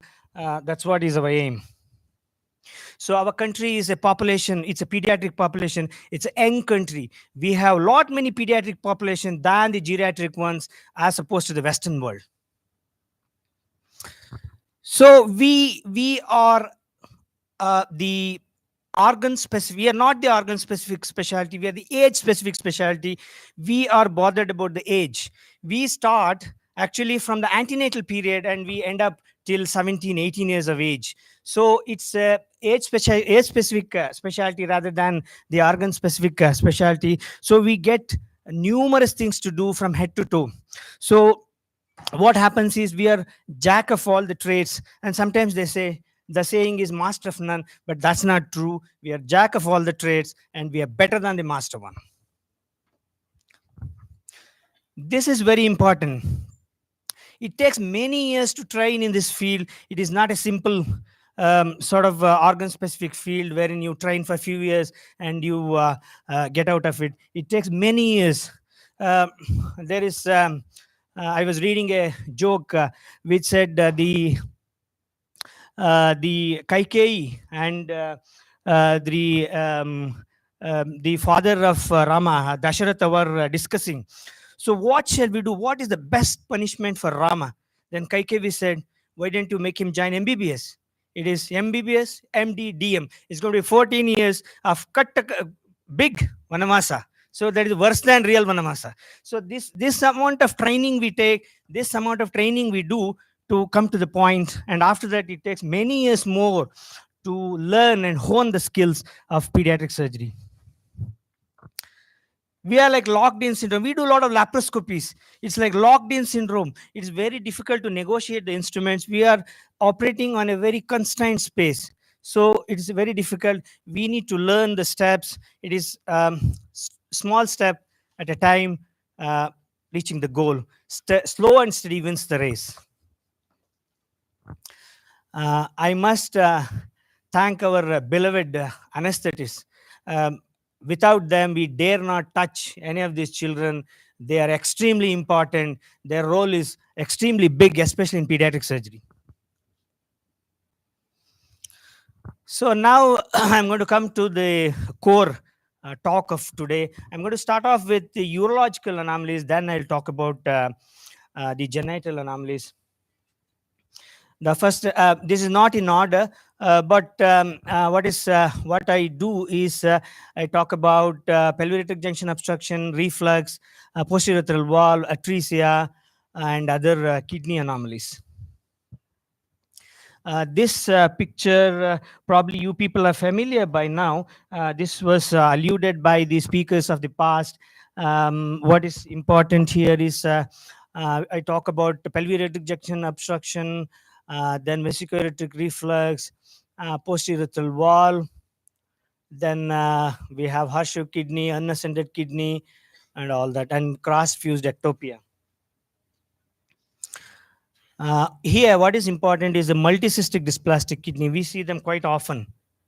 So they end up with single kidneys at some point. So that is a multicystic dysplastic kidney. Ureteric anomalies, what is important is the bifid ureter, bifid pelvis, megaureter, then urachal anomalies, just a touch on the urachal anomalies, patent urachus, sinus, diverticulum, and cyst. So PUJ obstruction, as we all know, we diagnose this antenatally. All these diagnoses are now coming ready-made. So we don't have to do any investigations. They're all followed up. They're all been investigated. They come with the diagnosis of PUJ obstruction. Then we do an ultrasound after 5 to 10 days. Once the feeds are established, then we do a radionuclide scan, and we plan the surgery at 1 month of age. So this is what we do. As you can see, the approach can be from the lateral, from the back, make a small incision, lift up the pelvis, we cut it and do the anastomosis. What is important, what is the order of today is laparoscopic PUJ, laparoscopic pyeloplasty. So that's what people have been doing. That's what we also do. We have been doing, see, that's the kidney. We have lifted up the kidney. We have lifted the pelvis, and we have cut the pelvis, and we have anastomosed pelvis to the ureter. So this is, there are 2 cases of bilateral pyeloplasty which have been done some time back. Both are doing well. We do regular DTPA renogram to confirm that the urine is draining down into the bladder.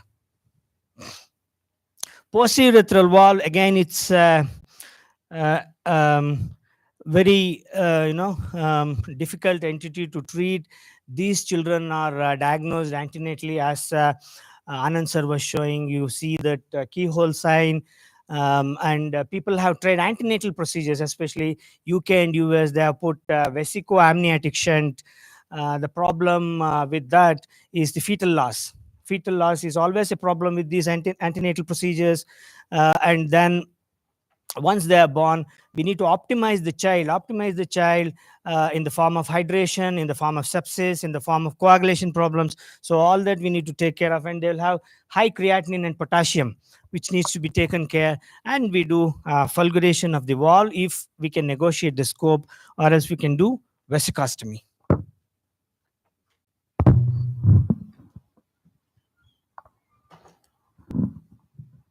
Vesicostomy is a procedure.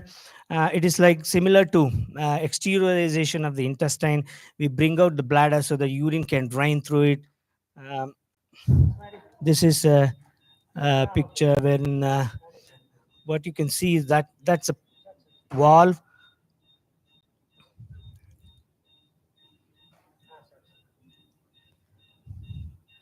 That's the hook.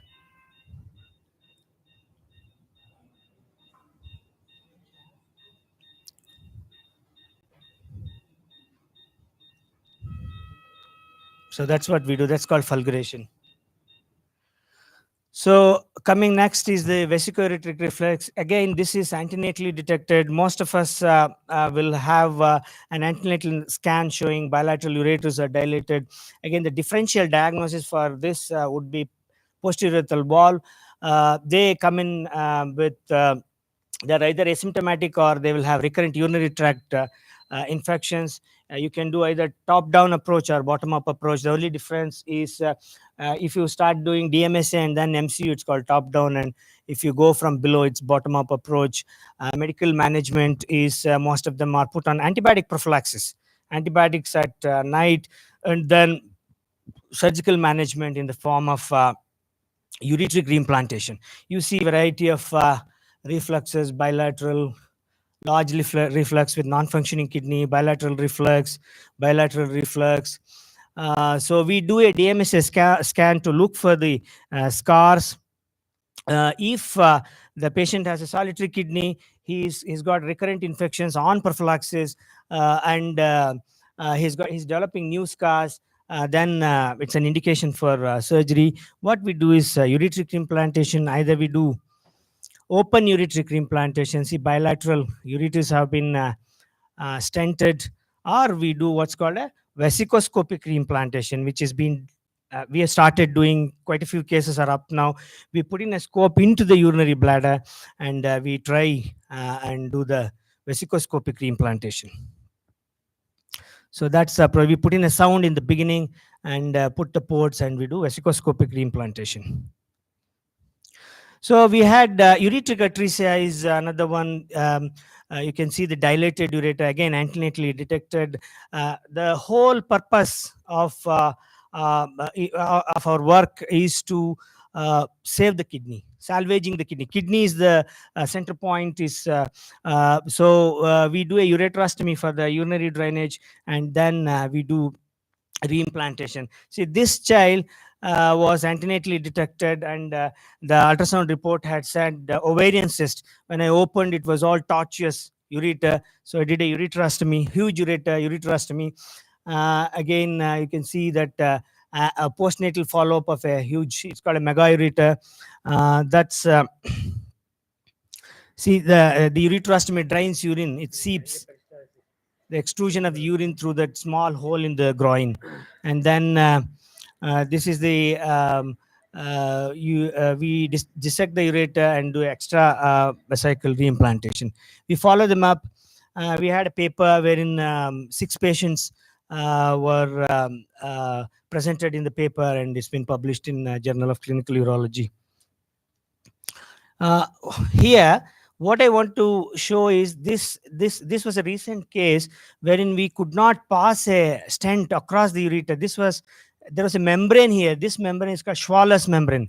So these are the membranes that block the ureter, that's the cause for obstruction. They don't let the urine go down into the urinary bladder. So that needs to be taken care.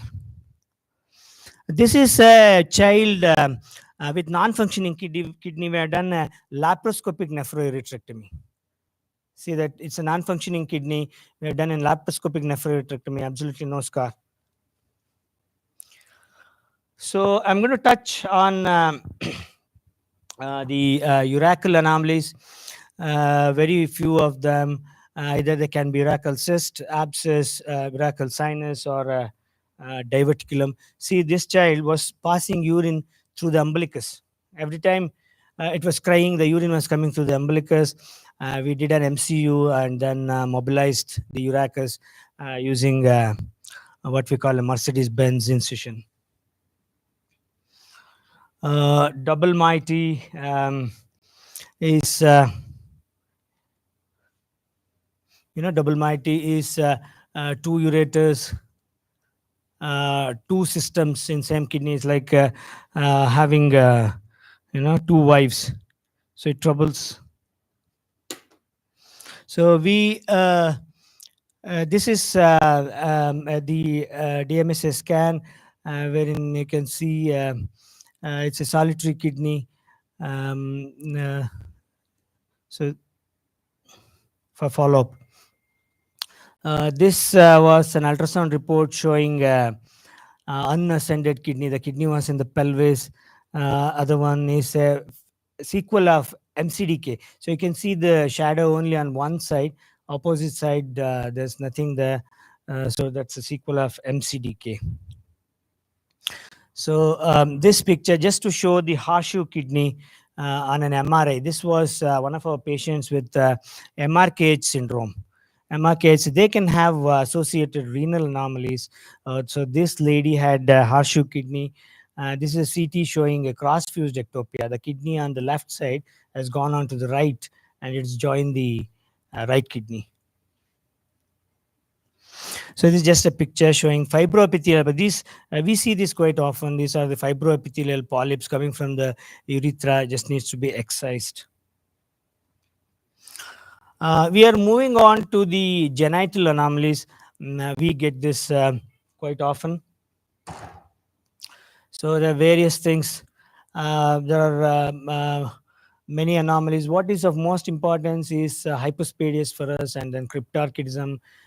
We have dealt with MRKH, then DSD, cloaca, etc. So can anybody take a guess what is this?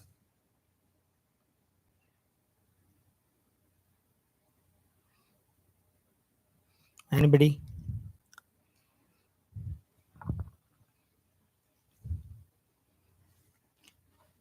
Okay, this was a labial synechiae.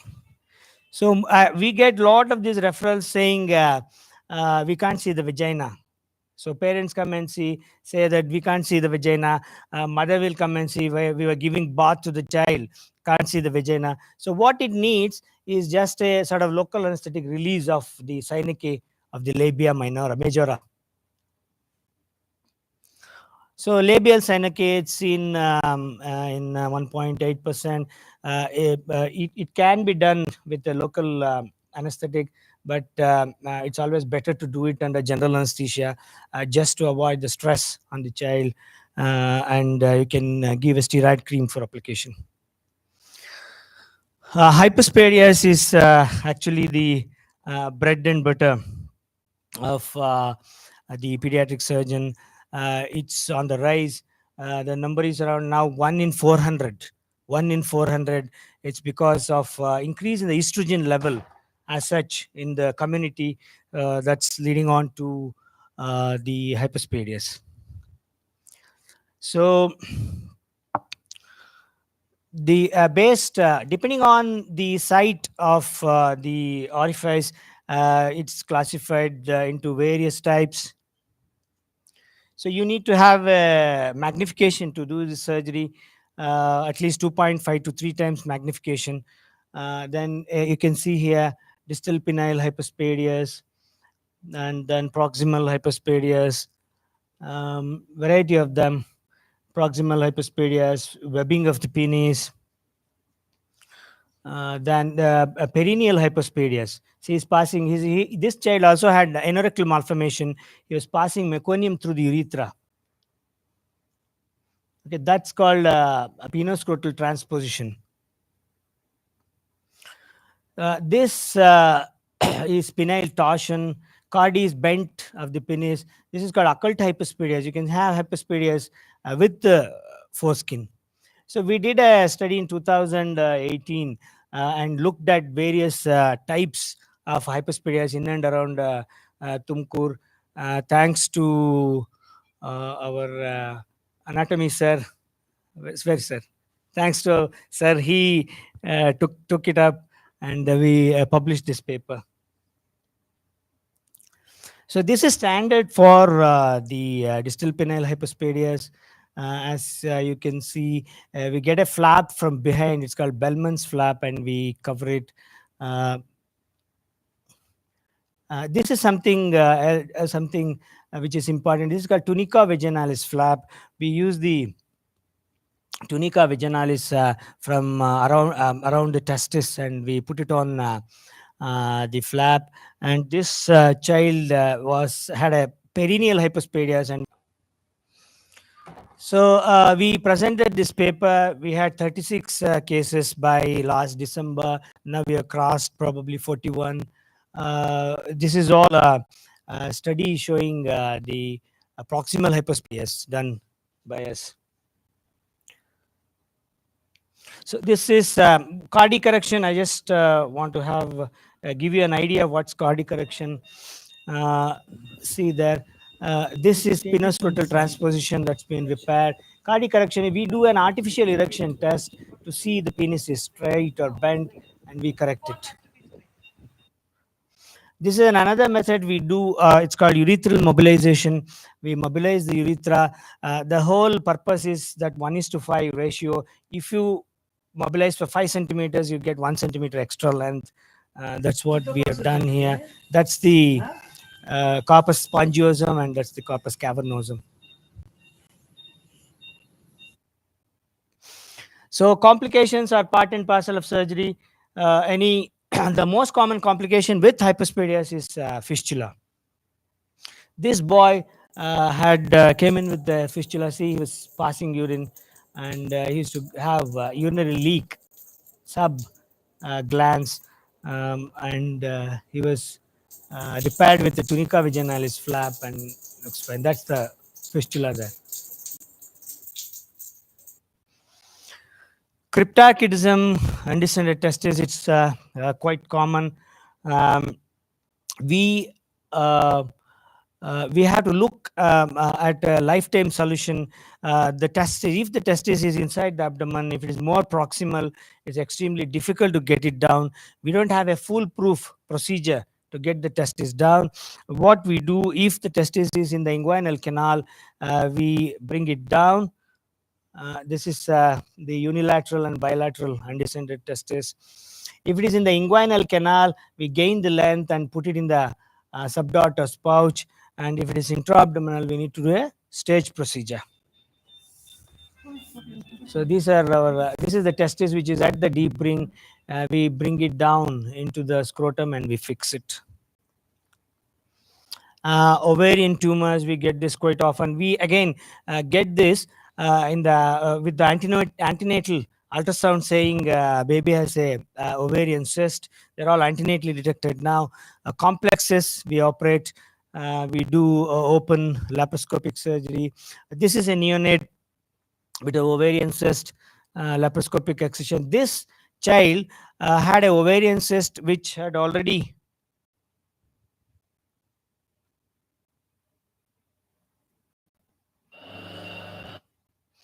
this child had an ovarian cyst which had already torted and it had come off. So every time I used to send them to the ultrasound, some used to say on the right lower quadrant, some used to say left upper quadrant. So they ultimately said it's a phantom tumor. So when I opened, we realized that it was this ball of ovarian cyst which was moving everywhere. So this is our laparoscopic tarted ovarian cyst. That's the area of torsion. You can see the change in the color. We take it out. What I want to show is the oophoropexy what we have done for a few of our cases. We detort it and we fix the ovary. And some of them are on regular follow-up. Testicular torsion is again a very important topic. We get quite a lot of them.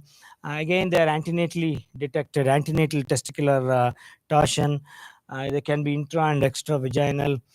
So it depends. This is the boy of 1 month age presented with left scrotal swelling, and we have done architectomy. We are using silicone testis when they reach puberty to avoid their psychological thing. We put a silicone testis at around 14-15 years of age.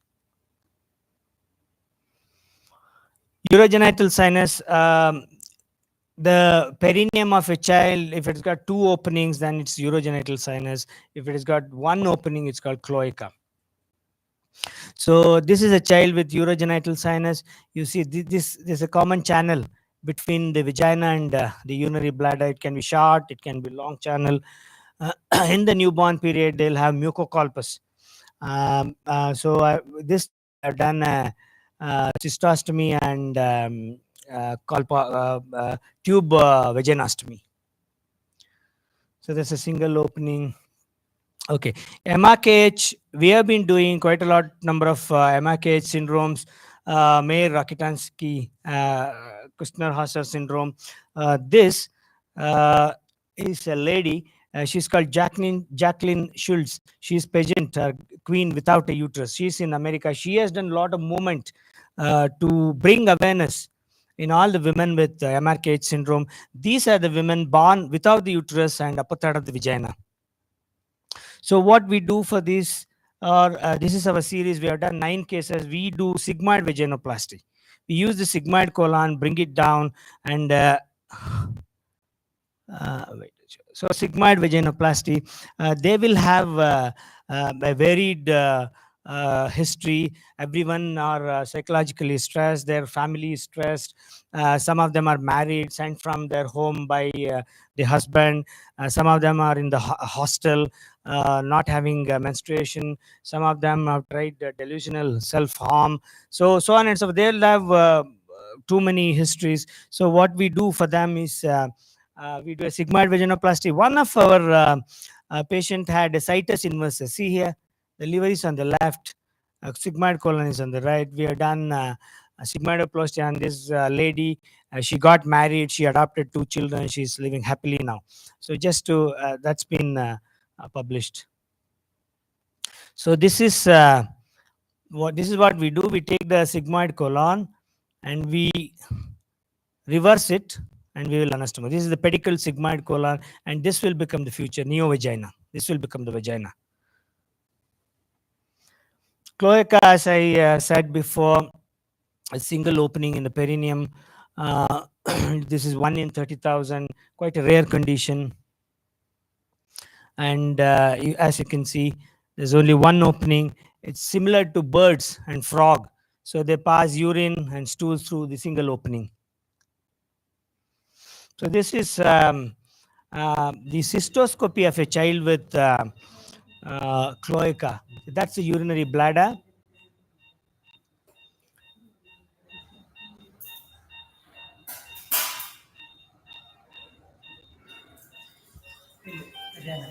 See, there below is the uterine didelphys. See there. You can see the cervical impression there, and the other side as well. Cervical impression. Cervical impression. ಮಾಡ್ಬೋದು ಕೆಳಗಿಂದಾನೆ ಮಾಡ್ಬೋದು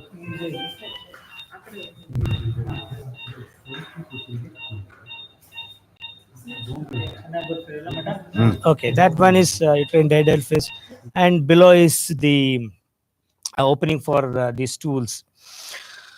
And what we do for these children is we will reconstruct at the age of 1 year. We'll separate all the three, the urethra, the vagina, and the rectum.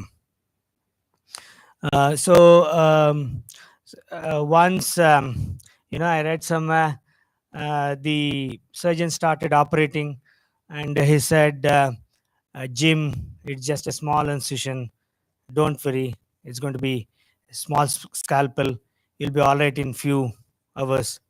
And below was the voice from the patient saying, sir, I'm not Jim. No, I am Jim, the surgeon. So these are the surgeries which take a lot of boldness to do. They're difficult. Okay, so we separate all the three. So ambiguous genitalia, we get them every now and then. This is the ambiguous genitalia. It looks unusual, and it's a breaking news. We will have to break the sex of the child. Every time the child is born, the first thing they ask is Gadmoguna, Henmoguna. So that is the first thing they want to know, whatever it is. So that is most important. What we do is you will have to, there are some basic things you will have to follow. You will have to call the baby it rather than he or she, and send for the karyotyping, wait for the results, and then you need to reveal the sex of the child. So you need to investigate the following: if there is few non-palpable testes, hypospadias, etc., etc. So the basic information is you need to have chromosomal sex, then gonadal sex, then genitalia, then you need to look at the sex of rearing, and then comes the gender identity, sex assignment. These are few of pictures: congenital adrenal CAH, androgen insufficiency syndrome, CAH, reconstruction. This is one of our recent cases wherein we had we started doing it as an undescended testis, and ultimately having had the uterus and both the testis on one side. It's called crossed testicular ectopia. Okay, we need to excise the uterus and do a gonadal biopsy. Hematocolpus, we get this more common amongst the gynae people. We get it once in a while. So that's the colpus. We make a cruciate incision, extrude the blood. Extrophy bladder, very uncommon, 1 in 40,000. This needs stage procedure, and ultimately we'll end up doing bladder augmentation. Okay, that's it. So that's the message that you need to follow. That's the message we have been following. Okay, thank you very much.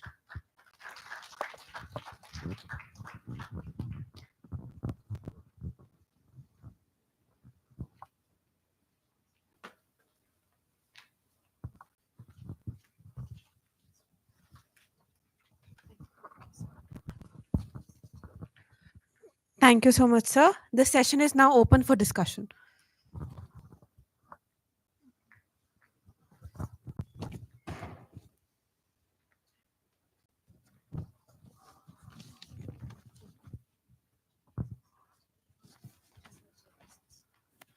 I would like to request the chairpersons to please share their views.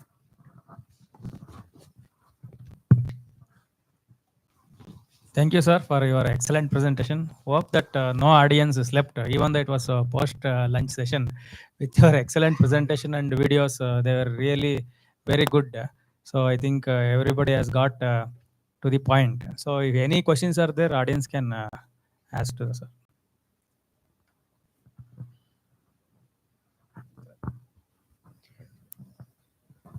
Thank you so much, sir. May we now request the chairperson to please felicitate Dr. Subramania Kattapura, sir.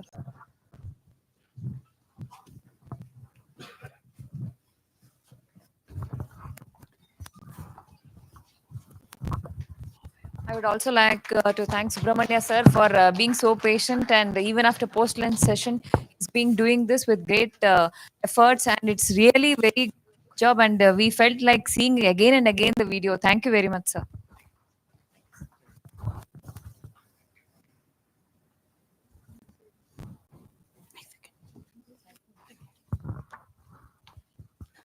Thank you, sir. We would now like to invite Dr. Sharat Kumar D. Shah, Professor, Department of General Medicine, Sri Siddhartha Medical College, Tumkur, to please extend a token of appreciation to the chairpersons.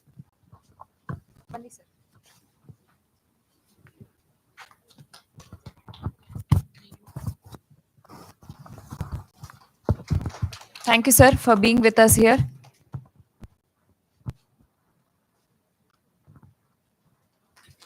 Thank you, Dr. Anis, sir. Thank you, Kumar, sir. Thank you, Sharash Kumar, sir.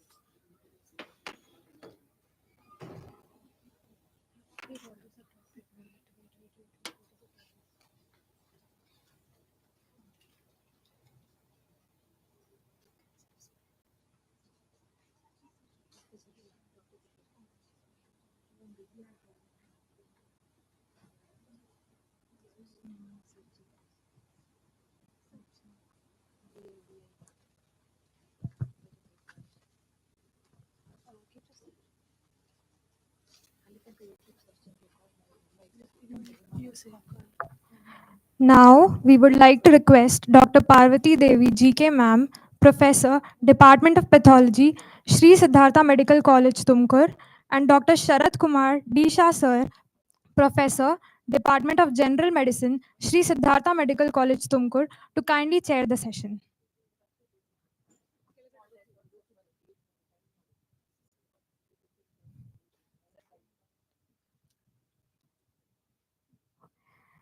I would like to request Dr. Hema Puranik Ma'am, Assistant Professor, Department of Anatomy, Sri Siddhartha Medical College, Tumkur, to introduce our speaker, Dr. Divya KK Ma'am, Assistant Professor, Department of Surgical Oncology, Sri Siddhartha Medical College, Tumkur.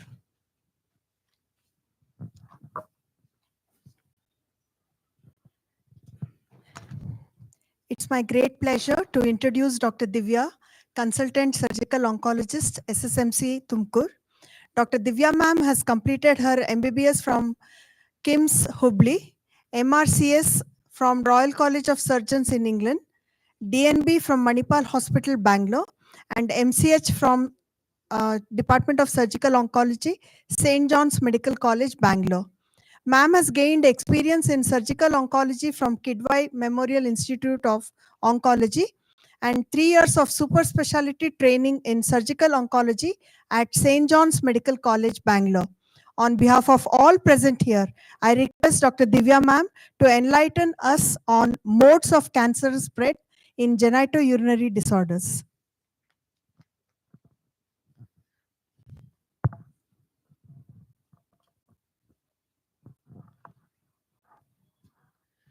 Good afternoon, everybody. At the outset, I would like to thank the anatomy department at Siddhartha Medical College and Dr. Kavya in particular for giving me an opportunity to talk about the spread of genitourinary cancers. Genitourinary cancers. So my talk, this is the overview of my talk. First I'll be talking about what are all the genitourinary cancers, what is the mode of cancer dissemination, and what is the clinical significance of each of these malignancies. So when we talk about genitourinary cancers, the specific term genitourinary cancer usually is referred to the cancers of the urinary system, that is of the kidneys, ureters, urinary bladder, and urethra. In addition to that, it also deals with the cancers of the male genitalia, so which is the testis, prostate, and the penis. But for the sake of this lecture, I have also included ovarian, uterine, and that is endometrial CA, and cervical, vaginal, and vulvar CA as well. So generally, these cancers are called as gynecological cancers, and they are dealt usually by gyne-oncologists. So any tumor or any cancerous tumor, for example, it is usually spread either by direct infiltration or local infiltration, or that is the most common way it spreads. Then apart from that, we also have lymphatic spread and also hematogenous spread. So first, let us talk about kidney cancers. So kidney cancers constitute 2% of all cancers. So what are the risk factors? It is usually obesity, then hypertension, consumption of tobacco, chronic diuretic use, NSAID use of chemicals like trichloroethylene, which are commonly seen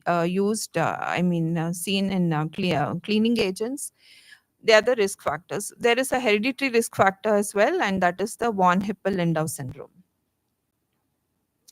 So how do the renal cell carcinoma spread? So like I already mentioned, so one of the modalities is the local infiltration. Apart from that, it also extends into the renal veins. So there are very few tumors which directly infiltrate the renal veins or into the venous system. So the renal carcinoma is one of those. And apart from that, there is also lymphatic spread and hematogenous spread. So, talking about the spread of local infiltration of renal cancer. So, as we know that there is the Gerota's fascia which surrounds the kidney. So, Gerota's fascia is normally impenetrable by the carcinoma. But supposing the carcinoma is particularly aggressive or it has been there for a long time, then the tumor can penetrate or perforate the Gerota's fascia and extend into the surrounding tissues. So it generally can extend into the liver or it can extend into the colon.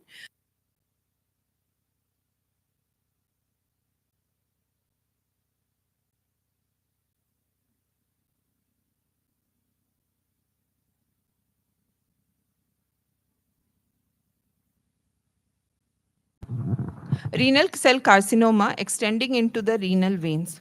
So this is not a very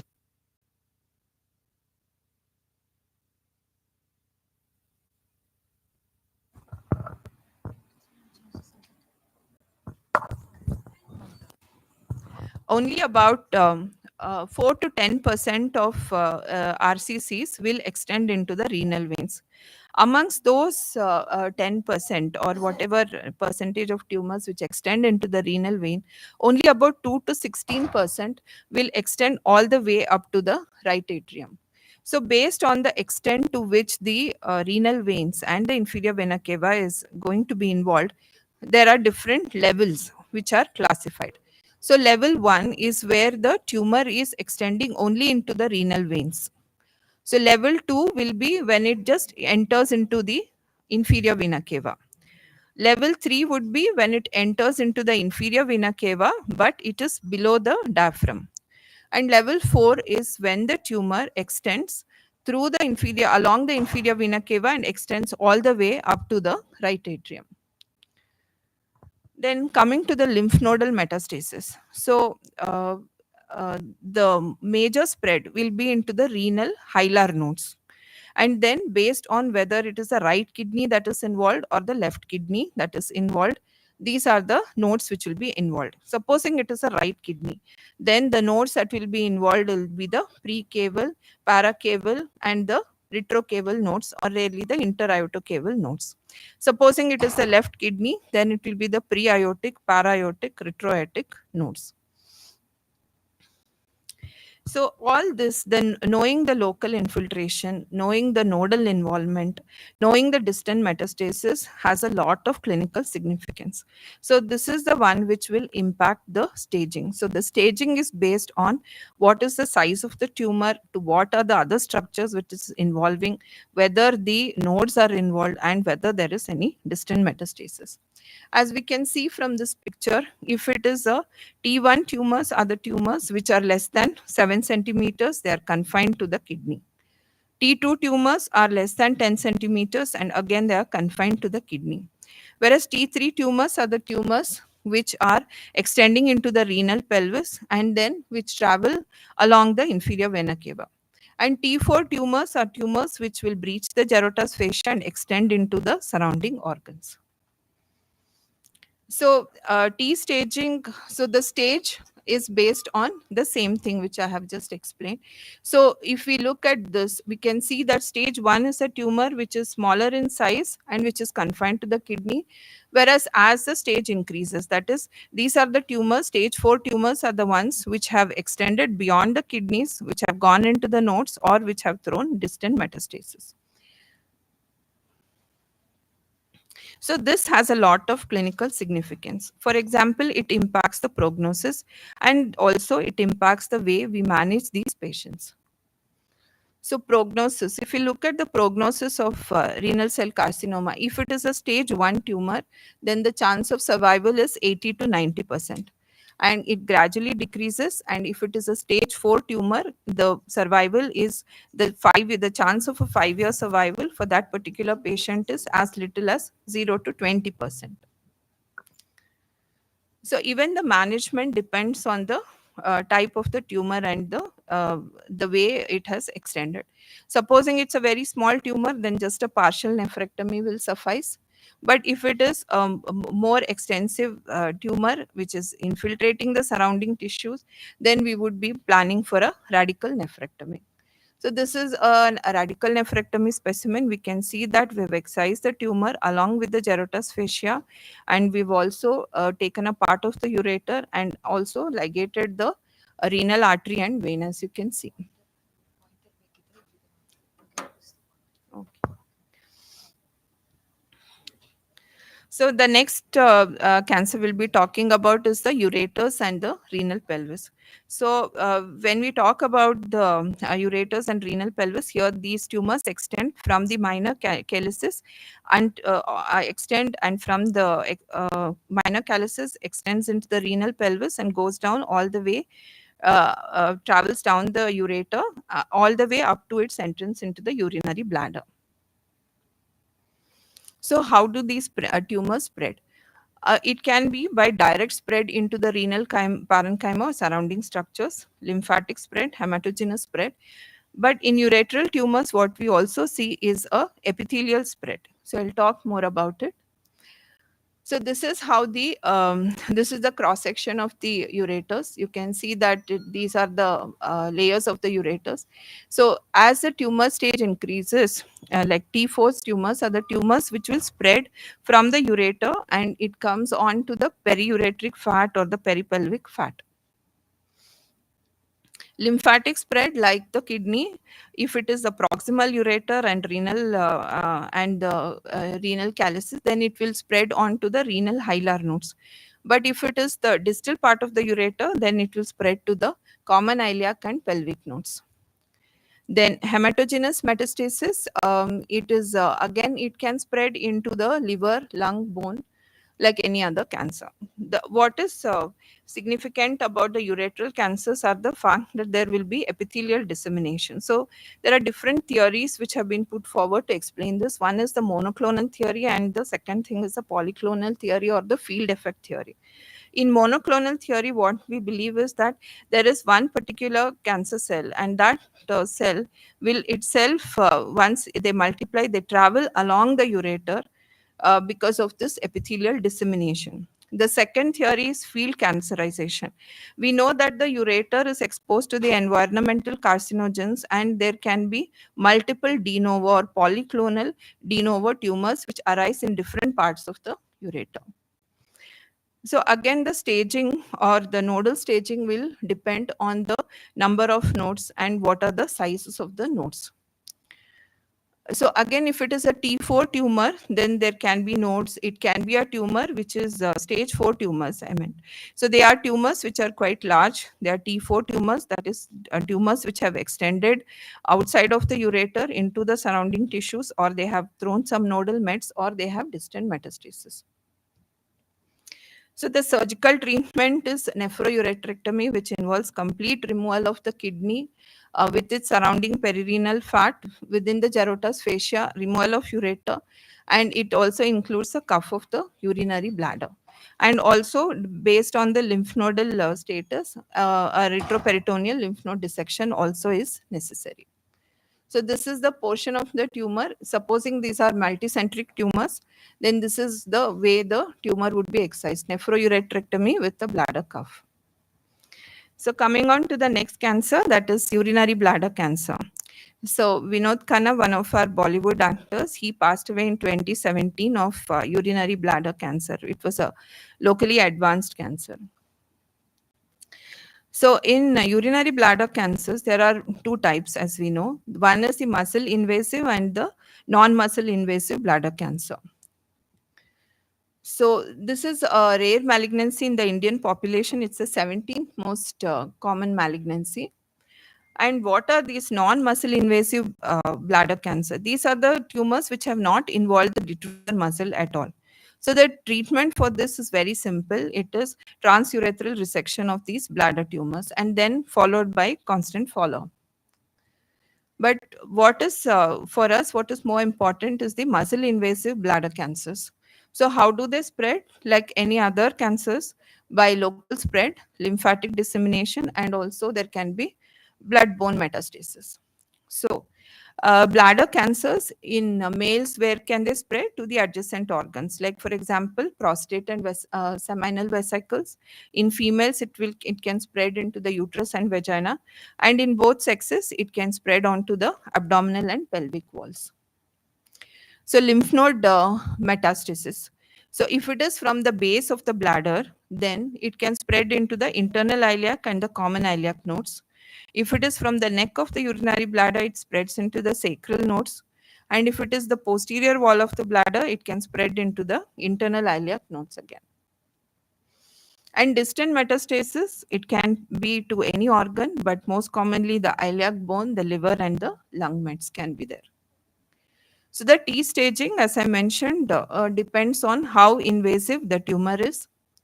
For example, you can see that T1 or T8 tumors are the tumors which are just localized to the epithelium, whereas T4A tumors are the ones which are involving structures like the ureters or the seminal vesicles, and T4B tumors are involving the lateral pelvic wall.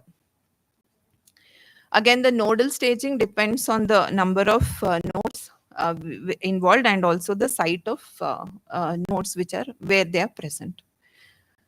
So again, the staging is almost similar to any other staging, and as we can see that it has the staging, the way, the extent, the mode of spread of these tumors, or the way to what extent the tumor has spread has a big impact on the prognosis. If it is a stage 0 tumor, then the survival, 5-year survival is upwards of 85%. But if it is a stage 4 tumor, then we can see that it is just around 20%. So the surgical management, as I mentioned earlier, it is, if it is a non-muscle invasive tumor, it is TURBT. But if it is a tumor which is like a T1 or T2 tumors, then a partial cystectomy can be contemplated. But if it is a more advanced tumor, then a radical cystectomy with the lymph node dissection has to be planned. Urethral cancers are again, like they are rare cancers. So any constant irritation to the urethra can lead to these cancers. In male, urethra, as we know, has 3 components: bulbomembranous, prostatic, and penile. So out of which the bulbomembranous is the one which is more common. These cancers are more common. So this is one of the cancers, urethral cancers, which has extended into the surrounding tissues. So the patient has presented with a swelling in the which is involving almost the entire penis, and the extension is similar. So for example, it can spread into the corpus spongiosum and periurethral tissues, and the lymph nodal metastasis also. If it is a distal urethra, then it goes to the inguinal nodes, and if it is a proximal urethra, it will go to the pelvic nodes. And again, the resection will again depend on what is the extent. Supposing it's a very extensive tumor, for example, in this case, it was involving the bulbomembranous urethra, and so the resection is also a radical cystoprostatectomy. Coming to the female urethral cancers, these are also extremely rare. It just forms about 0.02% of female cancers. And this female urethra is again divided into an anterior and a posterior segment. Anterior segment is the distal 1/3. Posterior segment is a proximal 2/3. And this distinction is important for us because the distal third of the tumors can be excised without compromising the urinary continence. Lymphatic drainage is again from the posterior urethra, it travels to the pelvic lymph nodes, and anterior urethra to the inguinal lymph nodes. Coming to a very important cancer in men, although in India it is not very common, that's the prostate cancer. So Nelson Mandela is one of the most common, famous personality who was diagnosed with prostate cancer in 2001. But he had very, micro deposits in his prostate, and he was taken care of. He subsequently died in 2013, so he was completely cured of his prostate cancer. This is our Bollywood star Dilip Kumar. He also was diagnosed with prostate cancer. So prostate cancer is more common in the Western world compared to India and Southeast Asia. You can see that in India and Southeast Asia, about 5%. So the total, if we look at the total incidence of prostate cancer, it's more common in the Western, in Europe and US compared to our country and Asia. So in prostate, it is again extraprostatic extension and lymph node and blood metastasis. So extraprostatic extension, where it can go, it can travel posteriorly, posterolaterally, and it can involve the seminal vesicles. So prostate is in the seminal vesicles are in close proximity, so that is where most of the tumors will extend. And other more extensive disease, apart from the seminal vesicles, it can involve the urinary bladder, levator muscles, and the rectal wall. Lymphatic dissemination, again, it is to the, it can involve the pelvic nodes, and very rarely it can go all the way and involve the para-aortic nodes as well. And hematogenous metastasis. So advanced prostate cancer can spread to mainly the bones, lungs, liver, literally anywhere in the body. So these are the stages of the prostate cancer. So this is T1, that is a tumor which is involving just less than 5% of the prostate, and it is not even clinically palpable. So these patients will be detected either by doing either their prostate specific antigen PSA values have been increased, or probably they have undergone prostatic biopsy for some other reason, and these tumors have been detected. To T4 tumors which have extended, there has been extraprostatic extension, and which has invaded all the surrounding structures. Coming on to the next cancer, that is testicular cancer. You must be aware of this personality. He is Lance Armstrong, a cyclist, an American cyclist, who's won the Tour de France multiple times. So testicular cancer is it is also an unusual cancer seen in about 1 to 2% of patients, and we know that 95% are germ cell tumors. So there's some risk factors: a white race, cryptorchidism, family history, and personal history of previous testicular cancer. So how do they spread? So these tumors, they accompany the gonadal vessels. So we know that the gonadal vessels, they drain into the inferior vena cava. So these vessels, so the lymphatics will accompany the gonadal vessels. The right interaortocaval on the from the right testis, it can drain into the interaortocaval nodes, and from the left side to the paraortic lymph nodes. There can also be retrograde spread. Apart from the paraortic nodes, it can also come retrograde and involve the pelvic lymph nodes. So we know that there are two types of testicular cancers. One is the seminoma and non-seminomas, and both of them have extensive lymphatic dissemination, and apart from that there can be involvement of the lungs, and apart from that involvement of the bones and sometimes the brain as well. What is interesting about testicular cancer is there is no stage 4 in testicular cancer. There's only up to stage 3 in testicular cancer. And we also look at the kind of hormones or the tumor markers which are secreted. All these are incorporated into the staging system. Testicular cancer will usually affect young men, and generally with chemotherapy they do very well, as we can see, like our Lance Armstrong, in spite of receiving brain irradiation, he went on to win multiple times the cycling events. Next, in penile cancer, this is a very common cancer, especially in India. And some of the risk factors are, one is smoking, the other one is HPV infection.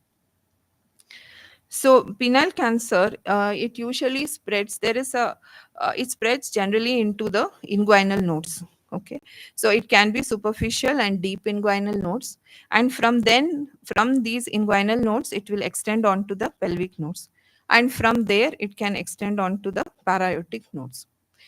So one thing about the penile cancer is, so important is to know the kind of whether there is lymphatic spread to the inguinal nodes or not. This is a very important part of staging, and it has a big impact on the prognosis as well. So looking at the inguinal nodes, what are those inguinal nodes which are commonly involved? So most commonly involved is the one which is the zone 1. That is the nodes which are along the upper inner quadrant of the amongst the inguinal nodes. So that is the one which is more commonly involved. So then the other thing I want to talk about is the Cloquet's node. So this Cloquet node is lying along the medial part of the femoral vein, and if these nodes are involved, then there is also a chance that there can be pelvic nodal involvement. So generally during an inguinal lymph node dissection, if facilities for frozen section are available, before doing a pelvic node dissection, what we can do is we can send a Cloquet node, harvest a Cloquet node, send them for frozen section analysis, and if it is positive, then go on to do the pelvic lymph node dissection.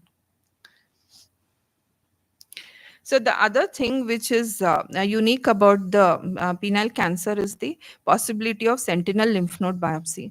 We all know that inguinal lymph node biopsy has a lot of inguinal node dissection has a lot of morbidity. One factor will be the poor wound healing. The second thing could be the lymphedema.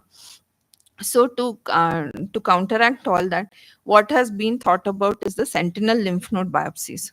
So this was started by Cabanas in 1977, and what they do is they inject a dye. It can be a radioisotope or a blue dye like methylene blue into the base of the penis, and then they'll try to pick up the node through the radio tracer. And those nodes which have taken up the dye will be harvested. They'll be sent for frozen section, and if they are positive only, then we'll go ahead and do the inguinal lymph node dissection. This kind of sentinel lymph node biopsies can be planned only in a patient who is clinically and radiologically N0. So the inguinal nodes has a lot of importance, like a prognostic significance. Supposing there is a patient who has very minimal inguinal node involvement, his 5-year survival can be up to 70 to 80%. If there is more number of greater inguinal node involvement, then his survival drops to 50%. And if the pelvic lymph nodes are also positive, then we can see that the prognosis is very poor, like it's like 14% 5-year survival. Next, we'll talk about the gynecological cancers. So, again, Manisha Koirala, all of us know about her. She's one famous Bollywood actress. She was diagnosed with ovarian cancer, picked up early, and now she's completely cured of the disease.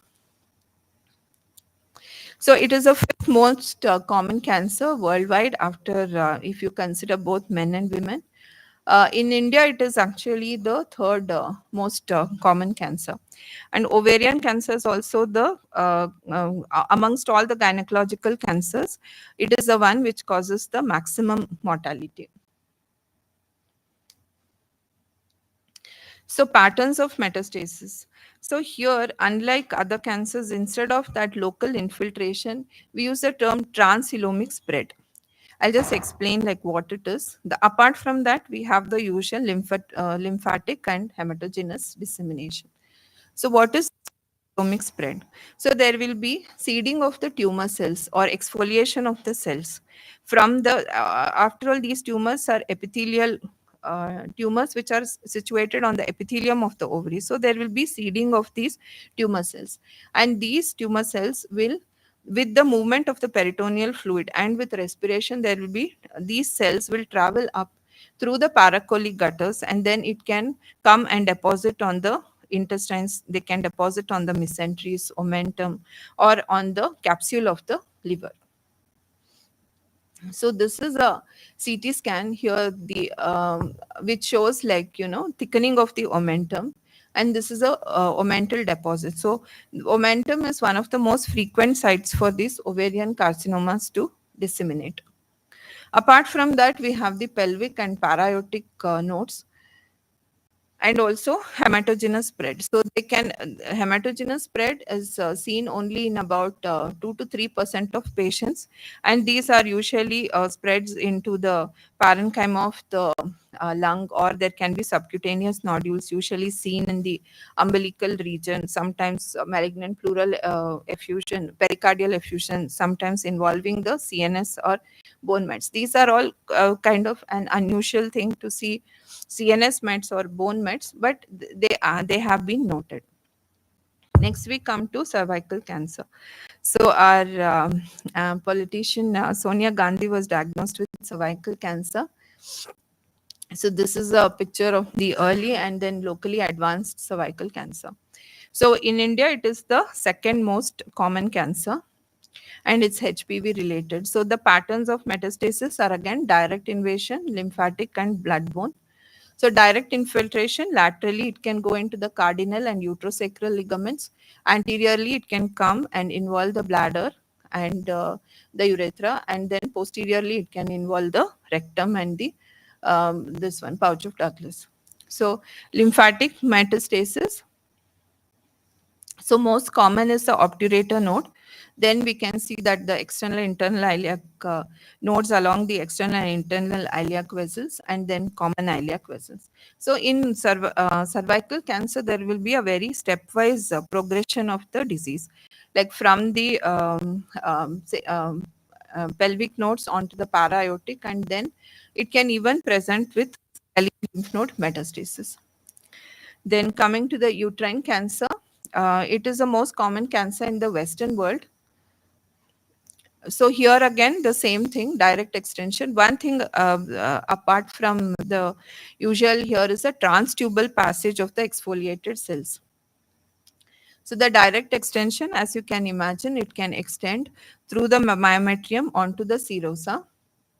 And the other thing is the transtubal dissemination, that is through the fallopian tubes, it can enter the peritoneal cavity.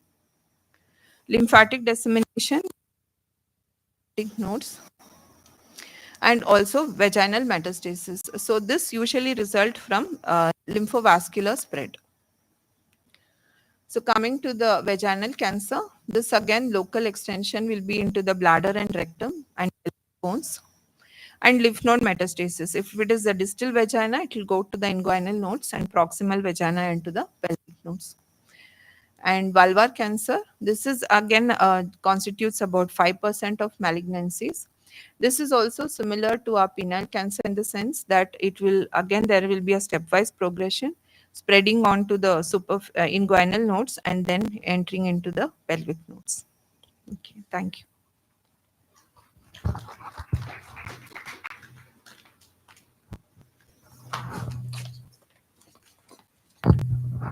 Thank you, ma'am. The session is open for discussion.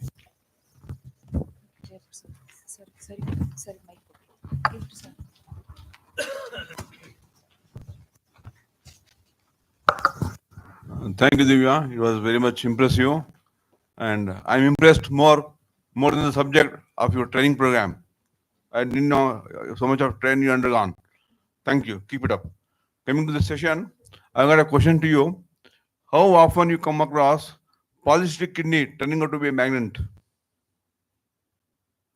In my own experience, I haven't seen of this polycystic kidney turning malignant, but I mean, I know that it is also a risk factor for hypernephroma or RCCs.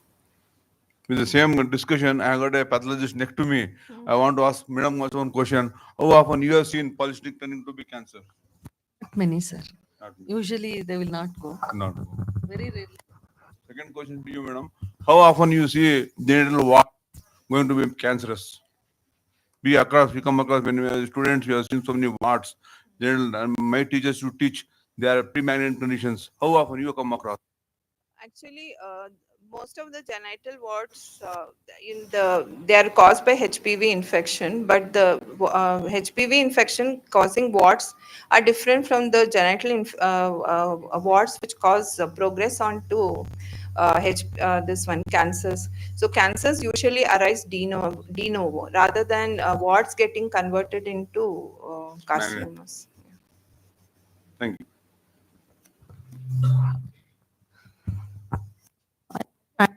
If madam doesn't mind, this transcelomic spread is vice versa is also true. Other cancers like thyroid, intestine, also making crooked tumor. It's two-way thing.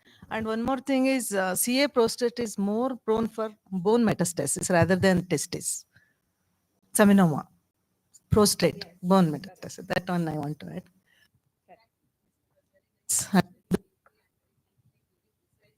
You have done it.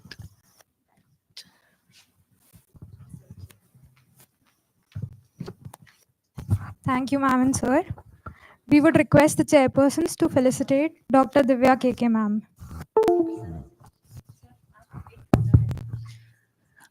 Ma'am, when we were doing post-graduation in general surgery and even in Kidwai, the classical teaching in testicular tumor was to send, when it was diagnosed, to send for seminal banking.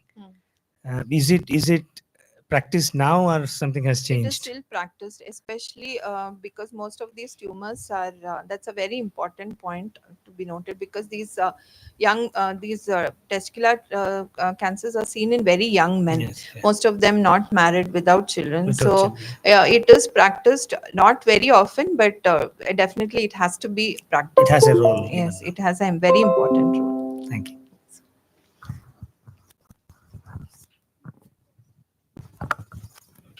We would request the chairpersons to please felicitate Dr. Divya KK, ma'am.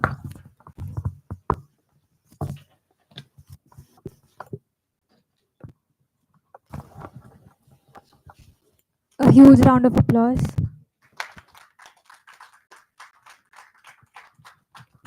Thank you, sir and ma'am.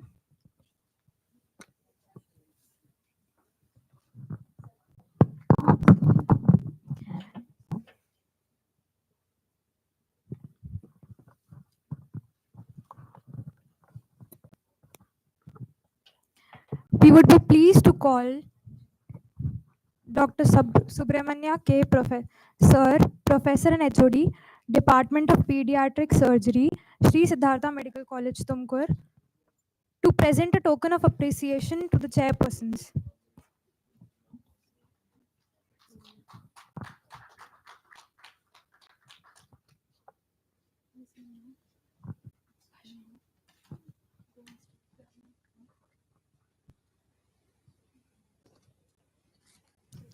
Thank you, sir.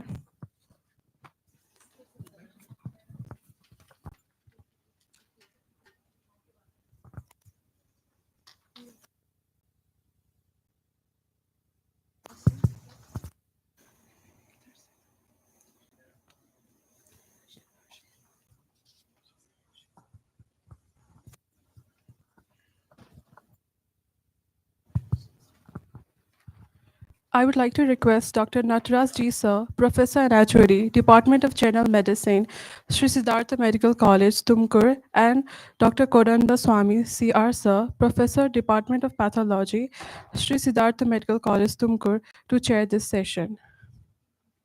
Now, I would like to request Mrs. Herschel Ma'am, Research Associate, Genetics, Department of Anatomy, Sri Siddhartha Medical College, Tumkur, to introduce our speaker, Dr. Indira Ma'am, Professor and Actuary, Department of OBG, Sri Siddhartha Medical College, Tumkur. Good afternoon, everyone. It's my pleasure to introduce Dr. Indra H., who is heading the Department of OBG at Sri Siddhartha Medical College. Madam completed her MBBS from Government Medical College, Mysore in April 2003 and her post-graduation studies from Mahadevappa Rampure Medical College, Gulbarga in April 2008. She is currently working as professor and head in the Department of OBG, SSMC. Madam comes with an overall experience of 15 years, specialized in the field of infertility, endoscopy, and handling high-risk pregnancies. She has several national and international publications and also conducted various CMEs and workshops in state level and national level CMEs. She has been the vice president of TSOG in the year 2015 and secretary in Medical Disorder Committee to KSOGA 2023. Madam, I welcome you behalf of the Department of Anatomy for the current session. Thank you. Thank you, Harshal, for that kind introduction. I thank Department of Anatomy, Dr. Kavya, for giving me the opportunity. My talk in the end is like chewing a pan after feast. Meenakshi Bhatt ma'am counseled, did genetic counseling, Anand sir did imaging, and Subramania sir corrected all the anomalies, and ma'am Divya ma'am, we correct all benign disorders of the genital urinary system, and Divya ma'am did all conservative and radical surgeries. Suddenly, this genitourinary system has tolerated pregnancies, deliveries, and suddenly after 50, there is no fuel. And these patients are not coming to us. That is our concern.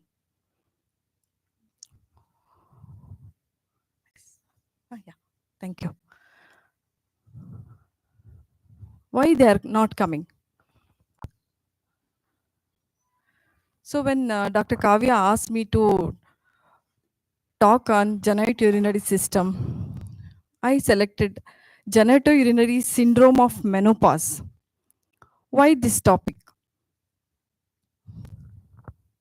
As the life expectancy has increased, 1/3 of the life is spent after menopause.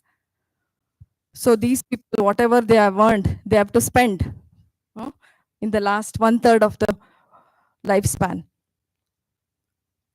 So tiny percentage of patients seek medical care in this age group. Don't know why. Either they are embarrassed, they think that it's a part of natural process of aging, or they think that nothing can be done. So we want these percentage, these patients in this age group to seek medical care. So that is why I'm talking on genitourinary syndrome of menopause today. So this is I call these patients as silent sufferers, because there are so many symptoms in this genitourinary syndrome of menopause. Even we have to understand, and it's all our responsibility to understand what changes she is undergoing, and so that thoroughly, so that we can support. So this is a cycle, reproductive, and then this menopausal transition, it almost takes 5 to 9 years. So initially there are irregular cycles, and then later on the symptoms of menopause starts after 5 to 8 years of transition of menopause. So genitourinary syndrome of menopause, these are signs and symptoms associated with the physical changes of vulva, vagina, and lower urinary tract. Because of this lack of awareness between this GSM and UTI, it leads to unnecessary antibiotics in this age group, and then resistance, leading to antibiotic resistance. So this is a topic which is understudied and undertreated condition. So let us understand more about this. So what is the prevalence of GSM? So 15% of premenopausal patients will experience these symptoms, and 40 to 54% of postmenopausal symptoms experience these patients. And by 2030, 17% of the population will be over by 65 years of age, which is important, all the more important for us to understand this age group. So what is the etiology of GSM? So patients undergoing menopause, GnRH agonist use, and then hypothalamic amenorrhea, ovarian failure, smoking, alcohol, and cancer treatments, chemoradiation, and endocrine therapies. So what is the pathophysiology syndrome of menopause? So origin is same, female genital tract and lower urinary tract, it is urogenital sinus. So it has got higher number of receptors for estrogen. So estrogen is a vasoactive compound. It promotes vascularity, so transmission and epithelial proliferation and mucin production, and there is importantly collagen turnover is occurring. Is it only a estrogen story? No, it is androgen story as well, because androgen is a precursor of estrogen. So vaginal rugae helps in distension, expansion, lubrication and compliance of the vagina. When there is hypoestrogenic state, loss of elasticity, there is shortening and narrowing of the vagina causing dyspareunia in this age group. So estrogen receptors are present in the pelvic floor, endopelvic fascia, urethra and bladder trigone. So this deficiency causes significant reduction of collagen, hyaluronic acid, elastin, fewer blood vessels and alterations in the functions of smooth muscles, and there is thinning of the epithelium. So what happens if there is reduced elasticity of the vagina? There is increased vaginal pH in the vaginal flora. Normally what happens, there is vaginal cells produce glycogen, and then this is hydrolyzed to produce glucose, which are then converted into lactic acid because of the presence of the lactic acid bacillus in the vagina. This is normal vaginal flora, which maintains the acidic pH so that the infection chances are less. So whenever this vaginal flora, there is it acts as a nidus for infection, and there is diminished lubrication because of the less collagen, and then increased vulnerability to irritation and trauma, which significantly affects the sexual function and in turn self-perception. So what are the signs and symptoms of GSM? So genital symptoms, she'll have dryness, irritation, itching, and pelvic pain. Dysuria, urinary incontinence, and then recurrent UTI. So because of the hypoestrogenic stage, there is a reduction in the bladder and then urethral closure pressures. So it affects as urinary incontinence. And then recurrent UTI because of the alteration in the flora of the vagina. Sexual symptoms, dyspareunia, decreased lubrication and postcoital bleeding because of the atrophy of the vaginal epithelium. So this dryness can be seen as decreased moisture and elasticity, and we have parameters to measure all this. And then loss of vaginal rugae and labia minora decreases in size, and then there is discomfort or pain during sexual activity. It can be diagnosed like tissue fragility, fissures and petechia. And postcoital bleeding, we can see it as pallor erythema, and then decreased arousal, orgasm, desire. There is urethral eversion, that is urethral caruncle appears in this age group. Then prolapse, prominence of urethral meatus, easily it can be visualized, and then introital retraction and recurrent UTI. So about 27 to 55% of patients present with vaginal dryness, 40 to 77% dyspareunia, and 6 to 36% for urinary symptoms. So we simply treat it like a UTI. So now we have changed the way we are seeing these patients. So we have to evaluate properly and tailor-made treatment. These symptoms appear as a consequence of vulvovaginal atrophy. So how do we diagnose this GSM? So there is something called vaginal health index. So we diagnose taking parameters like vaginal secretions, vaginal pH, elasticity, petechiae, and dryness. The lowest score is 5 and highest is 25. A score of less than 15 indicates the presence of vaginal atrophy. One more indicator is vaginal maturation index. So this vaginal maturation index is there is preponderance of parabasal cells in a hypo state. So normally these parabasal cells should undergo maturation to superficial cells and intermediate cells. So if there is less than 5% superficial cells, then that indicates that vaginal atrophy. What is the sequel? If we don't treat, what happens? So this can progress into cystocele and prolapse of the uterus, and then it causes significant reduction in the mental and physical quality of life scores. It negatively affects the personal and intimate relationships, decrease occupational productivity, and there is impairment of daily activities. The productivity totally decreases. What is the treatment of GSM? So on the contrary, there are something called vasomotor symptoms. That is entirely a different topic because of the postmenopausal effect. So these are GSM symptoms. So main aim is to treat symptoms. So lifestyle modification, weight loss has got a significant effect on the improvement of these symptoms. Physical exercise and cessation of smoking. It's not clear. Echoing. Okay. So cessation of smoking causes increased bioavailability of estrogen because there is no metabolism. So patient is totally confused what to take, hormonal, hormonal. So some of the studies have suggested different options for treatments. So if it is unrelated to sexual activity, only vulvovaginal symptoms, so we give long-acting vaginal moisturizers and short course of low-dose vaginal estrogens. So if it is related to sexual activity, non-hormonal vaginal lubricants, long-acting vaginal moisturizers, systemic hormonal therapy, and low-dose vaginal estrogen therapy. So estrogen either it is local or systemic, and moisturizers, vaginal moisturizers, and lubricants. These are the available options. Medical management. So topical estrogen therapy, it is available as vaginal rings, cream, gel, pessaries, and tablets. How does it act? It improves the blood supply. That is angiogenesis occurs and it lowers the pH, and thickening of the vaginal epithelium occurs and then improves vaginal lubrication. So what are the side effects? So topical estrogen therapy, in a dose of more than 25 microgram, it causes endometrial hyperplasia. So in a lowest possible dose is recommended. So in the lowest possible and dose, there is no need of monitoring endometrial thickness.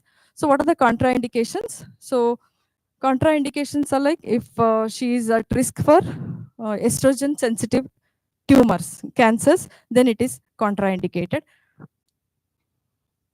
So hormone therapy with local estrogen is the gold standard therapy. Hormone therapy with local estrogen. So this also fails to resolve vaginal symptoms in up to 10 to 15% of patients. So we add on low dose vaginal estrogen. So there is no effect on the sexual interest, arousal, libido, or orgasmic response. So systemic hormonal therapy is preferred when patient also has vasomotor symptoms, hot flushes, as well as vulvovaginal atrophy are present simultaneously. So with progesterone, should we give with progesterone? Yes, if there is uterus, we have to give with progesterone because it counteracts the effects of estrogen. So only estrogen, those patients who have undergone hysterectomy, we can give only estrogen. So side effects of systemic ET, so systemic estrogen therapy is like breast pain, headache, and then irregular vaginal bleeding are less serious side effects. More serious side effects but are less prevalent are stroke, then estrogen sensitive tumors like breast, ovarian, endometrial, and cervical adenocarcinoma. So these are the more serious but less prevalent side effects. So there is something called vaginal dihydroepiandrosterone. So it's a precursor of the vagina which selectively acts on the vaginal tissue, and there is improvement in this vaginal maturation index and it decreases the pH. There is one more drug called ospemifene. So it's a selective estrogen receptor blocker, which is the only drug which is accepted by US FDA approved drug. So it is a SERM. So other drugs in the SERM group are not indicated because of the cancerous risk. So next, coming to the most promising treatment is lasers. So what are the lasers in GSM? So indications are if there is failure of all other therapeutic medical managements like moisturizers and topical systemic and systemic estrogen therapy, and then contraindications in the use of topical or systemic estrogen like breast cancer survivors, and those patients who are not willing to use other treatment options. So this is a study which shows the effect of diode vaginal laser in the treatment of GSM. So how does it act? So lasers, principles of lasers are, it depends on the electron emission, which creates an electromagnetic field. There is minimal heating occurring. So carbon dioxide or erbium arc lasers, it improves the symptoms of GSM. How? It causes collagen tissue remodeling and then collagen production and then fibroblasts, angiogenesis. So all these will cause collagen production so that there is an improvement of symptoms of GSM. So it is well tolerated. There is no anesthesia required and walk-in, walk-out procedure, and it is minimally invasive. It increases the acidity in the pH levels so that there is decreased infection levels, okay, and symptomatic relief as well as improvement in the vaginal cytology. So this is a laser which is giving the shots 360-degree into the vagina, so that there is a repeated trauma and then healing, repeated trauma and healing. Along with this laser combined with PRP has given promising results in symptoms of GSM. So lastly, Western countries have tried phytotherapy, but it is not so popular. So these are my references, and the take-home message is this age group should come. They should not suffer silently, so they should seek medical care so that we can examine and diagnose and treat. And healthcare workers should be trained to correctly identify these symptoms and manage them. So our PGs are there, they should pay attention. And new tools are to be developed to screen and treat GSM symptoms. These are the research recommendations. So these are my reference. Thank you for patient hearing. Thank you. Thank you, ma'am, for an instructive session. The session is open for discussion.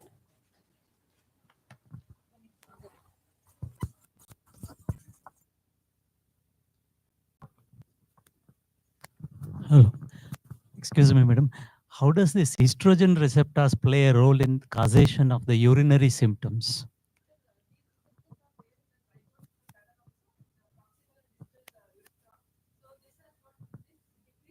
Told for the pressure, sir. Urethral closure pressure. So there is incontinence develops.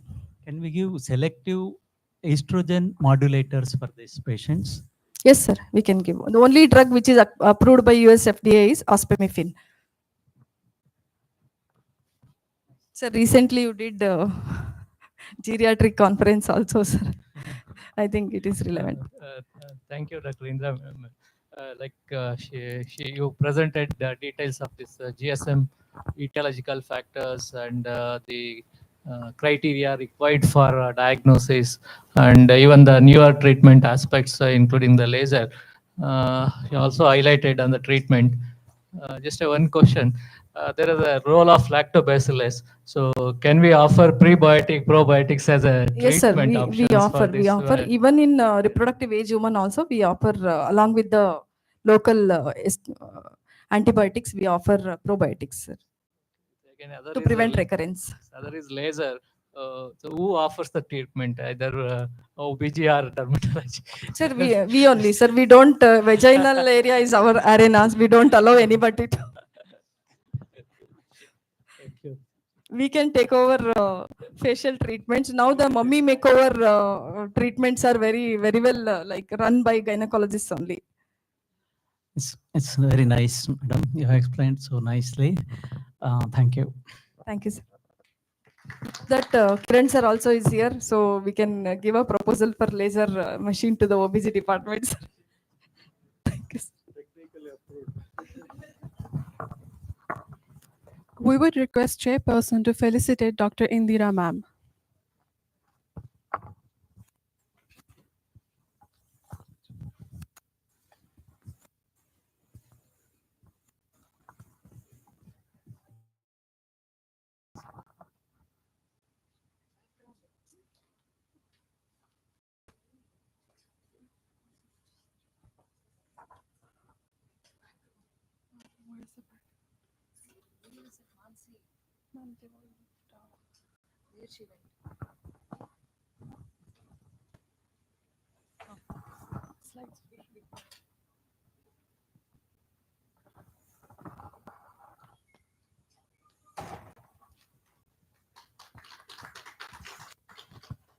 We would be pleased to call Dr. Kiran Kumar sir, CAO, SSMC Tumkur, to present a token of appreciation to chairperson.